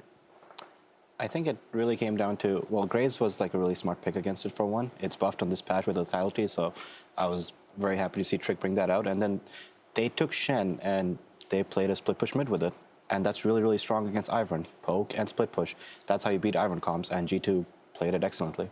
Also, even though Ivern may be like a really strong pick, it doesn't really matter if the enemy's like 10k ahead at 20 minutes because they win every lane. So. Great analysis. Definitely, I agree 100%. No, but it's like you have like 3 losing lanes. So Ivern obviously can't really do a whole lot. He's not going to be the big skirmish jungler who's going to try and snowball that lane specifically. The 1-3-1 was already highlighted. I also think for Giants specifically, like Memento is your carry. Like, yes, he's a jungler, but he's your carry. And if you put him on Ivern, he's enabling other people to carry. But HQ or Knight have not been good enough to like consistently show they can be superstars or carries, and especially not against G2. So it's kind of like, I feel like Memento has to play like Kha'Zix and these kind of picks where he can snowball himself and not snowball someone else. Well, we did see kind of in the early game exactly the G2 comp functioning, picking members off, fully utilizing that advantage and starting the snowball. As we look back on one of our replays here, as we see, Cinder just getting completely and utterly collapsed on. This feels like the start of the G2 snowball. I mean, this was something the guys on the desk talked a lot about during the game, how G2 are pushing 3 lanes and they can just like do whatever they want on the map. Because like, is there anything Giants can do in this situation during the laning phase against what G2 has? Honestly, no, because as long as Syndra has no summoners and they have Echo and Shen, it should be impossible to play that champion, to be honest. And like she tried to move to try to help bot lane, can't do that. She tries to stay in lane, she's gonna get doped by Echo. It's a very difficult position to be in as a Syndra. And I think G2 just played it very well. Yeah, honestly, I mean, once again, perfect game, which I would say not quite perfect execution, probably 1 or 2 small mistakes, but at the end of the day, it doesn't really get cleaner than that when it comes to a game of League of Legends. Add in the negative right there. I think we're just pretty happy about this game. I think, yeah, like, G2. I wish we had more we could add right here, but like we were sitting during the game and also discussing this, being like, so the draft, like a counter pick like completely, 3 losing lanes with an Ivern. Giants obviously don't have the strongest lanes already in the first place, and then it's like, this game should actually just be a completely one-sided stomp, and there really won't be a whole lot to highlight, because it's just like, there's nothing Giants can do. Well, luckily we have at least one more highlight to come in to Fischio. So as we take a look at this replay, you can see Giants' desperate attempt to start a team fight here, and as so often is the case against a Shen, doesn't quite work out for them. Yeah, the only thing we were kind of yelling about here was Trick almost dying and ruining perfect game. Because it was very close. All right, we gotta look at Daisy and Ivan, because Ivan actually did 0 damage in this fight. Didn't hit anyone. Daisy, I mean, didn't Daisy even just get rolls and dies. Yeah. There it is. 0 damage. 0 damage. All right. I mean, devastating team fight to lose, and of course, this is the point where the snowball was in full effect. This is the point where, I mean, hope was dead for Giants, but they have another game. This is a best-of-3 series. They have another chance to come back. I mean, what has to change here? Is it just memento on that Kha'Zix? What do we expect from Giants? And what can they do if there's anything left for them to do in this series to bring it back? I mean, I think you really do want to get memento on the Kha'Zix and hope that he can at least like make plays early game. Because on Ivan, it's really difficult too. I think if you just like don't contest G2 early game, they're just going to roll over you. I think now's a difficult point because on blue side, they could have banned Ivan and gone for that early game pressure. Yep. But how do they do that now? If they take Ivan away, well, G2 has an answer. If they don't take Ivan away, it's so difficult to like play against Ivan if you're not a good team in mid and late game because one mistake and the Ivan takes over. So it's looking difficult for Giants now. Is there a chance they throw the big curveball and like you leave some of these OPs up and you try and trade maybe 1 for 1? Because something we haven't seen yet on red side is people actually like only banning 1 OP and like leaving 2, trading them 1 for 1. Also because blue side can then last ban one of the OPs and then force you to ban the other one. But like, is there anything there Giants can do to like throw a curveball? Are we looking at cheesy picks? Anything? I think there's a possibility that maybe they will try to just ban Ivan instead and leave maybe like 2 OPs open. Maybe it's better that way because they can like get a more aggressive early game jungler, which I think is what they need. But I still think if they do this, it won't be great for drafts. Yeah, definitely. I mean, devastating to see. At the end of the day, we'll have to see if Giants have anything else in the pot because we're going to make like Jin and curtain call on this captive audience. But when we come back, the second game between Giants and G2.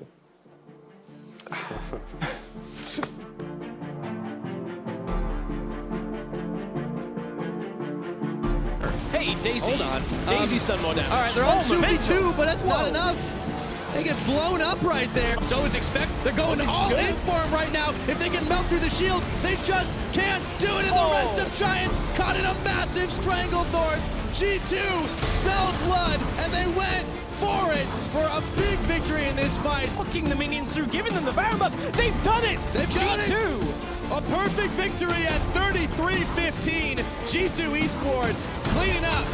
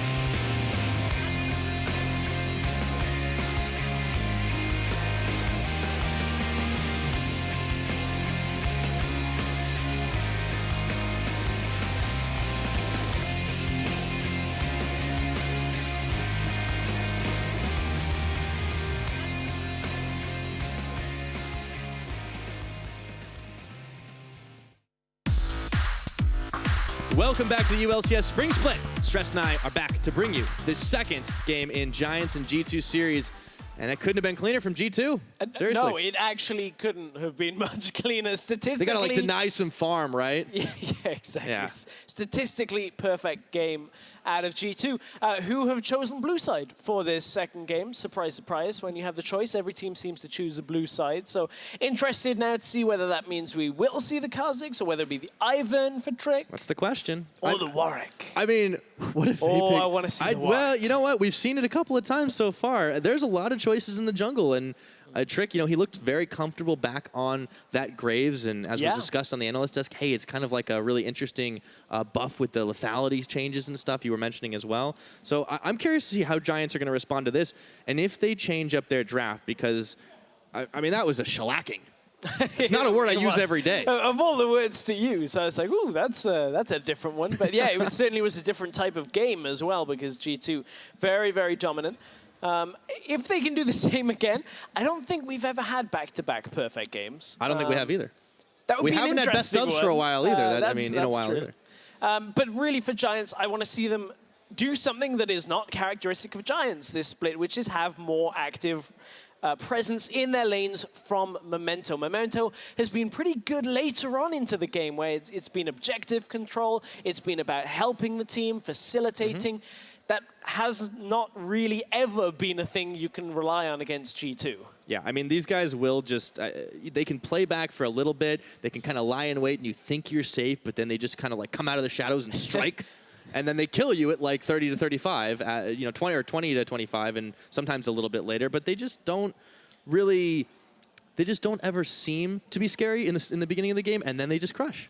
Well, yeah, it's funny because you think it's a slow G2 game that's coming out. They're playing for the later, going to play side lanes. Turns out, no, they're just waiting to completely run through you at 20 minutes. But they are not totally immune to mistakes. I mean, if there's anything we can criticize, it maybe is some of the attempts at the flashy plays where they kind of break out of that like chill mindset in the early game. And then you could see Perks just like, okay, come on in. I've got Stand United on me, and I'm just going to dive you. And they couldn't quite finish night. It didn't end up mattering, though. I think the difference, though, is G2, even with some of the more aggressive plays that they're making, still don't feel like the old G2 that were doing that, which is a good thing. Yeah, it's much more controlled. It's more controlled. G2 as an organization spoke a lot about their support staff that they improved coming into this split. It seems to be having an effect on their playstyle. That was a very controlled game. Only a couple of moments did it even look like anyone was going to die. Yeah, absolutely. I mean, and that's the evolution of G2 here in Europe. Org that is relatively new to the scene, but in the LCS, I should say, prior to that, a long time in the Challenger series, but they were doing really, really well from the get-go, but there was uncontrolled moments. It has changed, and definitely for the better. We'll find out when it comes to Bear this time around in picks and bans. G2, as you mentioned, on the blue side, they start with a Jace. There's a Camille for Giants taken off the board. Okay, so Camille, LeBlanc, Rengar, all going to be banned by Giants, as always. G2, we'll see whether they put focus on the same bans as Giants did, which was Jace, Malzahar, and Jhin. Obviously not exactly expecting the same ones. Already one change up with this Varus ban. Yeah, not wanting to first pick it. So a lot of this is the fact you basically know Giants will first rotation it. HQ has been very strong on it. So typically G2 are just saying, nah, we want maybe a jungle pick, first pick here, or the Zyra if it is still available, if that's what Mithy wants. Giants haven't changed too much just yet. The LeBlanc is banned second this time. Definitely don't want to give that one to Perks, or most mid laners, but especially him. Yes, although he's the one that's like, maybe we can give it over to them, and then kind of had that blow up in his face a little bit last week. Yeah, a few mistakes. Once again, I mean, that's kind of the tagline, right? You've only got a couple. Let's see what G2 banned last on blue side in this first phase. They ban away the Kha'Zix themselves. Okay. I don't mind that. Obviously, Giants with the option on first rotation. G2 could be looking for either the Zyra or the Ivern as the first pick here. Giants will likely pick up what is left from those two. Oh, interesting. Well, it's going to take some time. I was going to say, for a second, I'm thinking like, wait a minute, but then they started hovering a bunch of other stuff, so no, never mind. I was thinking the Zyra might indeed be the choice here. They had an Ashe Zyra comp last time, and Sven and Mithy pretty much never broke a sweat. But they don't have to pick it now. It works out very well for Mithy in the team fights. He can have such great impact those multi-person Stranglethorn knockups working very well, and I think it's a good first pickup here. So the obvious rotation now with the Ivern available for Giants, if they think they've come up with a way of stopping this, they may even want to take away the Shen in this rotation for Flaxish. Obviously, that would leave the pick of the AD carries over to G2, as with the junglers as well. So there are a lot of things Giants can prioritize. Yeah, and they actually opt to take the support pick, the Malzahar up. And let's see what they take next. Are they going to round out their bot lane just now? I mean, there has been an AD carry banned away. Taking Malzahar at this point into Zyra, not every support actually likes to do. So Giants prioritizing it, saying they want it in the first rotation and want to see more of what G2 are drafting out here. Okay, so they've opted to go for their bot lane. They lock in the Jhin, which should leave the Ashe over to Sven. But that obviously is going to come later on in the pick phase unless Giants want to ban it. Well, now it's the Ivern that's available. We're playing this game where both teams have this like top-tier jungler that they're just avoiding throughout the entire draft. Last game was Kha'Zix, this game is Ivern. Yeah. I'm wondering, though, because they showed the Graves, and if it can, deal with the Ivern like it did last time, it seems like they're not worried too much about it, as Perkz is always going to have a little bit of fun. I would love to see a Warwick pick, but I think the Shen is the likely rotation here, and then likely Giants will ban it away like they did in the last game. Giants, this is the time, either Ivern here or it gets banned away, typically. That would be G2 looking to take it away in the second ban phase. But G2 have, the same core of the composition that they had last time. If it ain't broke, don't fix it, and boy, did it work out. Giants are trying something a little bit different. I want to see what HQ can do on this Jhin when he's flanked by the Malzahar, but still, what do Giants pick up if not the Ivern? Well, okay, never mind. I was going to say, with this Malzahar, not left too much time. With Malz, what they're doing is just going to flash on one target and make sure they get a kill this game. Okay, so that's locked in. Let's see if they can make it happen. They did try it a couple of times, most notably on Trick, and he was able to soak all of that damage. So now Giants have entered ban phase 2. What do they get rid of here? So they're going to likely prioritize Ryze for Knight or the Syndra for themselves. G2 will look at some presence towards the mid lane, but with both teams still looking for their mid laners available, we could see a fair amount of focus there. And that's a ban we weren't really expecting to see too much of. The Graves being the jungle ban. Trick just had a fantastic game on it. Yeah, he did, and it's not the only one he's had throughout his time in the European LCS. It's definitely been one of his signature champions. Corki's now banned away as G2 look to hit the mid pool. It's back in Giants court. See what they're going to get rid of here. I mean, Giants will either first pick something like a Ryze, which they're comfortable playing into almost everything, and then look towards the top lane, although they know they're playing into Shen, so Rumble is an option for Giants if Flaxish feels like playing that matchup. I suppose we'll have to see. Oh, okay, so the Warwick is banned, making Stress sad, unfortunately. There's going to be one more ban on G2's side. So the mid's been hit last time with the Corki. We'll see if they do it again. We may see an Alawi ban here out of G2. Really? Flaxish hasn't played the Rumble. He's been playing things like Alawi and Kennen more than he's been playing Rumble, yet to play it. But they're going to remove Cassiopeia. Did that last time as well. Yes, that's mid lane focus away from Knight again. What? Whoa. Hang on. Wait, hold a minute. Okay, so obviously lethality is being buffed, and you've got now a champion, but Riven. So you're basically putting so much onto Flaxish early game right now, up against this Shen, to be able to just snowball incredibly heavily. Is there any chance that this is Knight, though? Doubtful. Blind picking Riven into the mid lane would be near suicidal, but obviously you'd have a counter pick. I don't think so. G2 likely to pick up Syndra here. Would not really fancy playing Riven into Syndra as it goes along. Oh, and Ryze is available, is the other one. Yeah, as we were talking about a little bit earlier. I mean, it kind of throws you off a little bit when you see the Riven locked in. Not a usual choice, but Giants have kind of left it out on the table. The Ryze, it does seem like the big choice here, and they've got more front line because the Rek'Sai was locked in for Trick. So there we go, G2 round the comp out. And the thing is, Giants are doing this while still wanting to last pick their mid laner.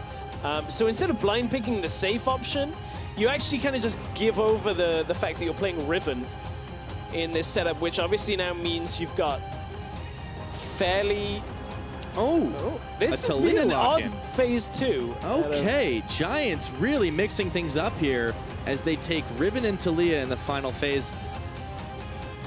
Well, Tilly is a lot more standard. He's Yeah, going to go try and... That's true. But, I mean, more than Riven, yes. Devin, I wonder what lane they're going to try and snowball with a Riven and a Talia. Oh, boy. We're going top lane for Knight, likely. Hikyu and Uslin do obviously have options if they want to bring Flaxish down to the bottom lane with TP and bring Knight down as well. But it's going to be a top lane party for Giants, which we spoke about in game 1, if they could pile the pressure on Expect, but G2 are doing the same thing they did in the last game. Strong side lanes against an Ivern, high mobility, this time it's Rise instead of Echo, has even better scaling. Yes, but I do want to point out that I don't think Expect is going to get away building the triple beats this time. I don't know what you're really planning to do with Riven and Ivern. Oh, Lozark's got something in his head. We'll see how it works out. I mean, Giants, their backs against the wall after that last game, and you're trying to pull a win against the reigning champs. Yeah, he's trying to pull a win out after getting perfect gamed. So I mean, why not try something different, right? I do like it in that sense, but the actual pick itself, I'm not a big fan of. I'll explain when we get into game. Yeah, I'll definitely hit you up about that one. I want to talk to you, though, about how it may match up with this Ivern, who wants to sit in the jungle a little bit more time and can't provide as much early pressure. Meanwhile, Rexley doesn't really have as much of that problem, even if you don't have the damage. You read my mind, Devin, and as we hit the rift, I have to wonder, how is an Ivern going to help Flaxish through the early game on this Riven? Trick, on the opposite side, has picked up a Rek'Sai, which is very quick to move around the map with the gank paths. The tunnels can help Expect. There should be enough early game for Expect and Trick to just be able to survive the early game, maybe even pick up a kill on Flaxish if he overextends. I guess it's really on Knight, like you were saying. It'll be a party in the top lane because he can get there so much faster. But we'll have to see. The line of scrimmage is set right now. Flaxish shows his face, and Expect is going to be in for a fun top lane. I mean, I see what they're trying to do here. They're trying to get like a Riven to be super strong and snowball on one side, and then the Talia can play on the other side lane, and yeah, everything's great if we snowball, and then you realize you're playing up against Shen and Rise and Rek'Sai. And the people behind that is G2. And an Ashe, and it's like, I don't know whether this is the right comp to play what Giants are trying to do into, but let's see how it works. Yeah. Let's see.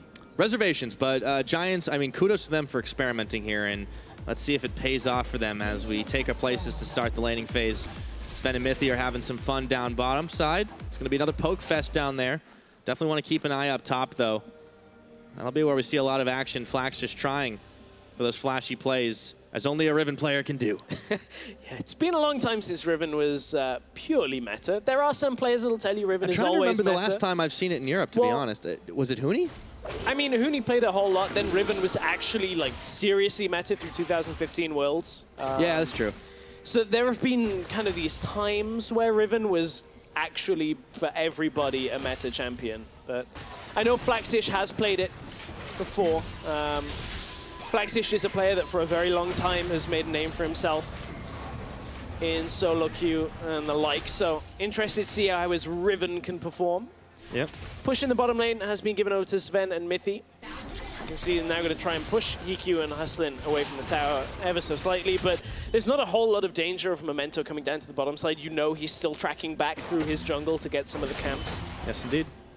I'll definitely have to keep an eye on this matchup, though, up top. Did actually get to confirmation. It was Huni the last time we saw European LCS Riven. That was 2015 summer. I mean, Flash is it's big shoes to fill. That means Huni has had enough time to be semi-finalist at Worlds, then go to North America, then go to Korea. He's been on a world tour. Since Riven was played in European LCS. Yes, so Flaxish, though, is changing all of that right now.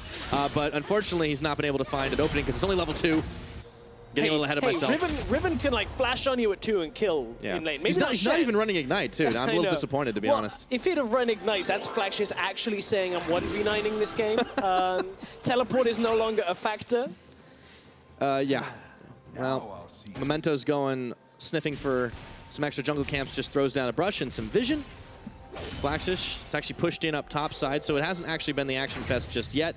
Memento does get some vision secured for himself. Let's see where else Giants decide to focus their attention. G2 still content to play this one in a controlled fashion, with the bot pushing in their favor. Trick just going to secure up the bottom Scuttle Crab. make sure that Giants can't exploit Sven and Mithy pushing on the bot side. Even gets the clean spot with the Scryer's Bloom as well. So Trick now has full information on Memento, means that Expect can do whatever he wants in the top lane, really. Can push out as far, take as many trades against Flaxish, as long as he plays it carefully in his head, is able to read the matchup. Of course, Expect on Shen, you would expect to be able to block out a lot with that W, but of course Riven, a lot of damage comes from abilities as well. Here comes the trade. Yeah, I mean, Grasply and Dying coming in handy here for Expect, and he throws down the shield, doesn't actually need it as Flaxish is playing back.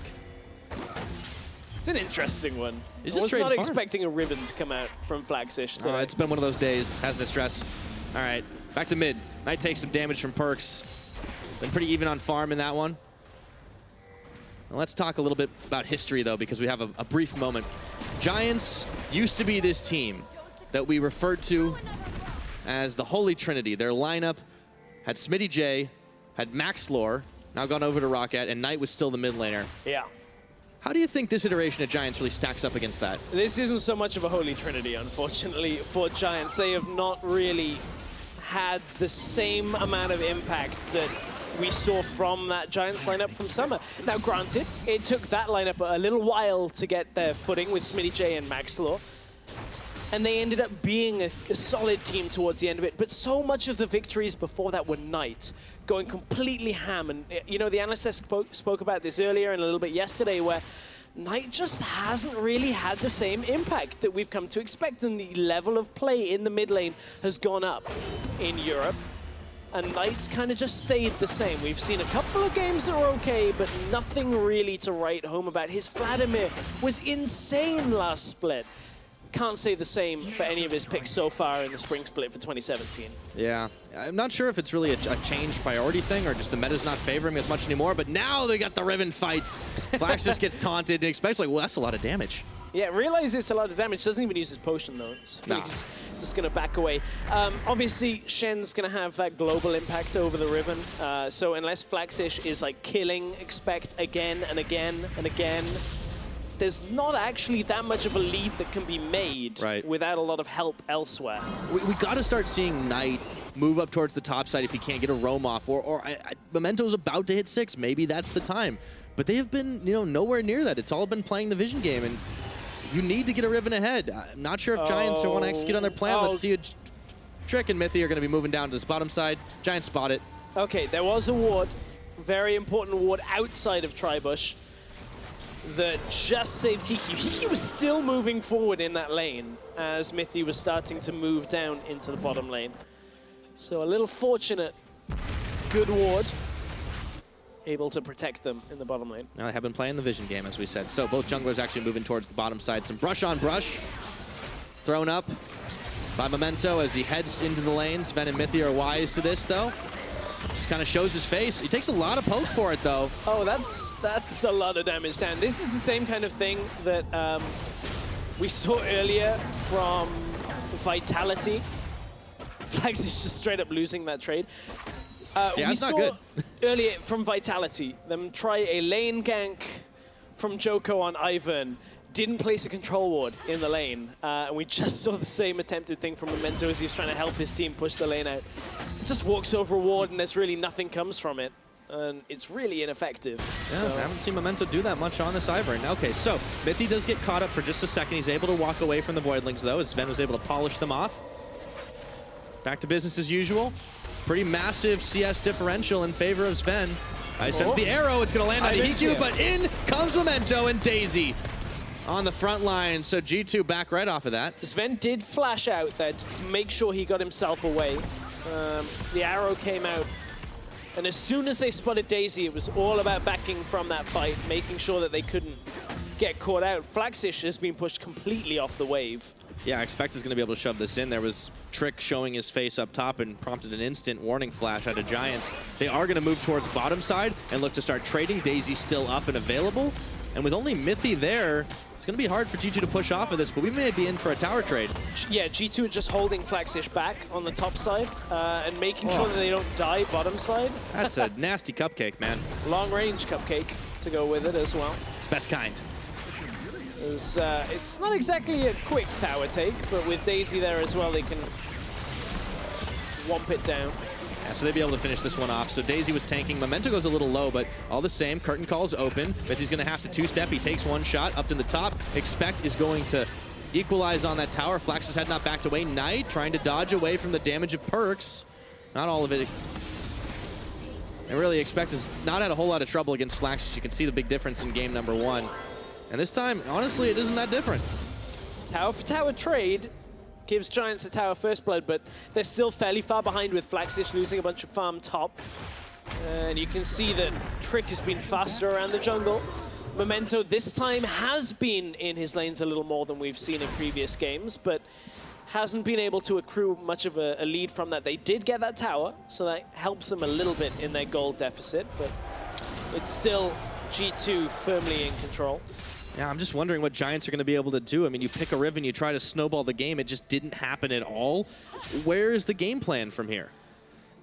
The chance to snowball hasn't completely been eclipsed yet. That's true. We're only 9 minutes in. The thing. I mean, there is still the option for Flaxish somehow if he kind of picks up 2 or 3 kills in a fight and ends up being super strong. The problem is Expect has very comfortable setup here in this game when it comes to his itemization, how he's going to sit in the lane, how he's going to be able to control team fights, because Riven, in order to stop Shen ulting into a fight, has to completely put herself in harm's way. And if she ends up under a tower because Expect backs off, then you get taunted, can end up backfiring fairly horribly. So G2 just have more options with this composition than Giants do.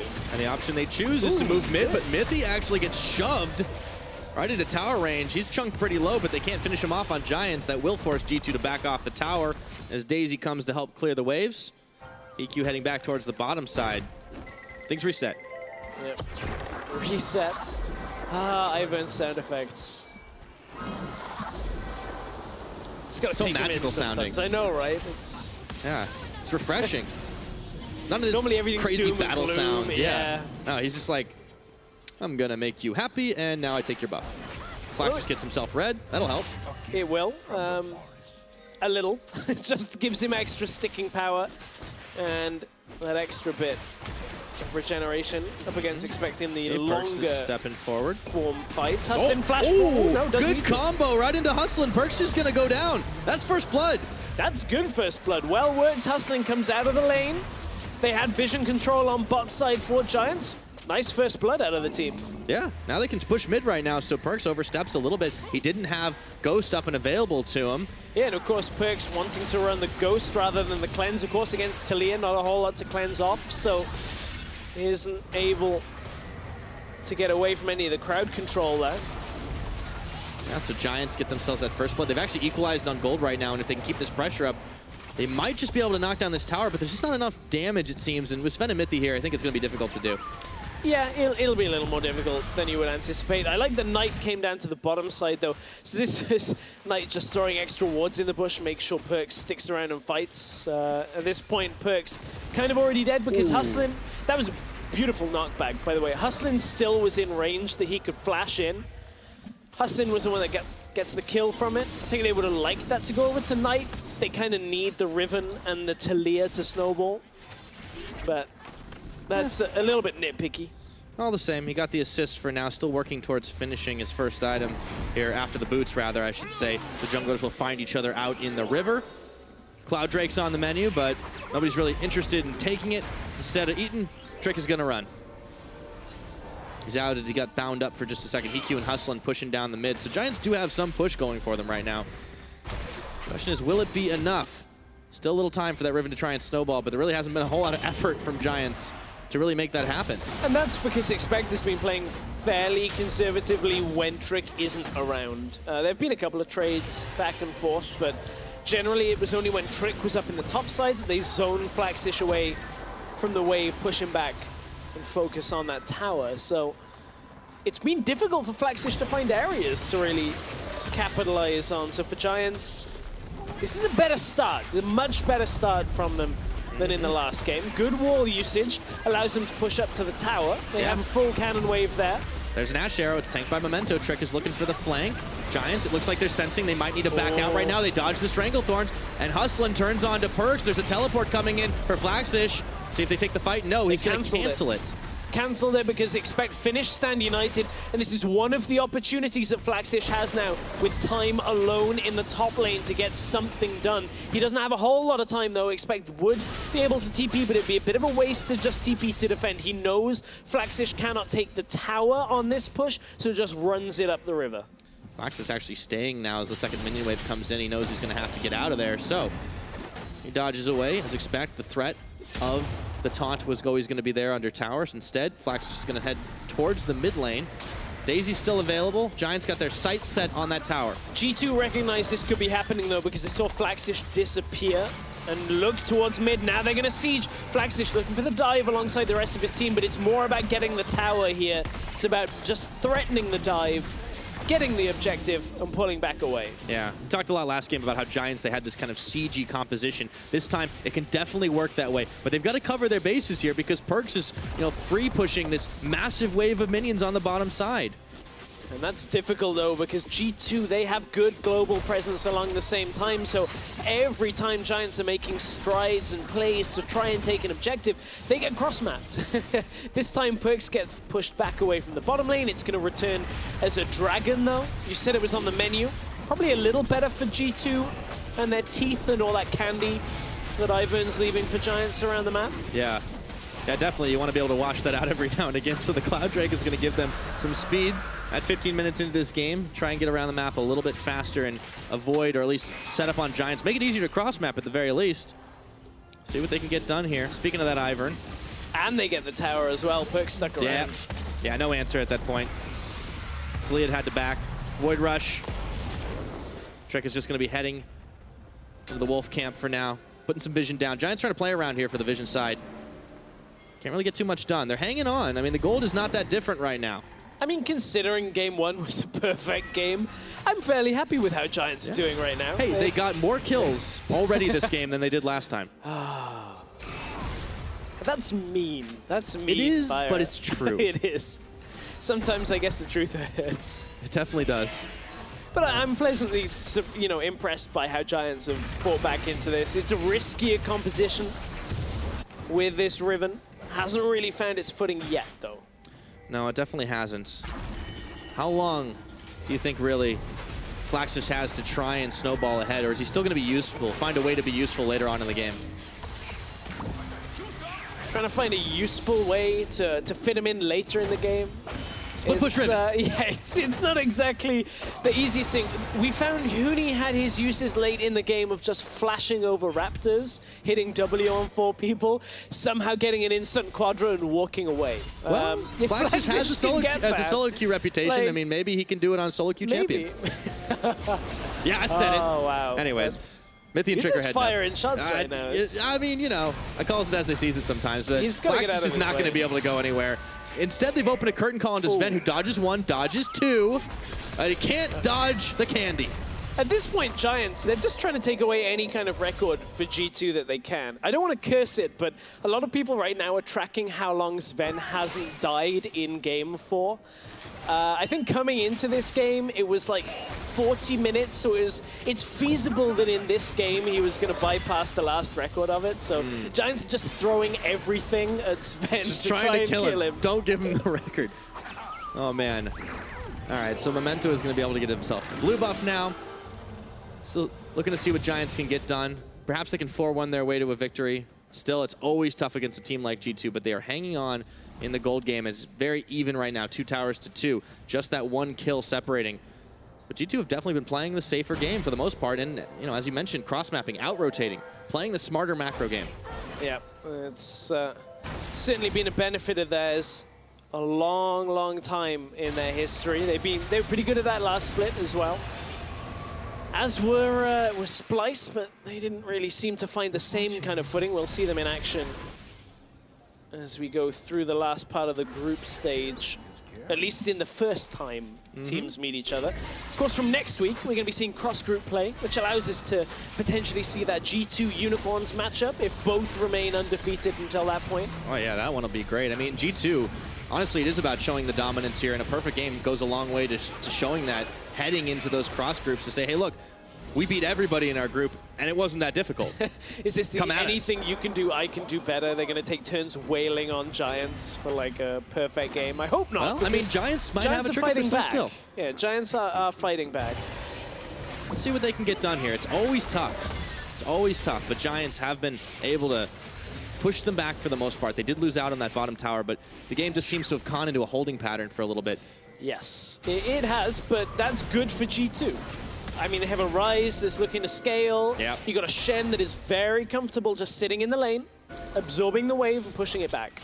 It's not every day you get 20 minutes into the game, and we haven't really talked much about the Ryze, to be honest. Yeah, that's fair. But, I mean, always shinier stuff, the Riven, the Talia. But, yeah, perks on this Ryze. The late game's going to be very scary for him. He's playing it safe, though. I mean, QSS picked up. QSS, it's not the earliest of the day, Pyra. Yeah, that's true. That's true. We saw Steel back in that one right away. Oh, I still can't quite believe that. But Ash Arrow from the shadows. They got themselves It's a not good old gonna death rush, happen. but they walk away from it on the side of Giants. Because G2, it would be suicidal to try and realm warp your way up to top river when you don't have full vision control. But they're looking for mid tower. They're going to push them away. Realm warp was used. It's kind of hustling.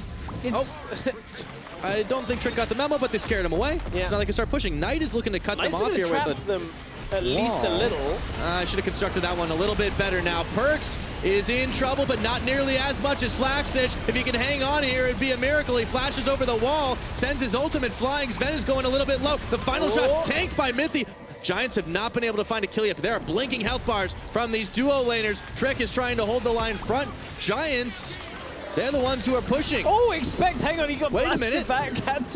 Had to jump over the wall with his taunt again. So from what looked to have been G2 setting up a play with the Realm Warp, turns around. The wall usage from Knight forces G2 into a choke, and in came the rest of Giants. So this was a setup trying to get the tower down. Daisy comes out early. Mythy forced out of the fight. Can't really have too much impact apart from on Hikyu, so he goes right onto the damage dealer and forces him back away. Flaxish was right in the middle of the fight, doing as much as he could, but couldn't quite connect. It's actually Hustlin that nearly killed Sven in that engage. Between him and Knight, they got his health incredibly low. Giants deter the push and hold on against G2. That they have. G2, though, managed to get out of it without losing a man this time around. See what they can get done now. As they clear some of the vision out of their own side of the map, you can see the team's pretty happy to play around the mid lane. G2 still trying to knock that tower down in the mid. Very low, but Sven keeps the wave nice and cleared. And a lot of wards invested around this Baron pit. It's only 21.5, but I guess it's never too early to try and secure more vision around the big purple worm. Baron control, something we've touted as G2 being so good at. We saw it in game one. We see glimpses of it all the time. It's crazy to think you go through the first section of your group, or the first run through of your group, and you've only given up 2 Barons, and you've taken more than anybody else. I mean, that is an incredible statistic. Coming into today, they had 13-2. Now they're at 14-2. The next highest team was actually Giants, funnily enough. When they had, they've got a couple steals in there, though, too. They do, actually. They do, which is a funny thing. The next highest team in this group, at least, with 9 Barons. Unicorns coming into today. I mean, they didn't play today. Had 12, but... Well, we'll see if Giants are going to add into that, but they're going to have to get through this first. Realm Warp is there. Trick has brought Expect with him. In just a moment, Hustlin is going to get taunted up, separated from his team, and they take him out. What do you know? 22 minutes means they're going to set up for Baron, vision control, push out, probably take mid tower, and then sweep across if they still feel like they can take the objective. But for now, G2, they get another catch. Giants throwing everything at this middle lane right now, trying to hold it. But you can see with the recalls, it's not a Baron focus for G2. They don't feel comfortably ahead enough yet, which I think is a smart option on this one. Yeah, I think that definitely is the case. So at 23 minutes, G2 have the speed. They have a pair of Cloud Dragons, but they are thinking about the Baron. Giants have been fixated on this mid lane and protecting that turret. Let's take a look at that catch. The fight that turned into a catch once more time. Yeah, it was the Realm Warp. You never really know if it's somebody actually appearing or not. Perks comes into the side, distracts Memento, and Hikyu and Hustlin dies off to the side from the rest of the team, taking him down. Hustlin still trying to fight for vision control. Burned a heal off of EQ as well. Memento was focused on giving him the trigger seed. Flaxus looking to try and make a play out of the brushes. Chase not to expect. Here we go. Try and get that tanky Shen. No, he's going to turn back around after the fact. Keep on smacking him. Key burst. It's going to be a long fight. It will be a very long one. Spike still has flash, though, and taunt. And Sven's fight. Oh, wait a minute. Oh, the arrow. That's not fair, man. He wanted the 1v1. Sven doesn't even move in to try and be there to pick up a kill. G2 just backing themselves away. I mean, you can see what Flaxish is trying to do. He almost just takes got a little while. He did almost get it.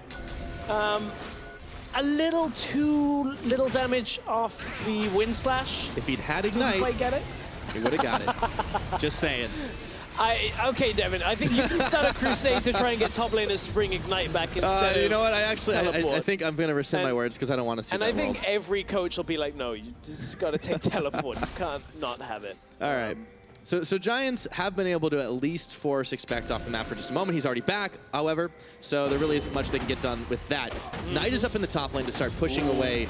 Let's see what Giants can do here. There's some vision sighting them out in the top of the map. Giants have done a good job of holding mid lane. It's one of those things where they've just been throwing Talia and Jin, trying to push mid back out as much as possible. And that man on your screen, Sven, right now has not died in 3 games. The last death of his was in game 1 of their series versus Misfits. So we'll see whether he can close out this series without dying as well. Well, it wouldn't be a perfect game, but for G2, it's about as close as you are like to get. Still have that gold lead It's now. okay, I'll put the curse on him. It's yeah, fine. of course. That's how that works. Always 100% of the time. Knight is having some trouble with some plants right now, and they should be able to finish off the tower in the mid. Rek'Sai, Trick is able to take that one out and even whomps Daisy to submission. So now, with the mid tier 1 complete, G2 turn their attention to backing away for now. I was going to say Baron, but they're not going to take it, obviously. Not quite. Without a pick first, without the right vision control, it's not quite as easy as it's walking over to in this game. Yeah, not a huge lead for them, but this is typically where we see G2 ramp it up quite a lot. Maybe a little bit later than we could have expected, but they have to be happy with this. They got the super scaling rise. They've got a solid team fight against Giants, who have been unable to get a single kill on this Riven this game. They've been unable to get a single kill on everybody else. That's also true. It isn't hustling as well. But I like what people are doing with Ivern here. Once you assume control of the Baron pit, apart from against Ashe kind of undoes it. You put a lot of the brushes down that Ivern can create, and you force a face check. We saw it earlier from H2K. They actually just backed away completely in the middle of doing it. Forced a face check trick. They've caught him here. Nether Grasp was there. He gets knocked back in. He's got the Shen shield. There's a lot of shields on. They just can't finish the job. This is the strength of Shen, you know, between that and all these other shields coming through. Oh, there's the wall. They've got Perks caught, but he's going to try to realm warp out. He's two-stepping. Everything in the Ashe arrow is there. He didn't even take the portal, and he might get Knight on the back of it. No, Perks is going down. Flaxus has his kill, but he's going to pay with his life. And Giants, they still have to run. Expect double taunt here. On to HQ Memento right now. They shove Trick back into the team. No more shields available, but he's still tanking through the rest of it. The health bars were there. Knight manages to finish him off right now. Expect is going in for another double taunt. And they just melt down. Knight and Hustlin. So it's a 2 for 3. That was an awkward fight out of Giants. It looked like they wanted something in that mid lane, and kind of Perks got caught out on the way across. Perks turned, tried to realm warp out, didn't take it, stepped back in, was trying to get out as his Memento, but that's not going to happen from this one. So just awkward setups from Giants over the last minute or so, and again, it's leading to multiple objectives. Flaxish in behind Sven. This could be it, Sven. Oh, it's been 3 games. 1-2. How do you do? Goodbye. So Sven, unfortunately, his unkilled record is over. I'm sorry, Sven. I cursed it. It's been 3 games, and doesn't it, Stress? He pushes up mid with no support against a Riven with TP. Still, if you assess the whole damage, I mean, it ended up being like a 3 for 4 if you count all of the extensions and the catches, including Sven. But G2 are still having the map control. Let's see how it all began here. So it was originally Flaxish catching Perks, and here's how you can see that. Oh, that's Yeah, painful. we had to see that one again. Ouch. So Knight catches out Perks, and the Realm Warp actually, I don't think, made it over the wall by the looks of it, so Perks didn't really end up wanting to take it anyway. You said it with awkward fight, though. I mean, this was all over the place. Yeah, it was an awkward fight. Expect comes down. You can see that the route that Mithy had landed kept Memento and hustling in place for a while. And Sven off of the backside was just putting down autos. Memento and EQ made it out. But again, Expect flashing on top of people in the fight with that taunt, ensuring he can lock down further members to try and pick up more kills. And Giants kind of falling apart again, unfortunately. A little bit of fight left in them, more so than in the last game. That is definitely the case. Yeah, well, in that team fight, I don't think they're really counting the rise encounter, to be honest, for Flaxish, but Giants are definitely finding themselves quite down in the gold game. It's a 4,000 advantage, I should say, and we're getting close to that 30-minute mark. Expect just has so much tankiness right now. The Rise is going to continue to scale up. And Sven, apart from that trip up mid, has been a huge factor in this G2 team. That trip up mid. Oh, here comes Trick towards it. Yes, Sven has been a huge factor in the wins of G2 historically. You know, started out in Challenger on Origin. Oh, Mithy, everything just used. Yep, Daisy's up. Knight's isolated from the rest of the team, and they're going to gang up on him and take him down. It's Expect on a rampage as they find Memento from one to the other. The curtain call is open, but it may be curtains for Giants. Trick is tanking shots, trying to polish off Perks will not be the case. And they're playing the dance with the Baron. With Knight down, this is not going to be the easiest for Giants to stop. Memento's no flash, so it means the only real option is him queuing in. Flax is just going around. Trick a little bit low. Connect and smite, so Trick turns back out of it. They feel a little too low. Baron still had 4K health. Now Trick, they're just no chasing flash Flaxish. either. Okay, he's backed off for now. They did stop the Baron, though. So G2 don't get to walk away with that one for free. They still got the fight that they needed to start this going, and now there's going to be an Infernal Dragon on the map next. Well, I'm not talking about that because Flax is trying to be the hero, but Trick's got Mithy to back him up. Yeah, he's trying to be. You can see how much damage he's got as we're getting into these situations where small numbers skirmishing around are fairly effective. But this is the fight around Mithy trying to connect here, trying to just get everything as they can, like Shen ulting onto him just to get into the fight. They take out Knight to start it. Continue on towards Memento, who has really struggled, honestly, in this series. Has not found his footing on the Ivern. Been a little underwhelmed by it. We've seen a whole bunch of Kha'Zix out of him, but opting not to go for either in either game.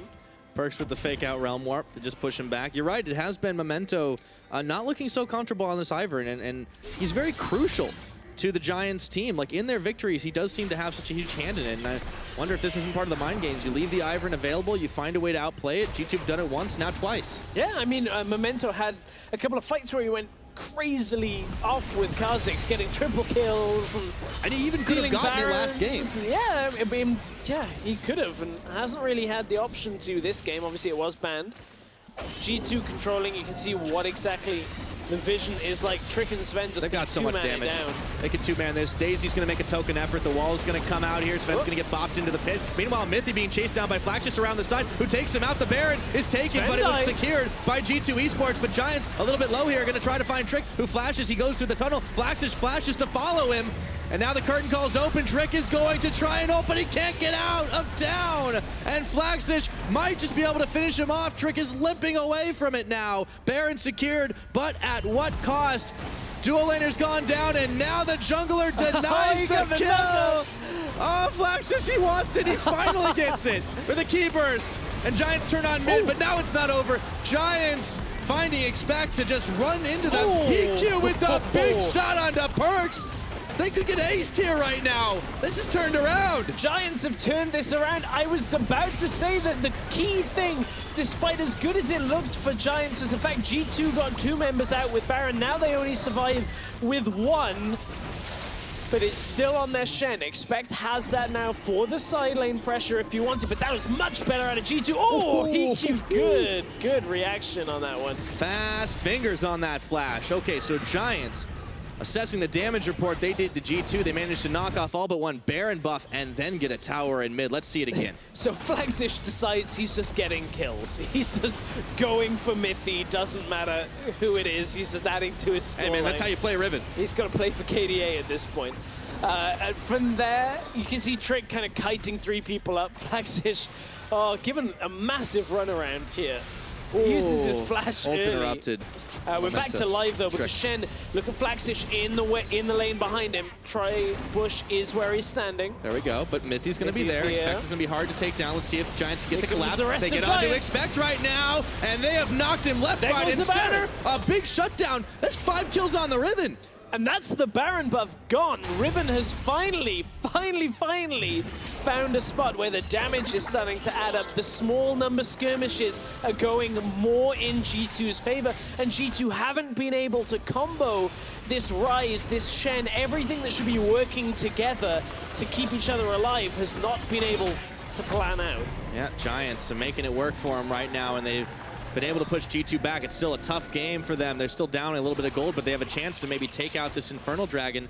And honestly, Flagzish on this Riven, he has seemed to get a little bit better going on. He's gone all in on the lethality, which is scaling up. Yeah, of course. I mean, we're on 7.2, lethality buffed, Edge of Night buffed. And now they got 8% AD and AP. So Giants, I mean, they've really started to pull this turnaround. Yeah, it's starting to turn around. It's still in G2's hands if they get one good fight where they get the Ash Arrow or the Stranglethorns with Ryze coming in, Shen shielding.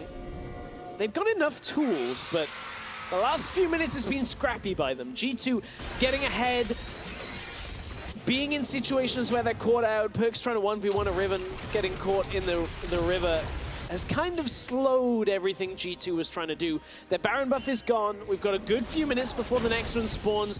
Elder Dragon's 5 minutes away still, as we only just saw the Infernal Drake go down. Yeah. So G2 don't have a whole lot of options on the map, and they're playing into a composition that can punish and overextend fairly heavily. And we actually have seen a lot of that out of Knight and Hustlin in particular. They've been able to orchestrate these good catches. And you know, this is a far cry from the perfect game G2 played last time around.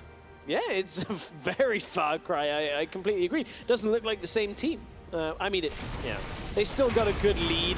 Yeah. But I mean, they're going to be able to get another tower down here. I mean, they're still cross-mapping, but can Giants punish them for it? Looks like they're just not reacting fast enough. Not with Knight pushing out mid at the same time. They just want to shove it back. You can see how low mid tower is as well. Top tower they can cross up to after getting mid. So although, yes, it is still an inner tower for an outer tower exchange, Giants are keeping the gold fairly even this late into the game. And you know, this is a lot later than G2 have been taken a lot of the time. Right now, Giants doing a good job against them. That's absolutely true. Giants looking to push in to finish this top. They sent out the root caller, and all of G2 are there to try and respond. So they're going to keep their tower alive up top. And normally by this point for Giants' losses, at 30 minutes, they've been averaging a gold deficit of 6,600 gold in losses. We're now well past that 30-minute mark, and they are only 3,000 down, which is a considerable improvement on their norm. Yeah, all bets are off, to be honest. Giants have, shown that they can definitely break out of that mold, and they're taking it to G2 at the moment. There's still a lot of work to do if they want to get a win here and force a game 3. Knight is going to get interrupted.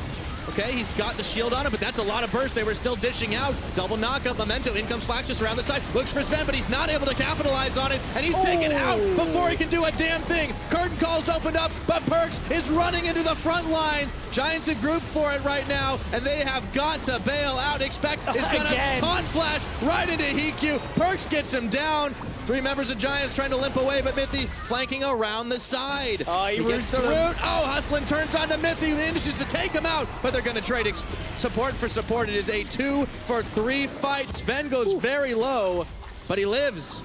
Sven lives. G2. Oh, wait. Memento didn't quite connect on it. Perkz has got no summoners. Knight's on him. Just misses. A little bit more damage coming through from Knight this late into the game. Perkz not finding a lot of it himself. A lot of obstruction in these fights, preventing him from getting damage down on this Ryze, which has been somewhat of a signature pick for him. Outside of Exile, Perkz has been one of those players that has played a whole lot of Ryze. This time, Ash Arrow barely whiffs. Then they throw the Rift Realm Warp in after. Perkz stuck between the wall and the terrain, couldn't get himself free, but was trying to get damage down. But they in the melted meantime, Flaxish. yeah, they destroy Flaxish. And when 5 kills from your Riven are just instantly gone out of a fight, somehow you end up with no more damage. Expect has been on point with his Shen in this series. The taunt flashes, always landing. Yeah, and here's where you equalize on supports. Yep, that was Mithy dying to Austin. Now Sven dropping incredibly low from that. But look at how much work Knight did. Yeah, I think it's fair to say Knight is definitely making use of this Talia. And if he'd managed to knock that shove onto Perks, he would have had one more kill to add. So he's definitely still has some damage available to himself. It's not all on Flaxish and Hikyu, to be honest. The numbers disappeared before I could do a full total, but Knight did just about as much damage as G2 combined in that last fight. Yep. Curtain call. Perks is going to be out. Mithy's tanking shots at the curtain call, though. Last one. Trix is going to absorb it.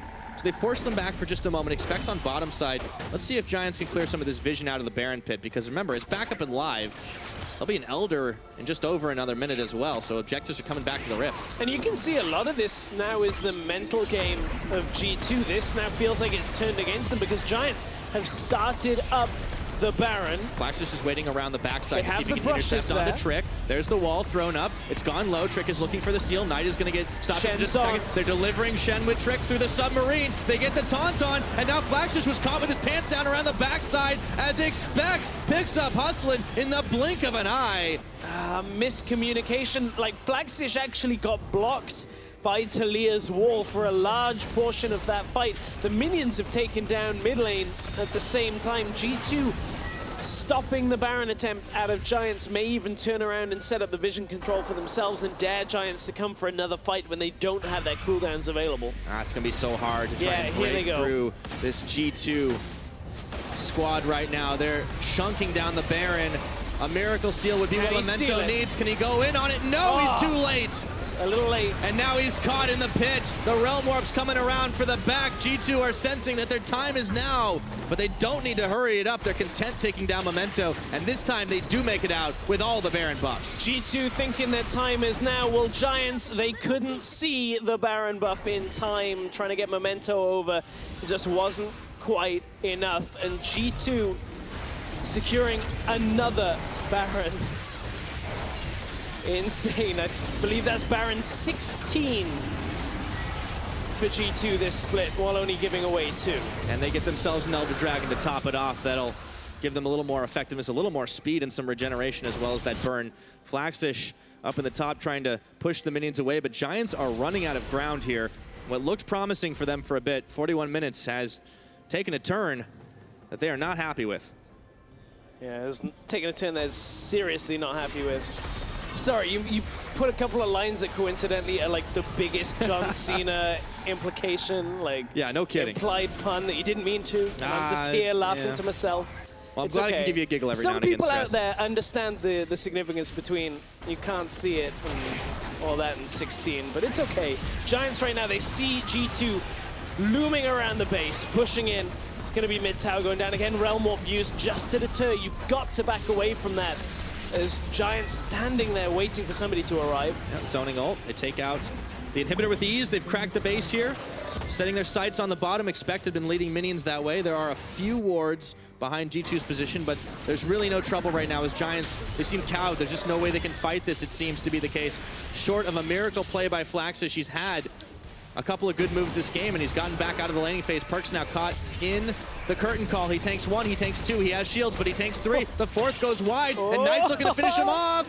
He doesn't have flash, and he can't get it done. Meanwhile, the base is broken again. Yeah, G2 just continuing on the bottom side. I don't think Daisy's going to be enough to deter them from getting the inhibitor. There's the wall. The wall is going to block G2 in for a moment. I mean, but it was just Daisy that was taking the fight.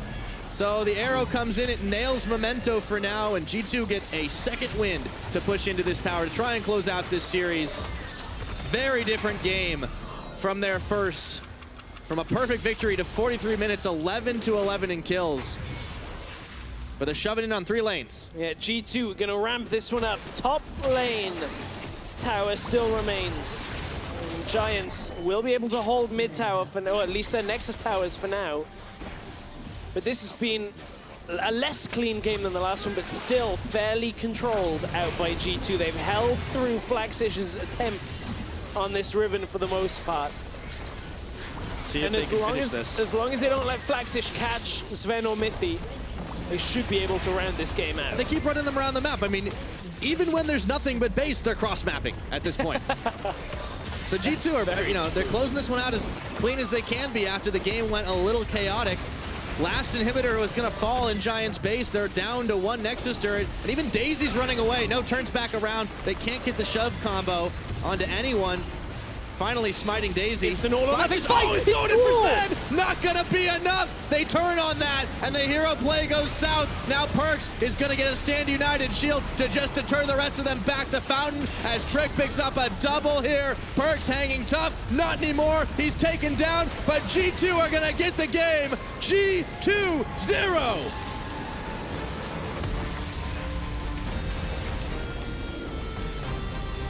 And they close out of their group without dropping a series.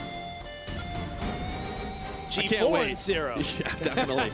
I cannot wait when these guys face off against the Unicorns. That's going to be explosive. Yeah, I want to see that matchup as quick as possible. Like game 1, you can't get better. Game 2, you can. Game 2, you can. But they closed it out. They did what they needed to do. They halted the Riven plays. And you can see it right at the end there. Wasn't much left to do.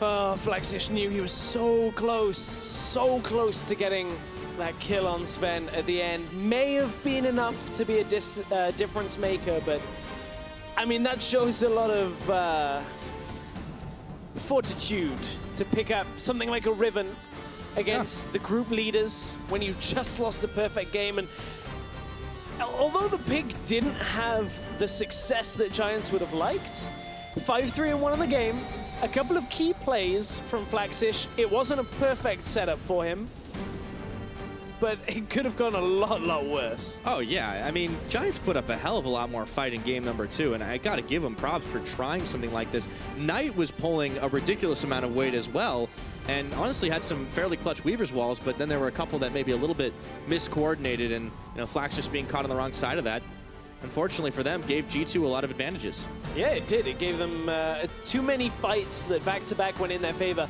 Really actually impressed by Expect in this series. We were talking about him being a weakness, a point perhaps that could be easily exploited. Yeah. His Shen was really good.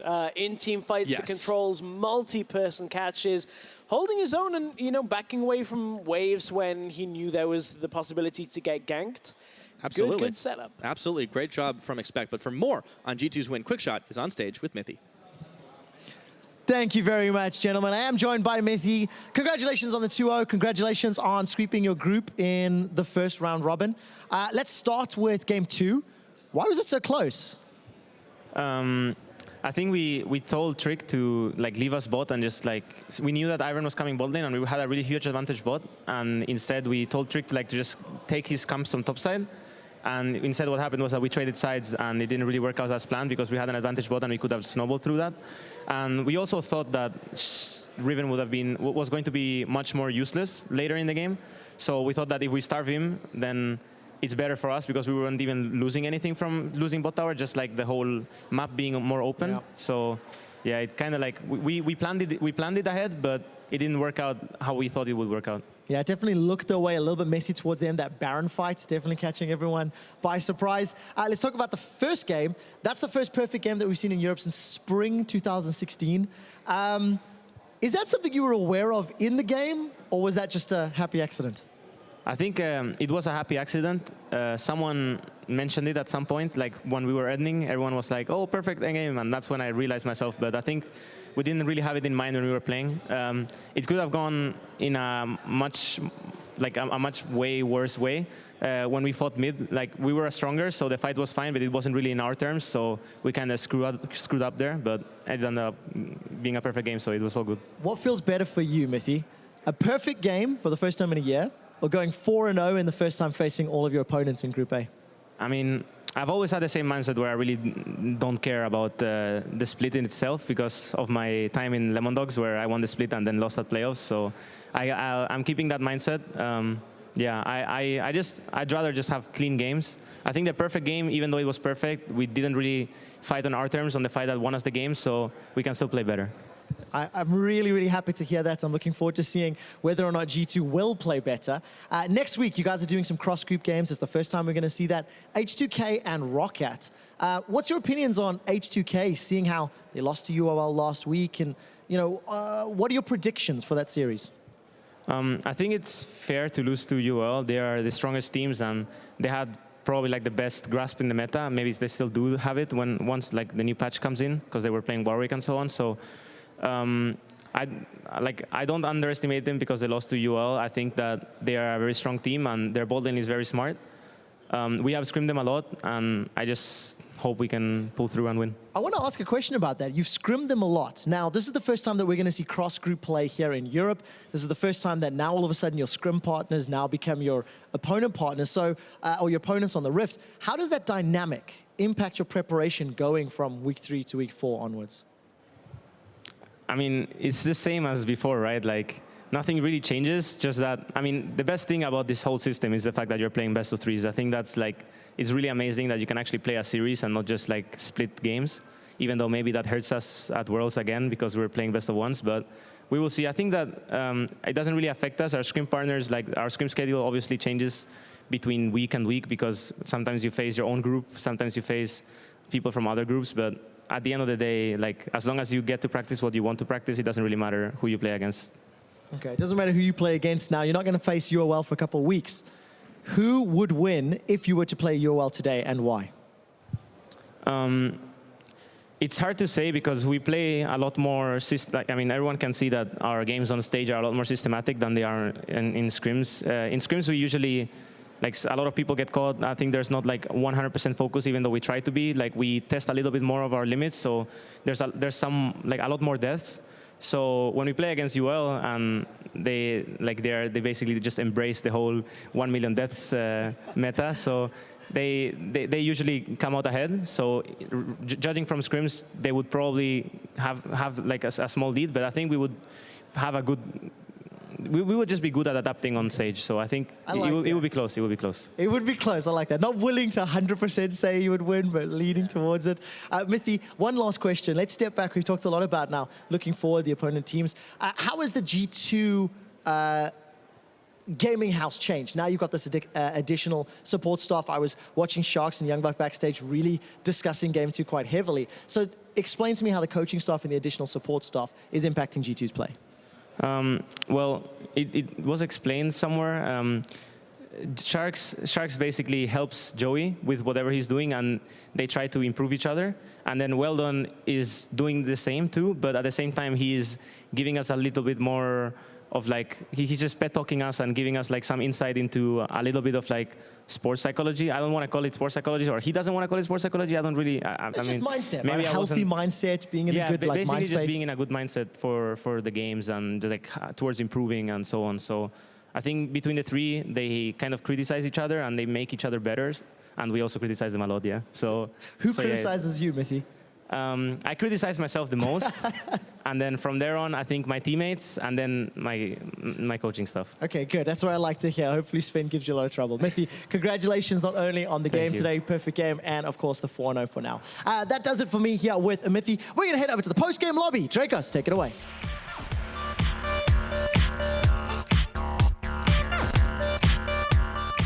Thank you very much, Quickshot, and welcome everyone to the post-game lobby, where we're going to look back on today's games. I'm, of course, once again joined by the same people as the last segment. Surprise, surprise, no mix-up here. It's Deficio, Alfari, Daku coming in to back me up in this one. And I want to start by taking a look at that last game in the series. We hadn't had a chance to cover it yet. Of course, Game 2, Giants versus G2. I think we can safely say completely different than the first game. Riven comes in. We thought it was going to be bad, but it feels like it kind of worked out. Kind of, yeah. I mean, it was better than expected. Yeah, it was better than expected. We saw your tweet. Yeah. Called out the Riven instantly. I was ready to reply when we were like 45 minutes into the game if Giants had won, being like, oh, you're wrong. But what would you have liked to see different from that Riven? I mean, I think the main problem with this Riven pick is that it's just so weak for team fighting versus like a Ryze, a Zyra, a Rek'Sai. These champions I can just easily CC you. I think if they want to go for a Riven, like late game, you need to have a QSS or at least Mercury Trez. try and mitigate the CC that you can actually not get one shot as soon as you go in. Because you saw like later on in these team fights, he'll just go in, like get hit by like a Rice W for 2 seconds and he's gone. Well, we did see, of course, I mean, one of the big moments, of course, was one of those team fights at Baron or around the Baron area for Giants, where we did see the Riven be effective. And it was kind of at this point that we started to question if Officio was ready to respond to your salty tweet sarcastically. But of course, Riven not in the team fight this time, instead fighting on the back line. Well, I think, I don't know if it's so much the Riven pick here as much as it is just Miffy kind of mispositioning at the start of this fight. Like, there was really no reason for him to be there, and he got one shot, and it's just messy from G2, really.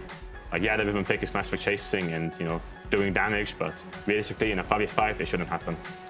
I do respect them picking the Riven, because, like, I know we talk so much about simple comps versus hard comps to execute, and obviously Riven compositions kind of fall under the hard one. Yeah. But the fact that you lose first game is like perfect game. You feel like it's really hard for you to do anything to like win that second game, and you try and throw that big like curveball. If Riven was the correct choice, you can argue against, like, as a coach. Do you also agree with this philosophy of like throwing out some of these completely new picks if you feel like you're an underdog? I don't, because I think if you're the underdog, your goal during the split is just to improve as much as you can. So I would say take this opportunity to play the best team in the league and see how you can, you know, shore up with them on regular picks. Because it's so much easier to see macro mistakes after that when you're used to these specific picks. So, like, for example, if they had Rumble or Trundle, Trundle can do a very similar role to what Riven was doing that game, can just split push.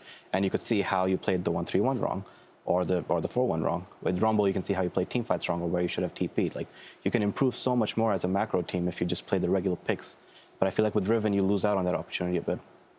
And Riven, of course, very lackluster. And while we did get to see some Riven highlight moments, obviously a very solid score in the end, there was that crucial team fight where Riven, kind of as expected, with no tools to block the CC, just got popped immediately. Alfari actually yelled during this fight, "This is why you need QSS!" As soon as he jumps in, and he's gone. There he goes. Slowly but surely, takes a couple seconds there on the shutdown, but of course that's the disastrous setup. Riven, not quite the tanky Mao guy. Definitely does not want to go in first. And once again, an exciting pick to watch, an exciting pick to see, but at the end of the day, just when it's coming in through the front, when you see it coming, it just does not feel very impactful.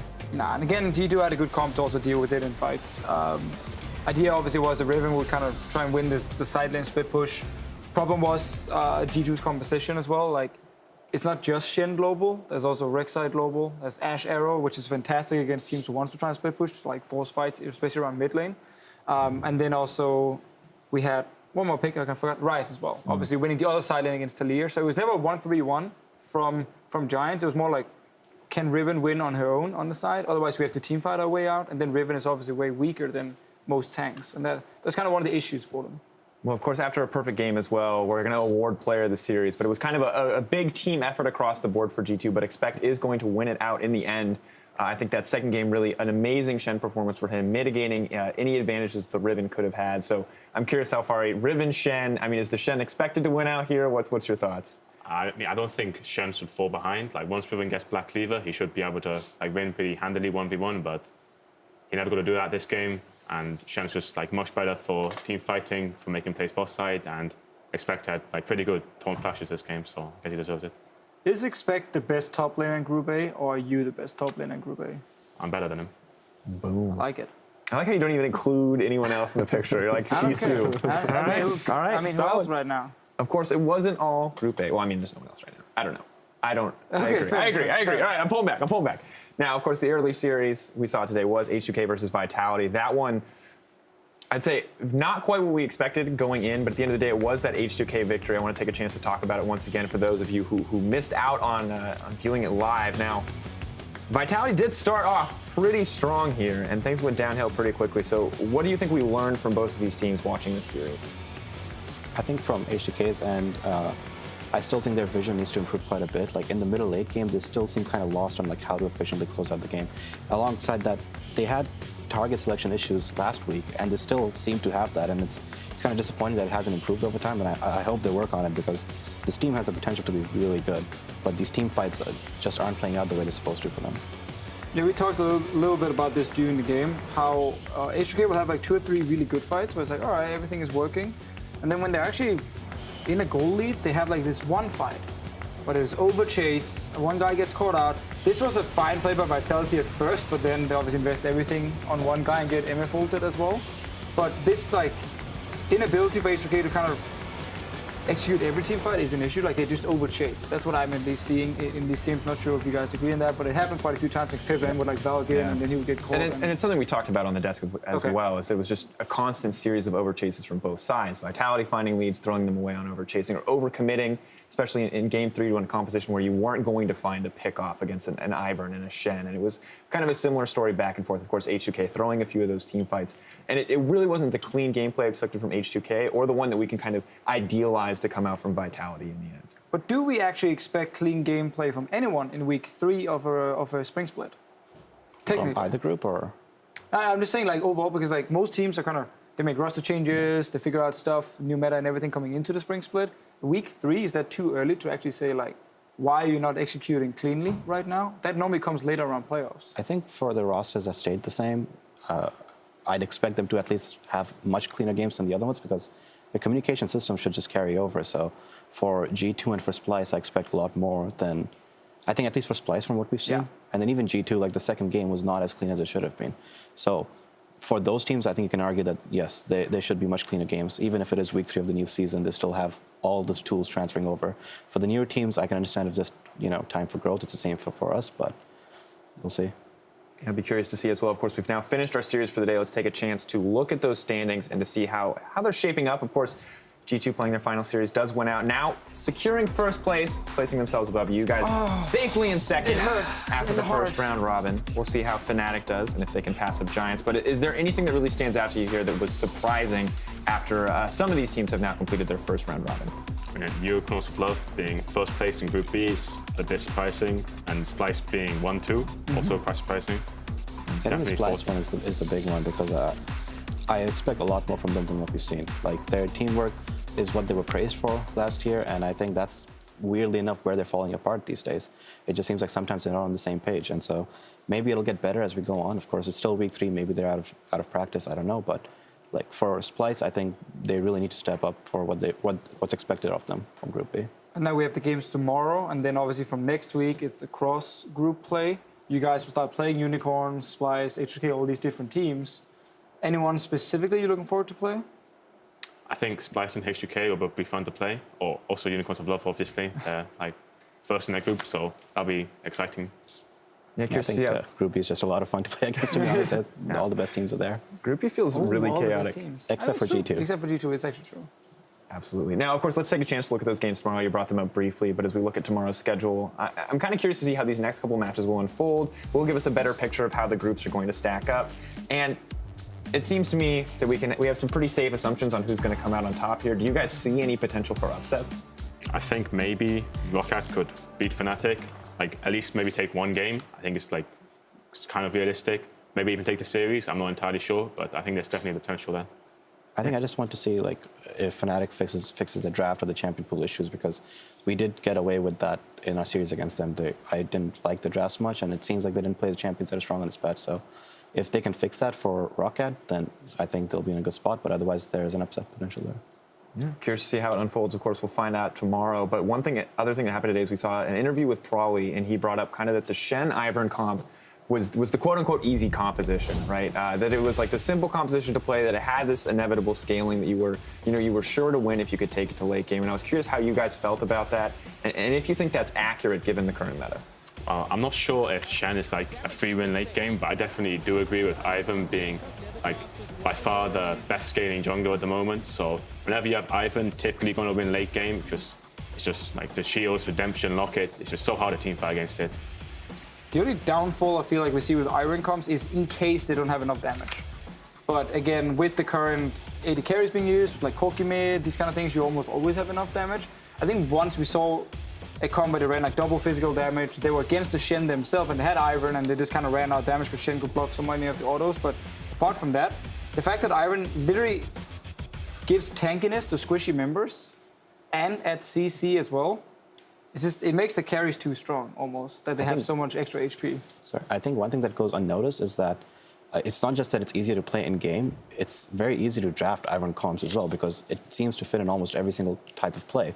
So even if teams are poor at drafting, if they just pick up the Ivern, they will probably have a cohesive comp regardless, and a comp that'll scale well into mid and late game. So they can make mistakes in drafting and get away with it, which I think is a huge strength of the pick as well. Is it easier to punish in scrims, where people might invade early compared to on stage? Or is that exactly the same in scrims as well? Well, I think the new pick that Trick pulled out, at least in LCS, Graves, like worked pretty well against Ivern. I think champions like these, which can can be uncontested in the jungle, like when invading, versus Ivern, are going to be particularly good against Ivern. And I expect we'll see more champions like this in the future versus it. That's like more teams think about what's good against it.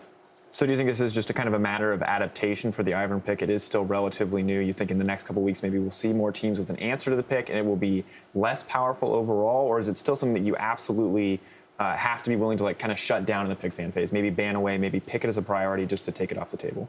I think for the next few weeks you probably have to think about it like very heavily when you're planning pick and ban. But as teams get better at snowballing early games, for example, or playing split push or poke, like these different variations in compositions, then I think you'll see Ivern fall off a bit. But right now, for the most part, everyone's trying to play team fight. There's very few teams that are trying split push. G2 played 1-3-1 today, and it was excellent in both games. So that's where I think Ivern will eventually fall off. And most other teams who actually try to play split push would lose. Like we saw Fnatic yesterday try and do it with like Zed and so on. And it is really hard to execute, especially with the new rosters where communication is an issue, because like 1-3-1 comes, every single lane is talking like all the time, they're all pressuring together.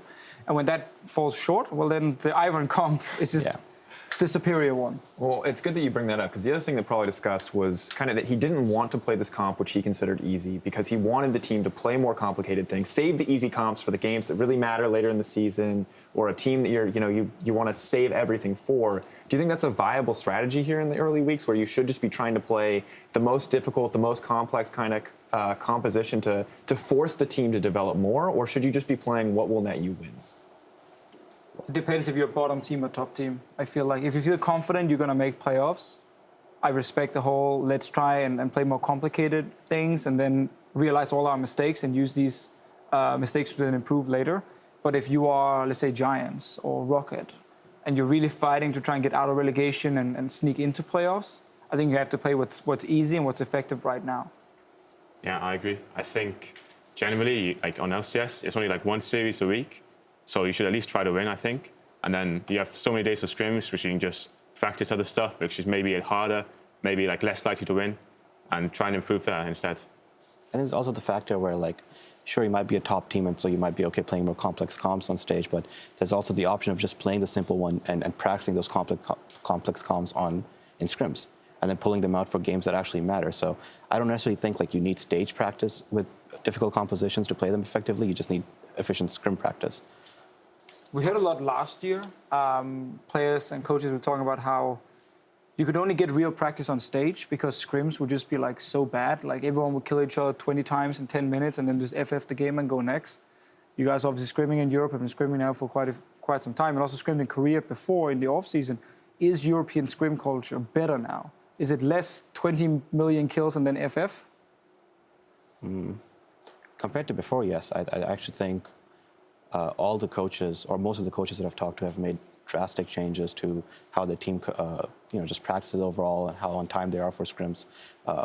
One thing that when we were in Korea was in my opinion, really effective was that between the two blocks there was a 2-hour break. So the second block always felt really effective because you had such a long time to reset. I think that's the only difference between Korea and EU in terms of practice. The second block still feels a little bit, out of sync because people are tired and you can see that they're not making the best decisions, which they normally wouldn't. But overall, I think Europe's really stepped up this year for scrim culture overall. Do you agree, Alfari? Yeah, I mean, I don't really notice a big difference from this year and last year. Like, scrimming is still scrimming. I mean, it's kind of good to hear that that's been an improvement. Coach, and also, I mean, it was a pretty large criticism. And do you have any thoughts onto like why has this changed? Is it just that all of Europe wants to level up and get better? Was this a conscious effort across teams, or is it just that as teams are improving, scrim culture is kind of improving along with them? No, it was definitely a conscious effort. Like before the season started, all the coaches got together and we all talked about how we wanted to practice. So it was very much an active effort to try to improve everything, because last year there were definitely some complaints in terms of like either how on time teams were or the tilt factor that some players would have. So there were issues with scrims, and I'm actually very impressed with the EU coaches this year. I think they've done an excellent job in elevating the scene. So my kind of final question on this subject is, we have cross-group play coming up. You heard Quickshot mention it earlier, talking with Mithy, and I'm curious how that's going to affect you guys. I assume mostly scrimming outside your group for now. Is scheduling scrims just going to be a disaster? Do you guys already have planned who you're going to practice against? How does that affect your preparation? In our case, going into the season, we made a goal, which was we'll scrim all the top teams that we can get, because for Misfits, the goal is to improve as much as we can in the regular season and then show up in playoffs. Now, maybe the goal is different for G2 or for Splice or these other teams that have different expectations than us. But for us, it hasn't really mattered too much. We're just looking to scrim all the top teams and then just performing on stage. All right, and I kind of wanted to close out here. I want just some final expectations. We've had 3 weeks now. We're finishing up the first round robin. Of course, one more day of play left before we finish that out. How are we feeling about Europe overall as a region? Do we once again have these very secluded teams at the top? You know, is it very top-weighted like it was last season with H2K Splice? Do we expect it to stay that way? What are the feelings? I don't think it's super top-heavy right now. I think Unicorns of Love, who is #1 in Group B, has definitely had extremely close games against a lot of the other teams in their group. And while they did win them, I don't think they're like way better than most of the other teams in that group. And I think Group A, while G2 is the best, it's somewhat the same. A little bit, I guess, G2 is slightly ahead of Unicorns in that regard. But I think we have a lot of very cool up-and-coming teams. And I mean, like, Misfits is one of them. I think, like, funny enough, Splice, even though they haven't changed anything, I'm expecting them to pick up the pace very soon. And then I think we might have, like, 5 potential top teams that can actually compete in playoffs and play some really competitive games. Yeah. Exciting to see, too, because we've seen so many teams in the past be really exciting in the regular season and then not be able to kind of bring something to the table when it comes to best of 5. Overall. And do you guys kind of echo Deficio's statement here? Do you feel like there's a lot of strong teams right now, or are you guys mainly looking at 1 or 2 at the top of the table? I agree. Like, I think today's series in particular also showed that, you know, the difference between like the perceived top teams like H2K and G2 to like Vitality and Giants maybe isn't as big as people thought. Like before today, I definitely would have expected Giants to maybe take a game with G2, or for the series between H2K and Vitality to be so close. So I don't think the difference is as big as it might have looked. Yeah, I mean, for me, it's pretty exciting to see. I love having a lot of top teams. I know, it's good. Good to get parity between the teams, parity between the groups. But, of course, thank you again so much, Daku, Alfari, for joining me. Deficio as well. I shouldn't thank you. This is your job. Thank me. I am not thanking you. All right, well, that's going to do it for us tonight. Thank you so much for coming. Don't forget to tune in tomorrow at 4 p.m. Central European Time, 7 a.m. Pacific for our friends across the Atlantic as the EULCS 2017 Spring Split continues. See you then.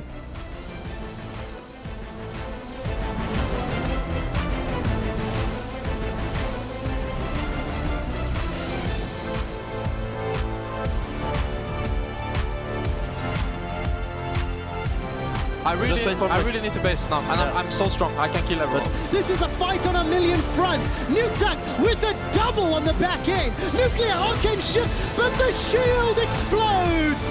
Nukeduck and Joko ace H2K. Simply does not matter.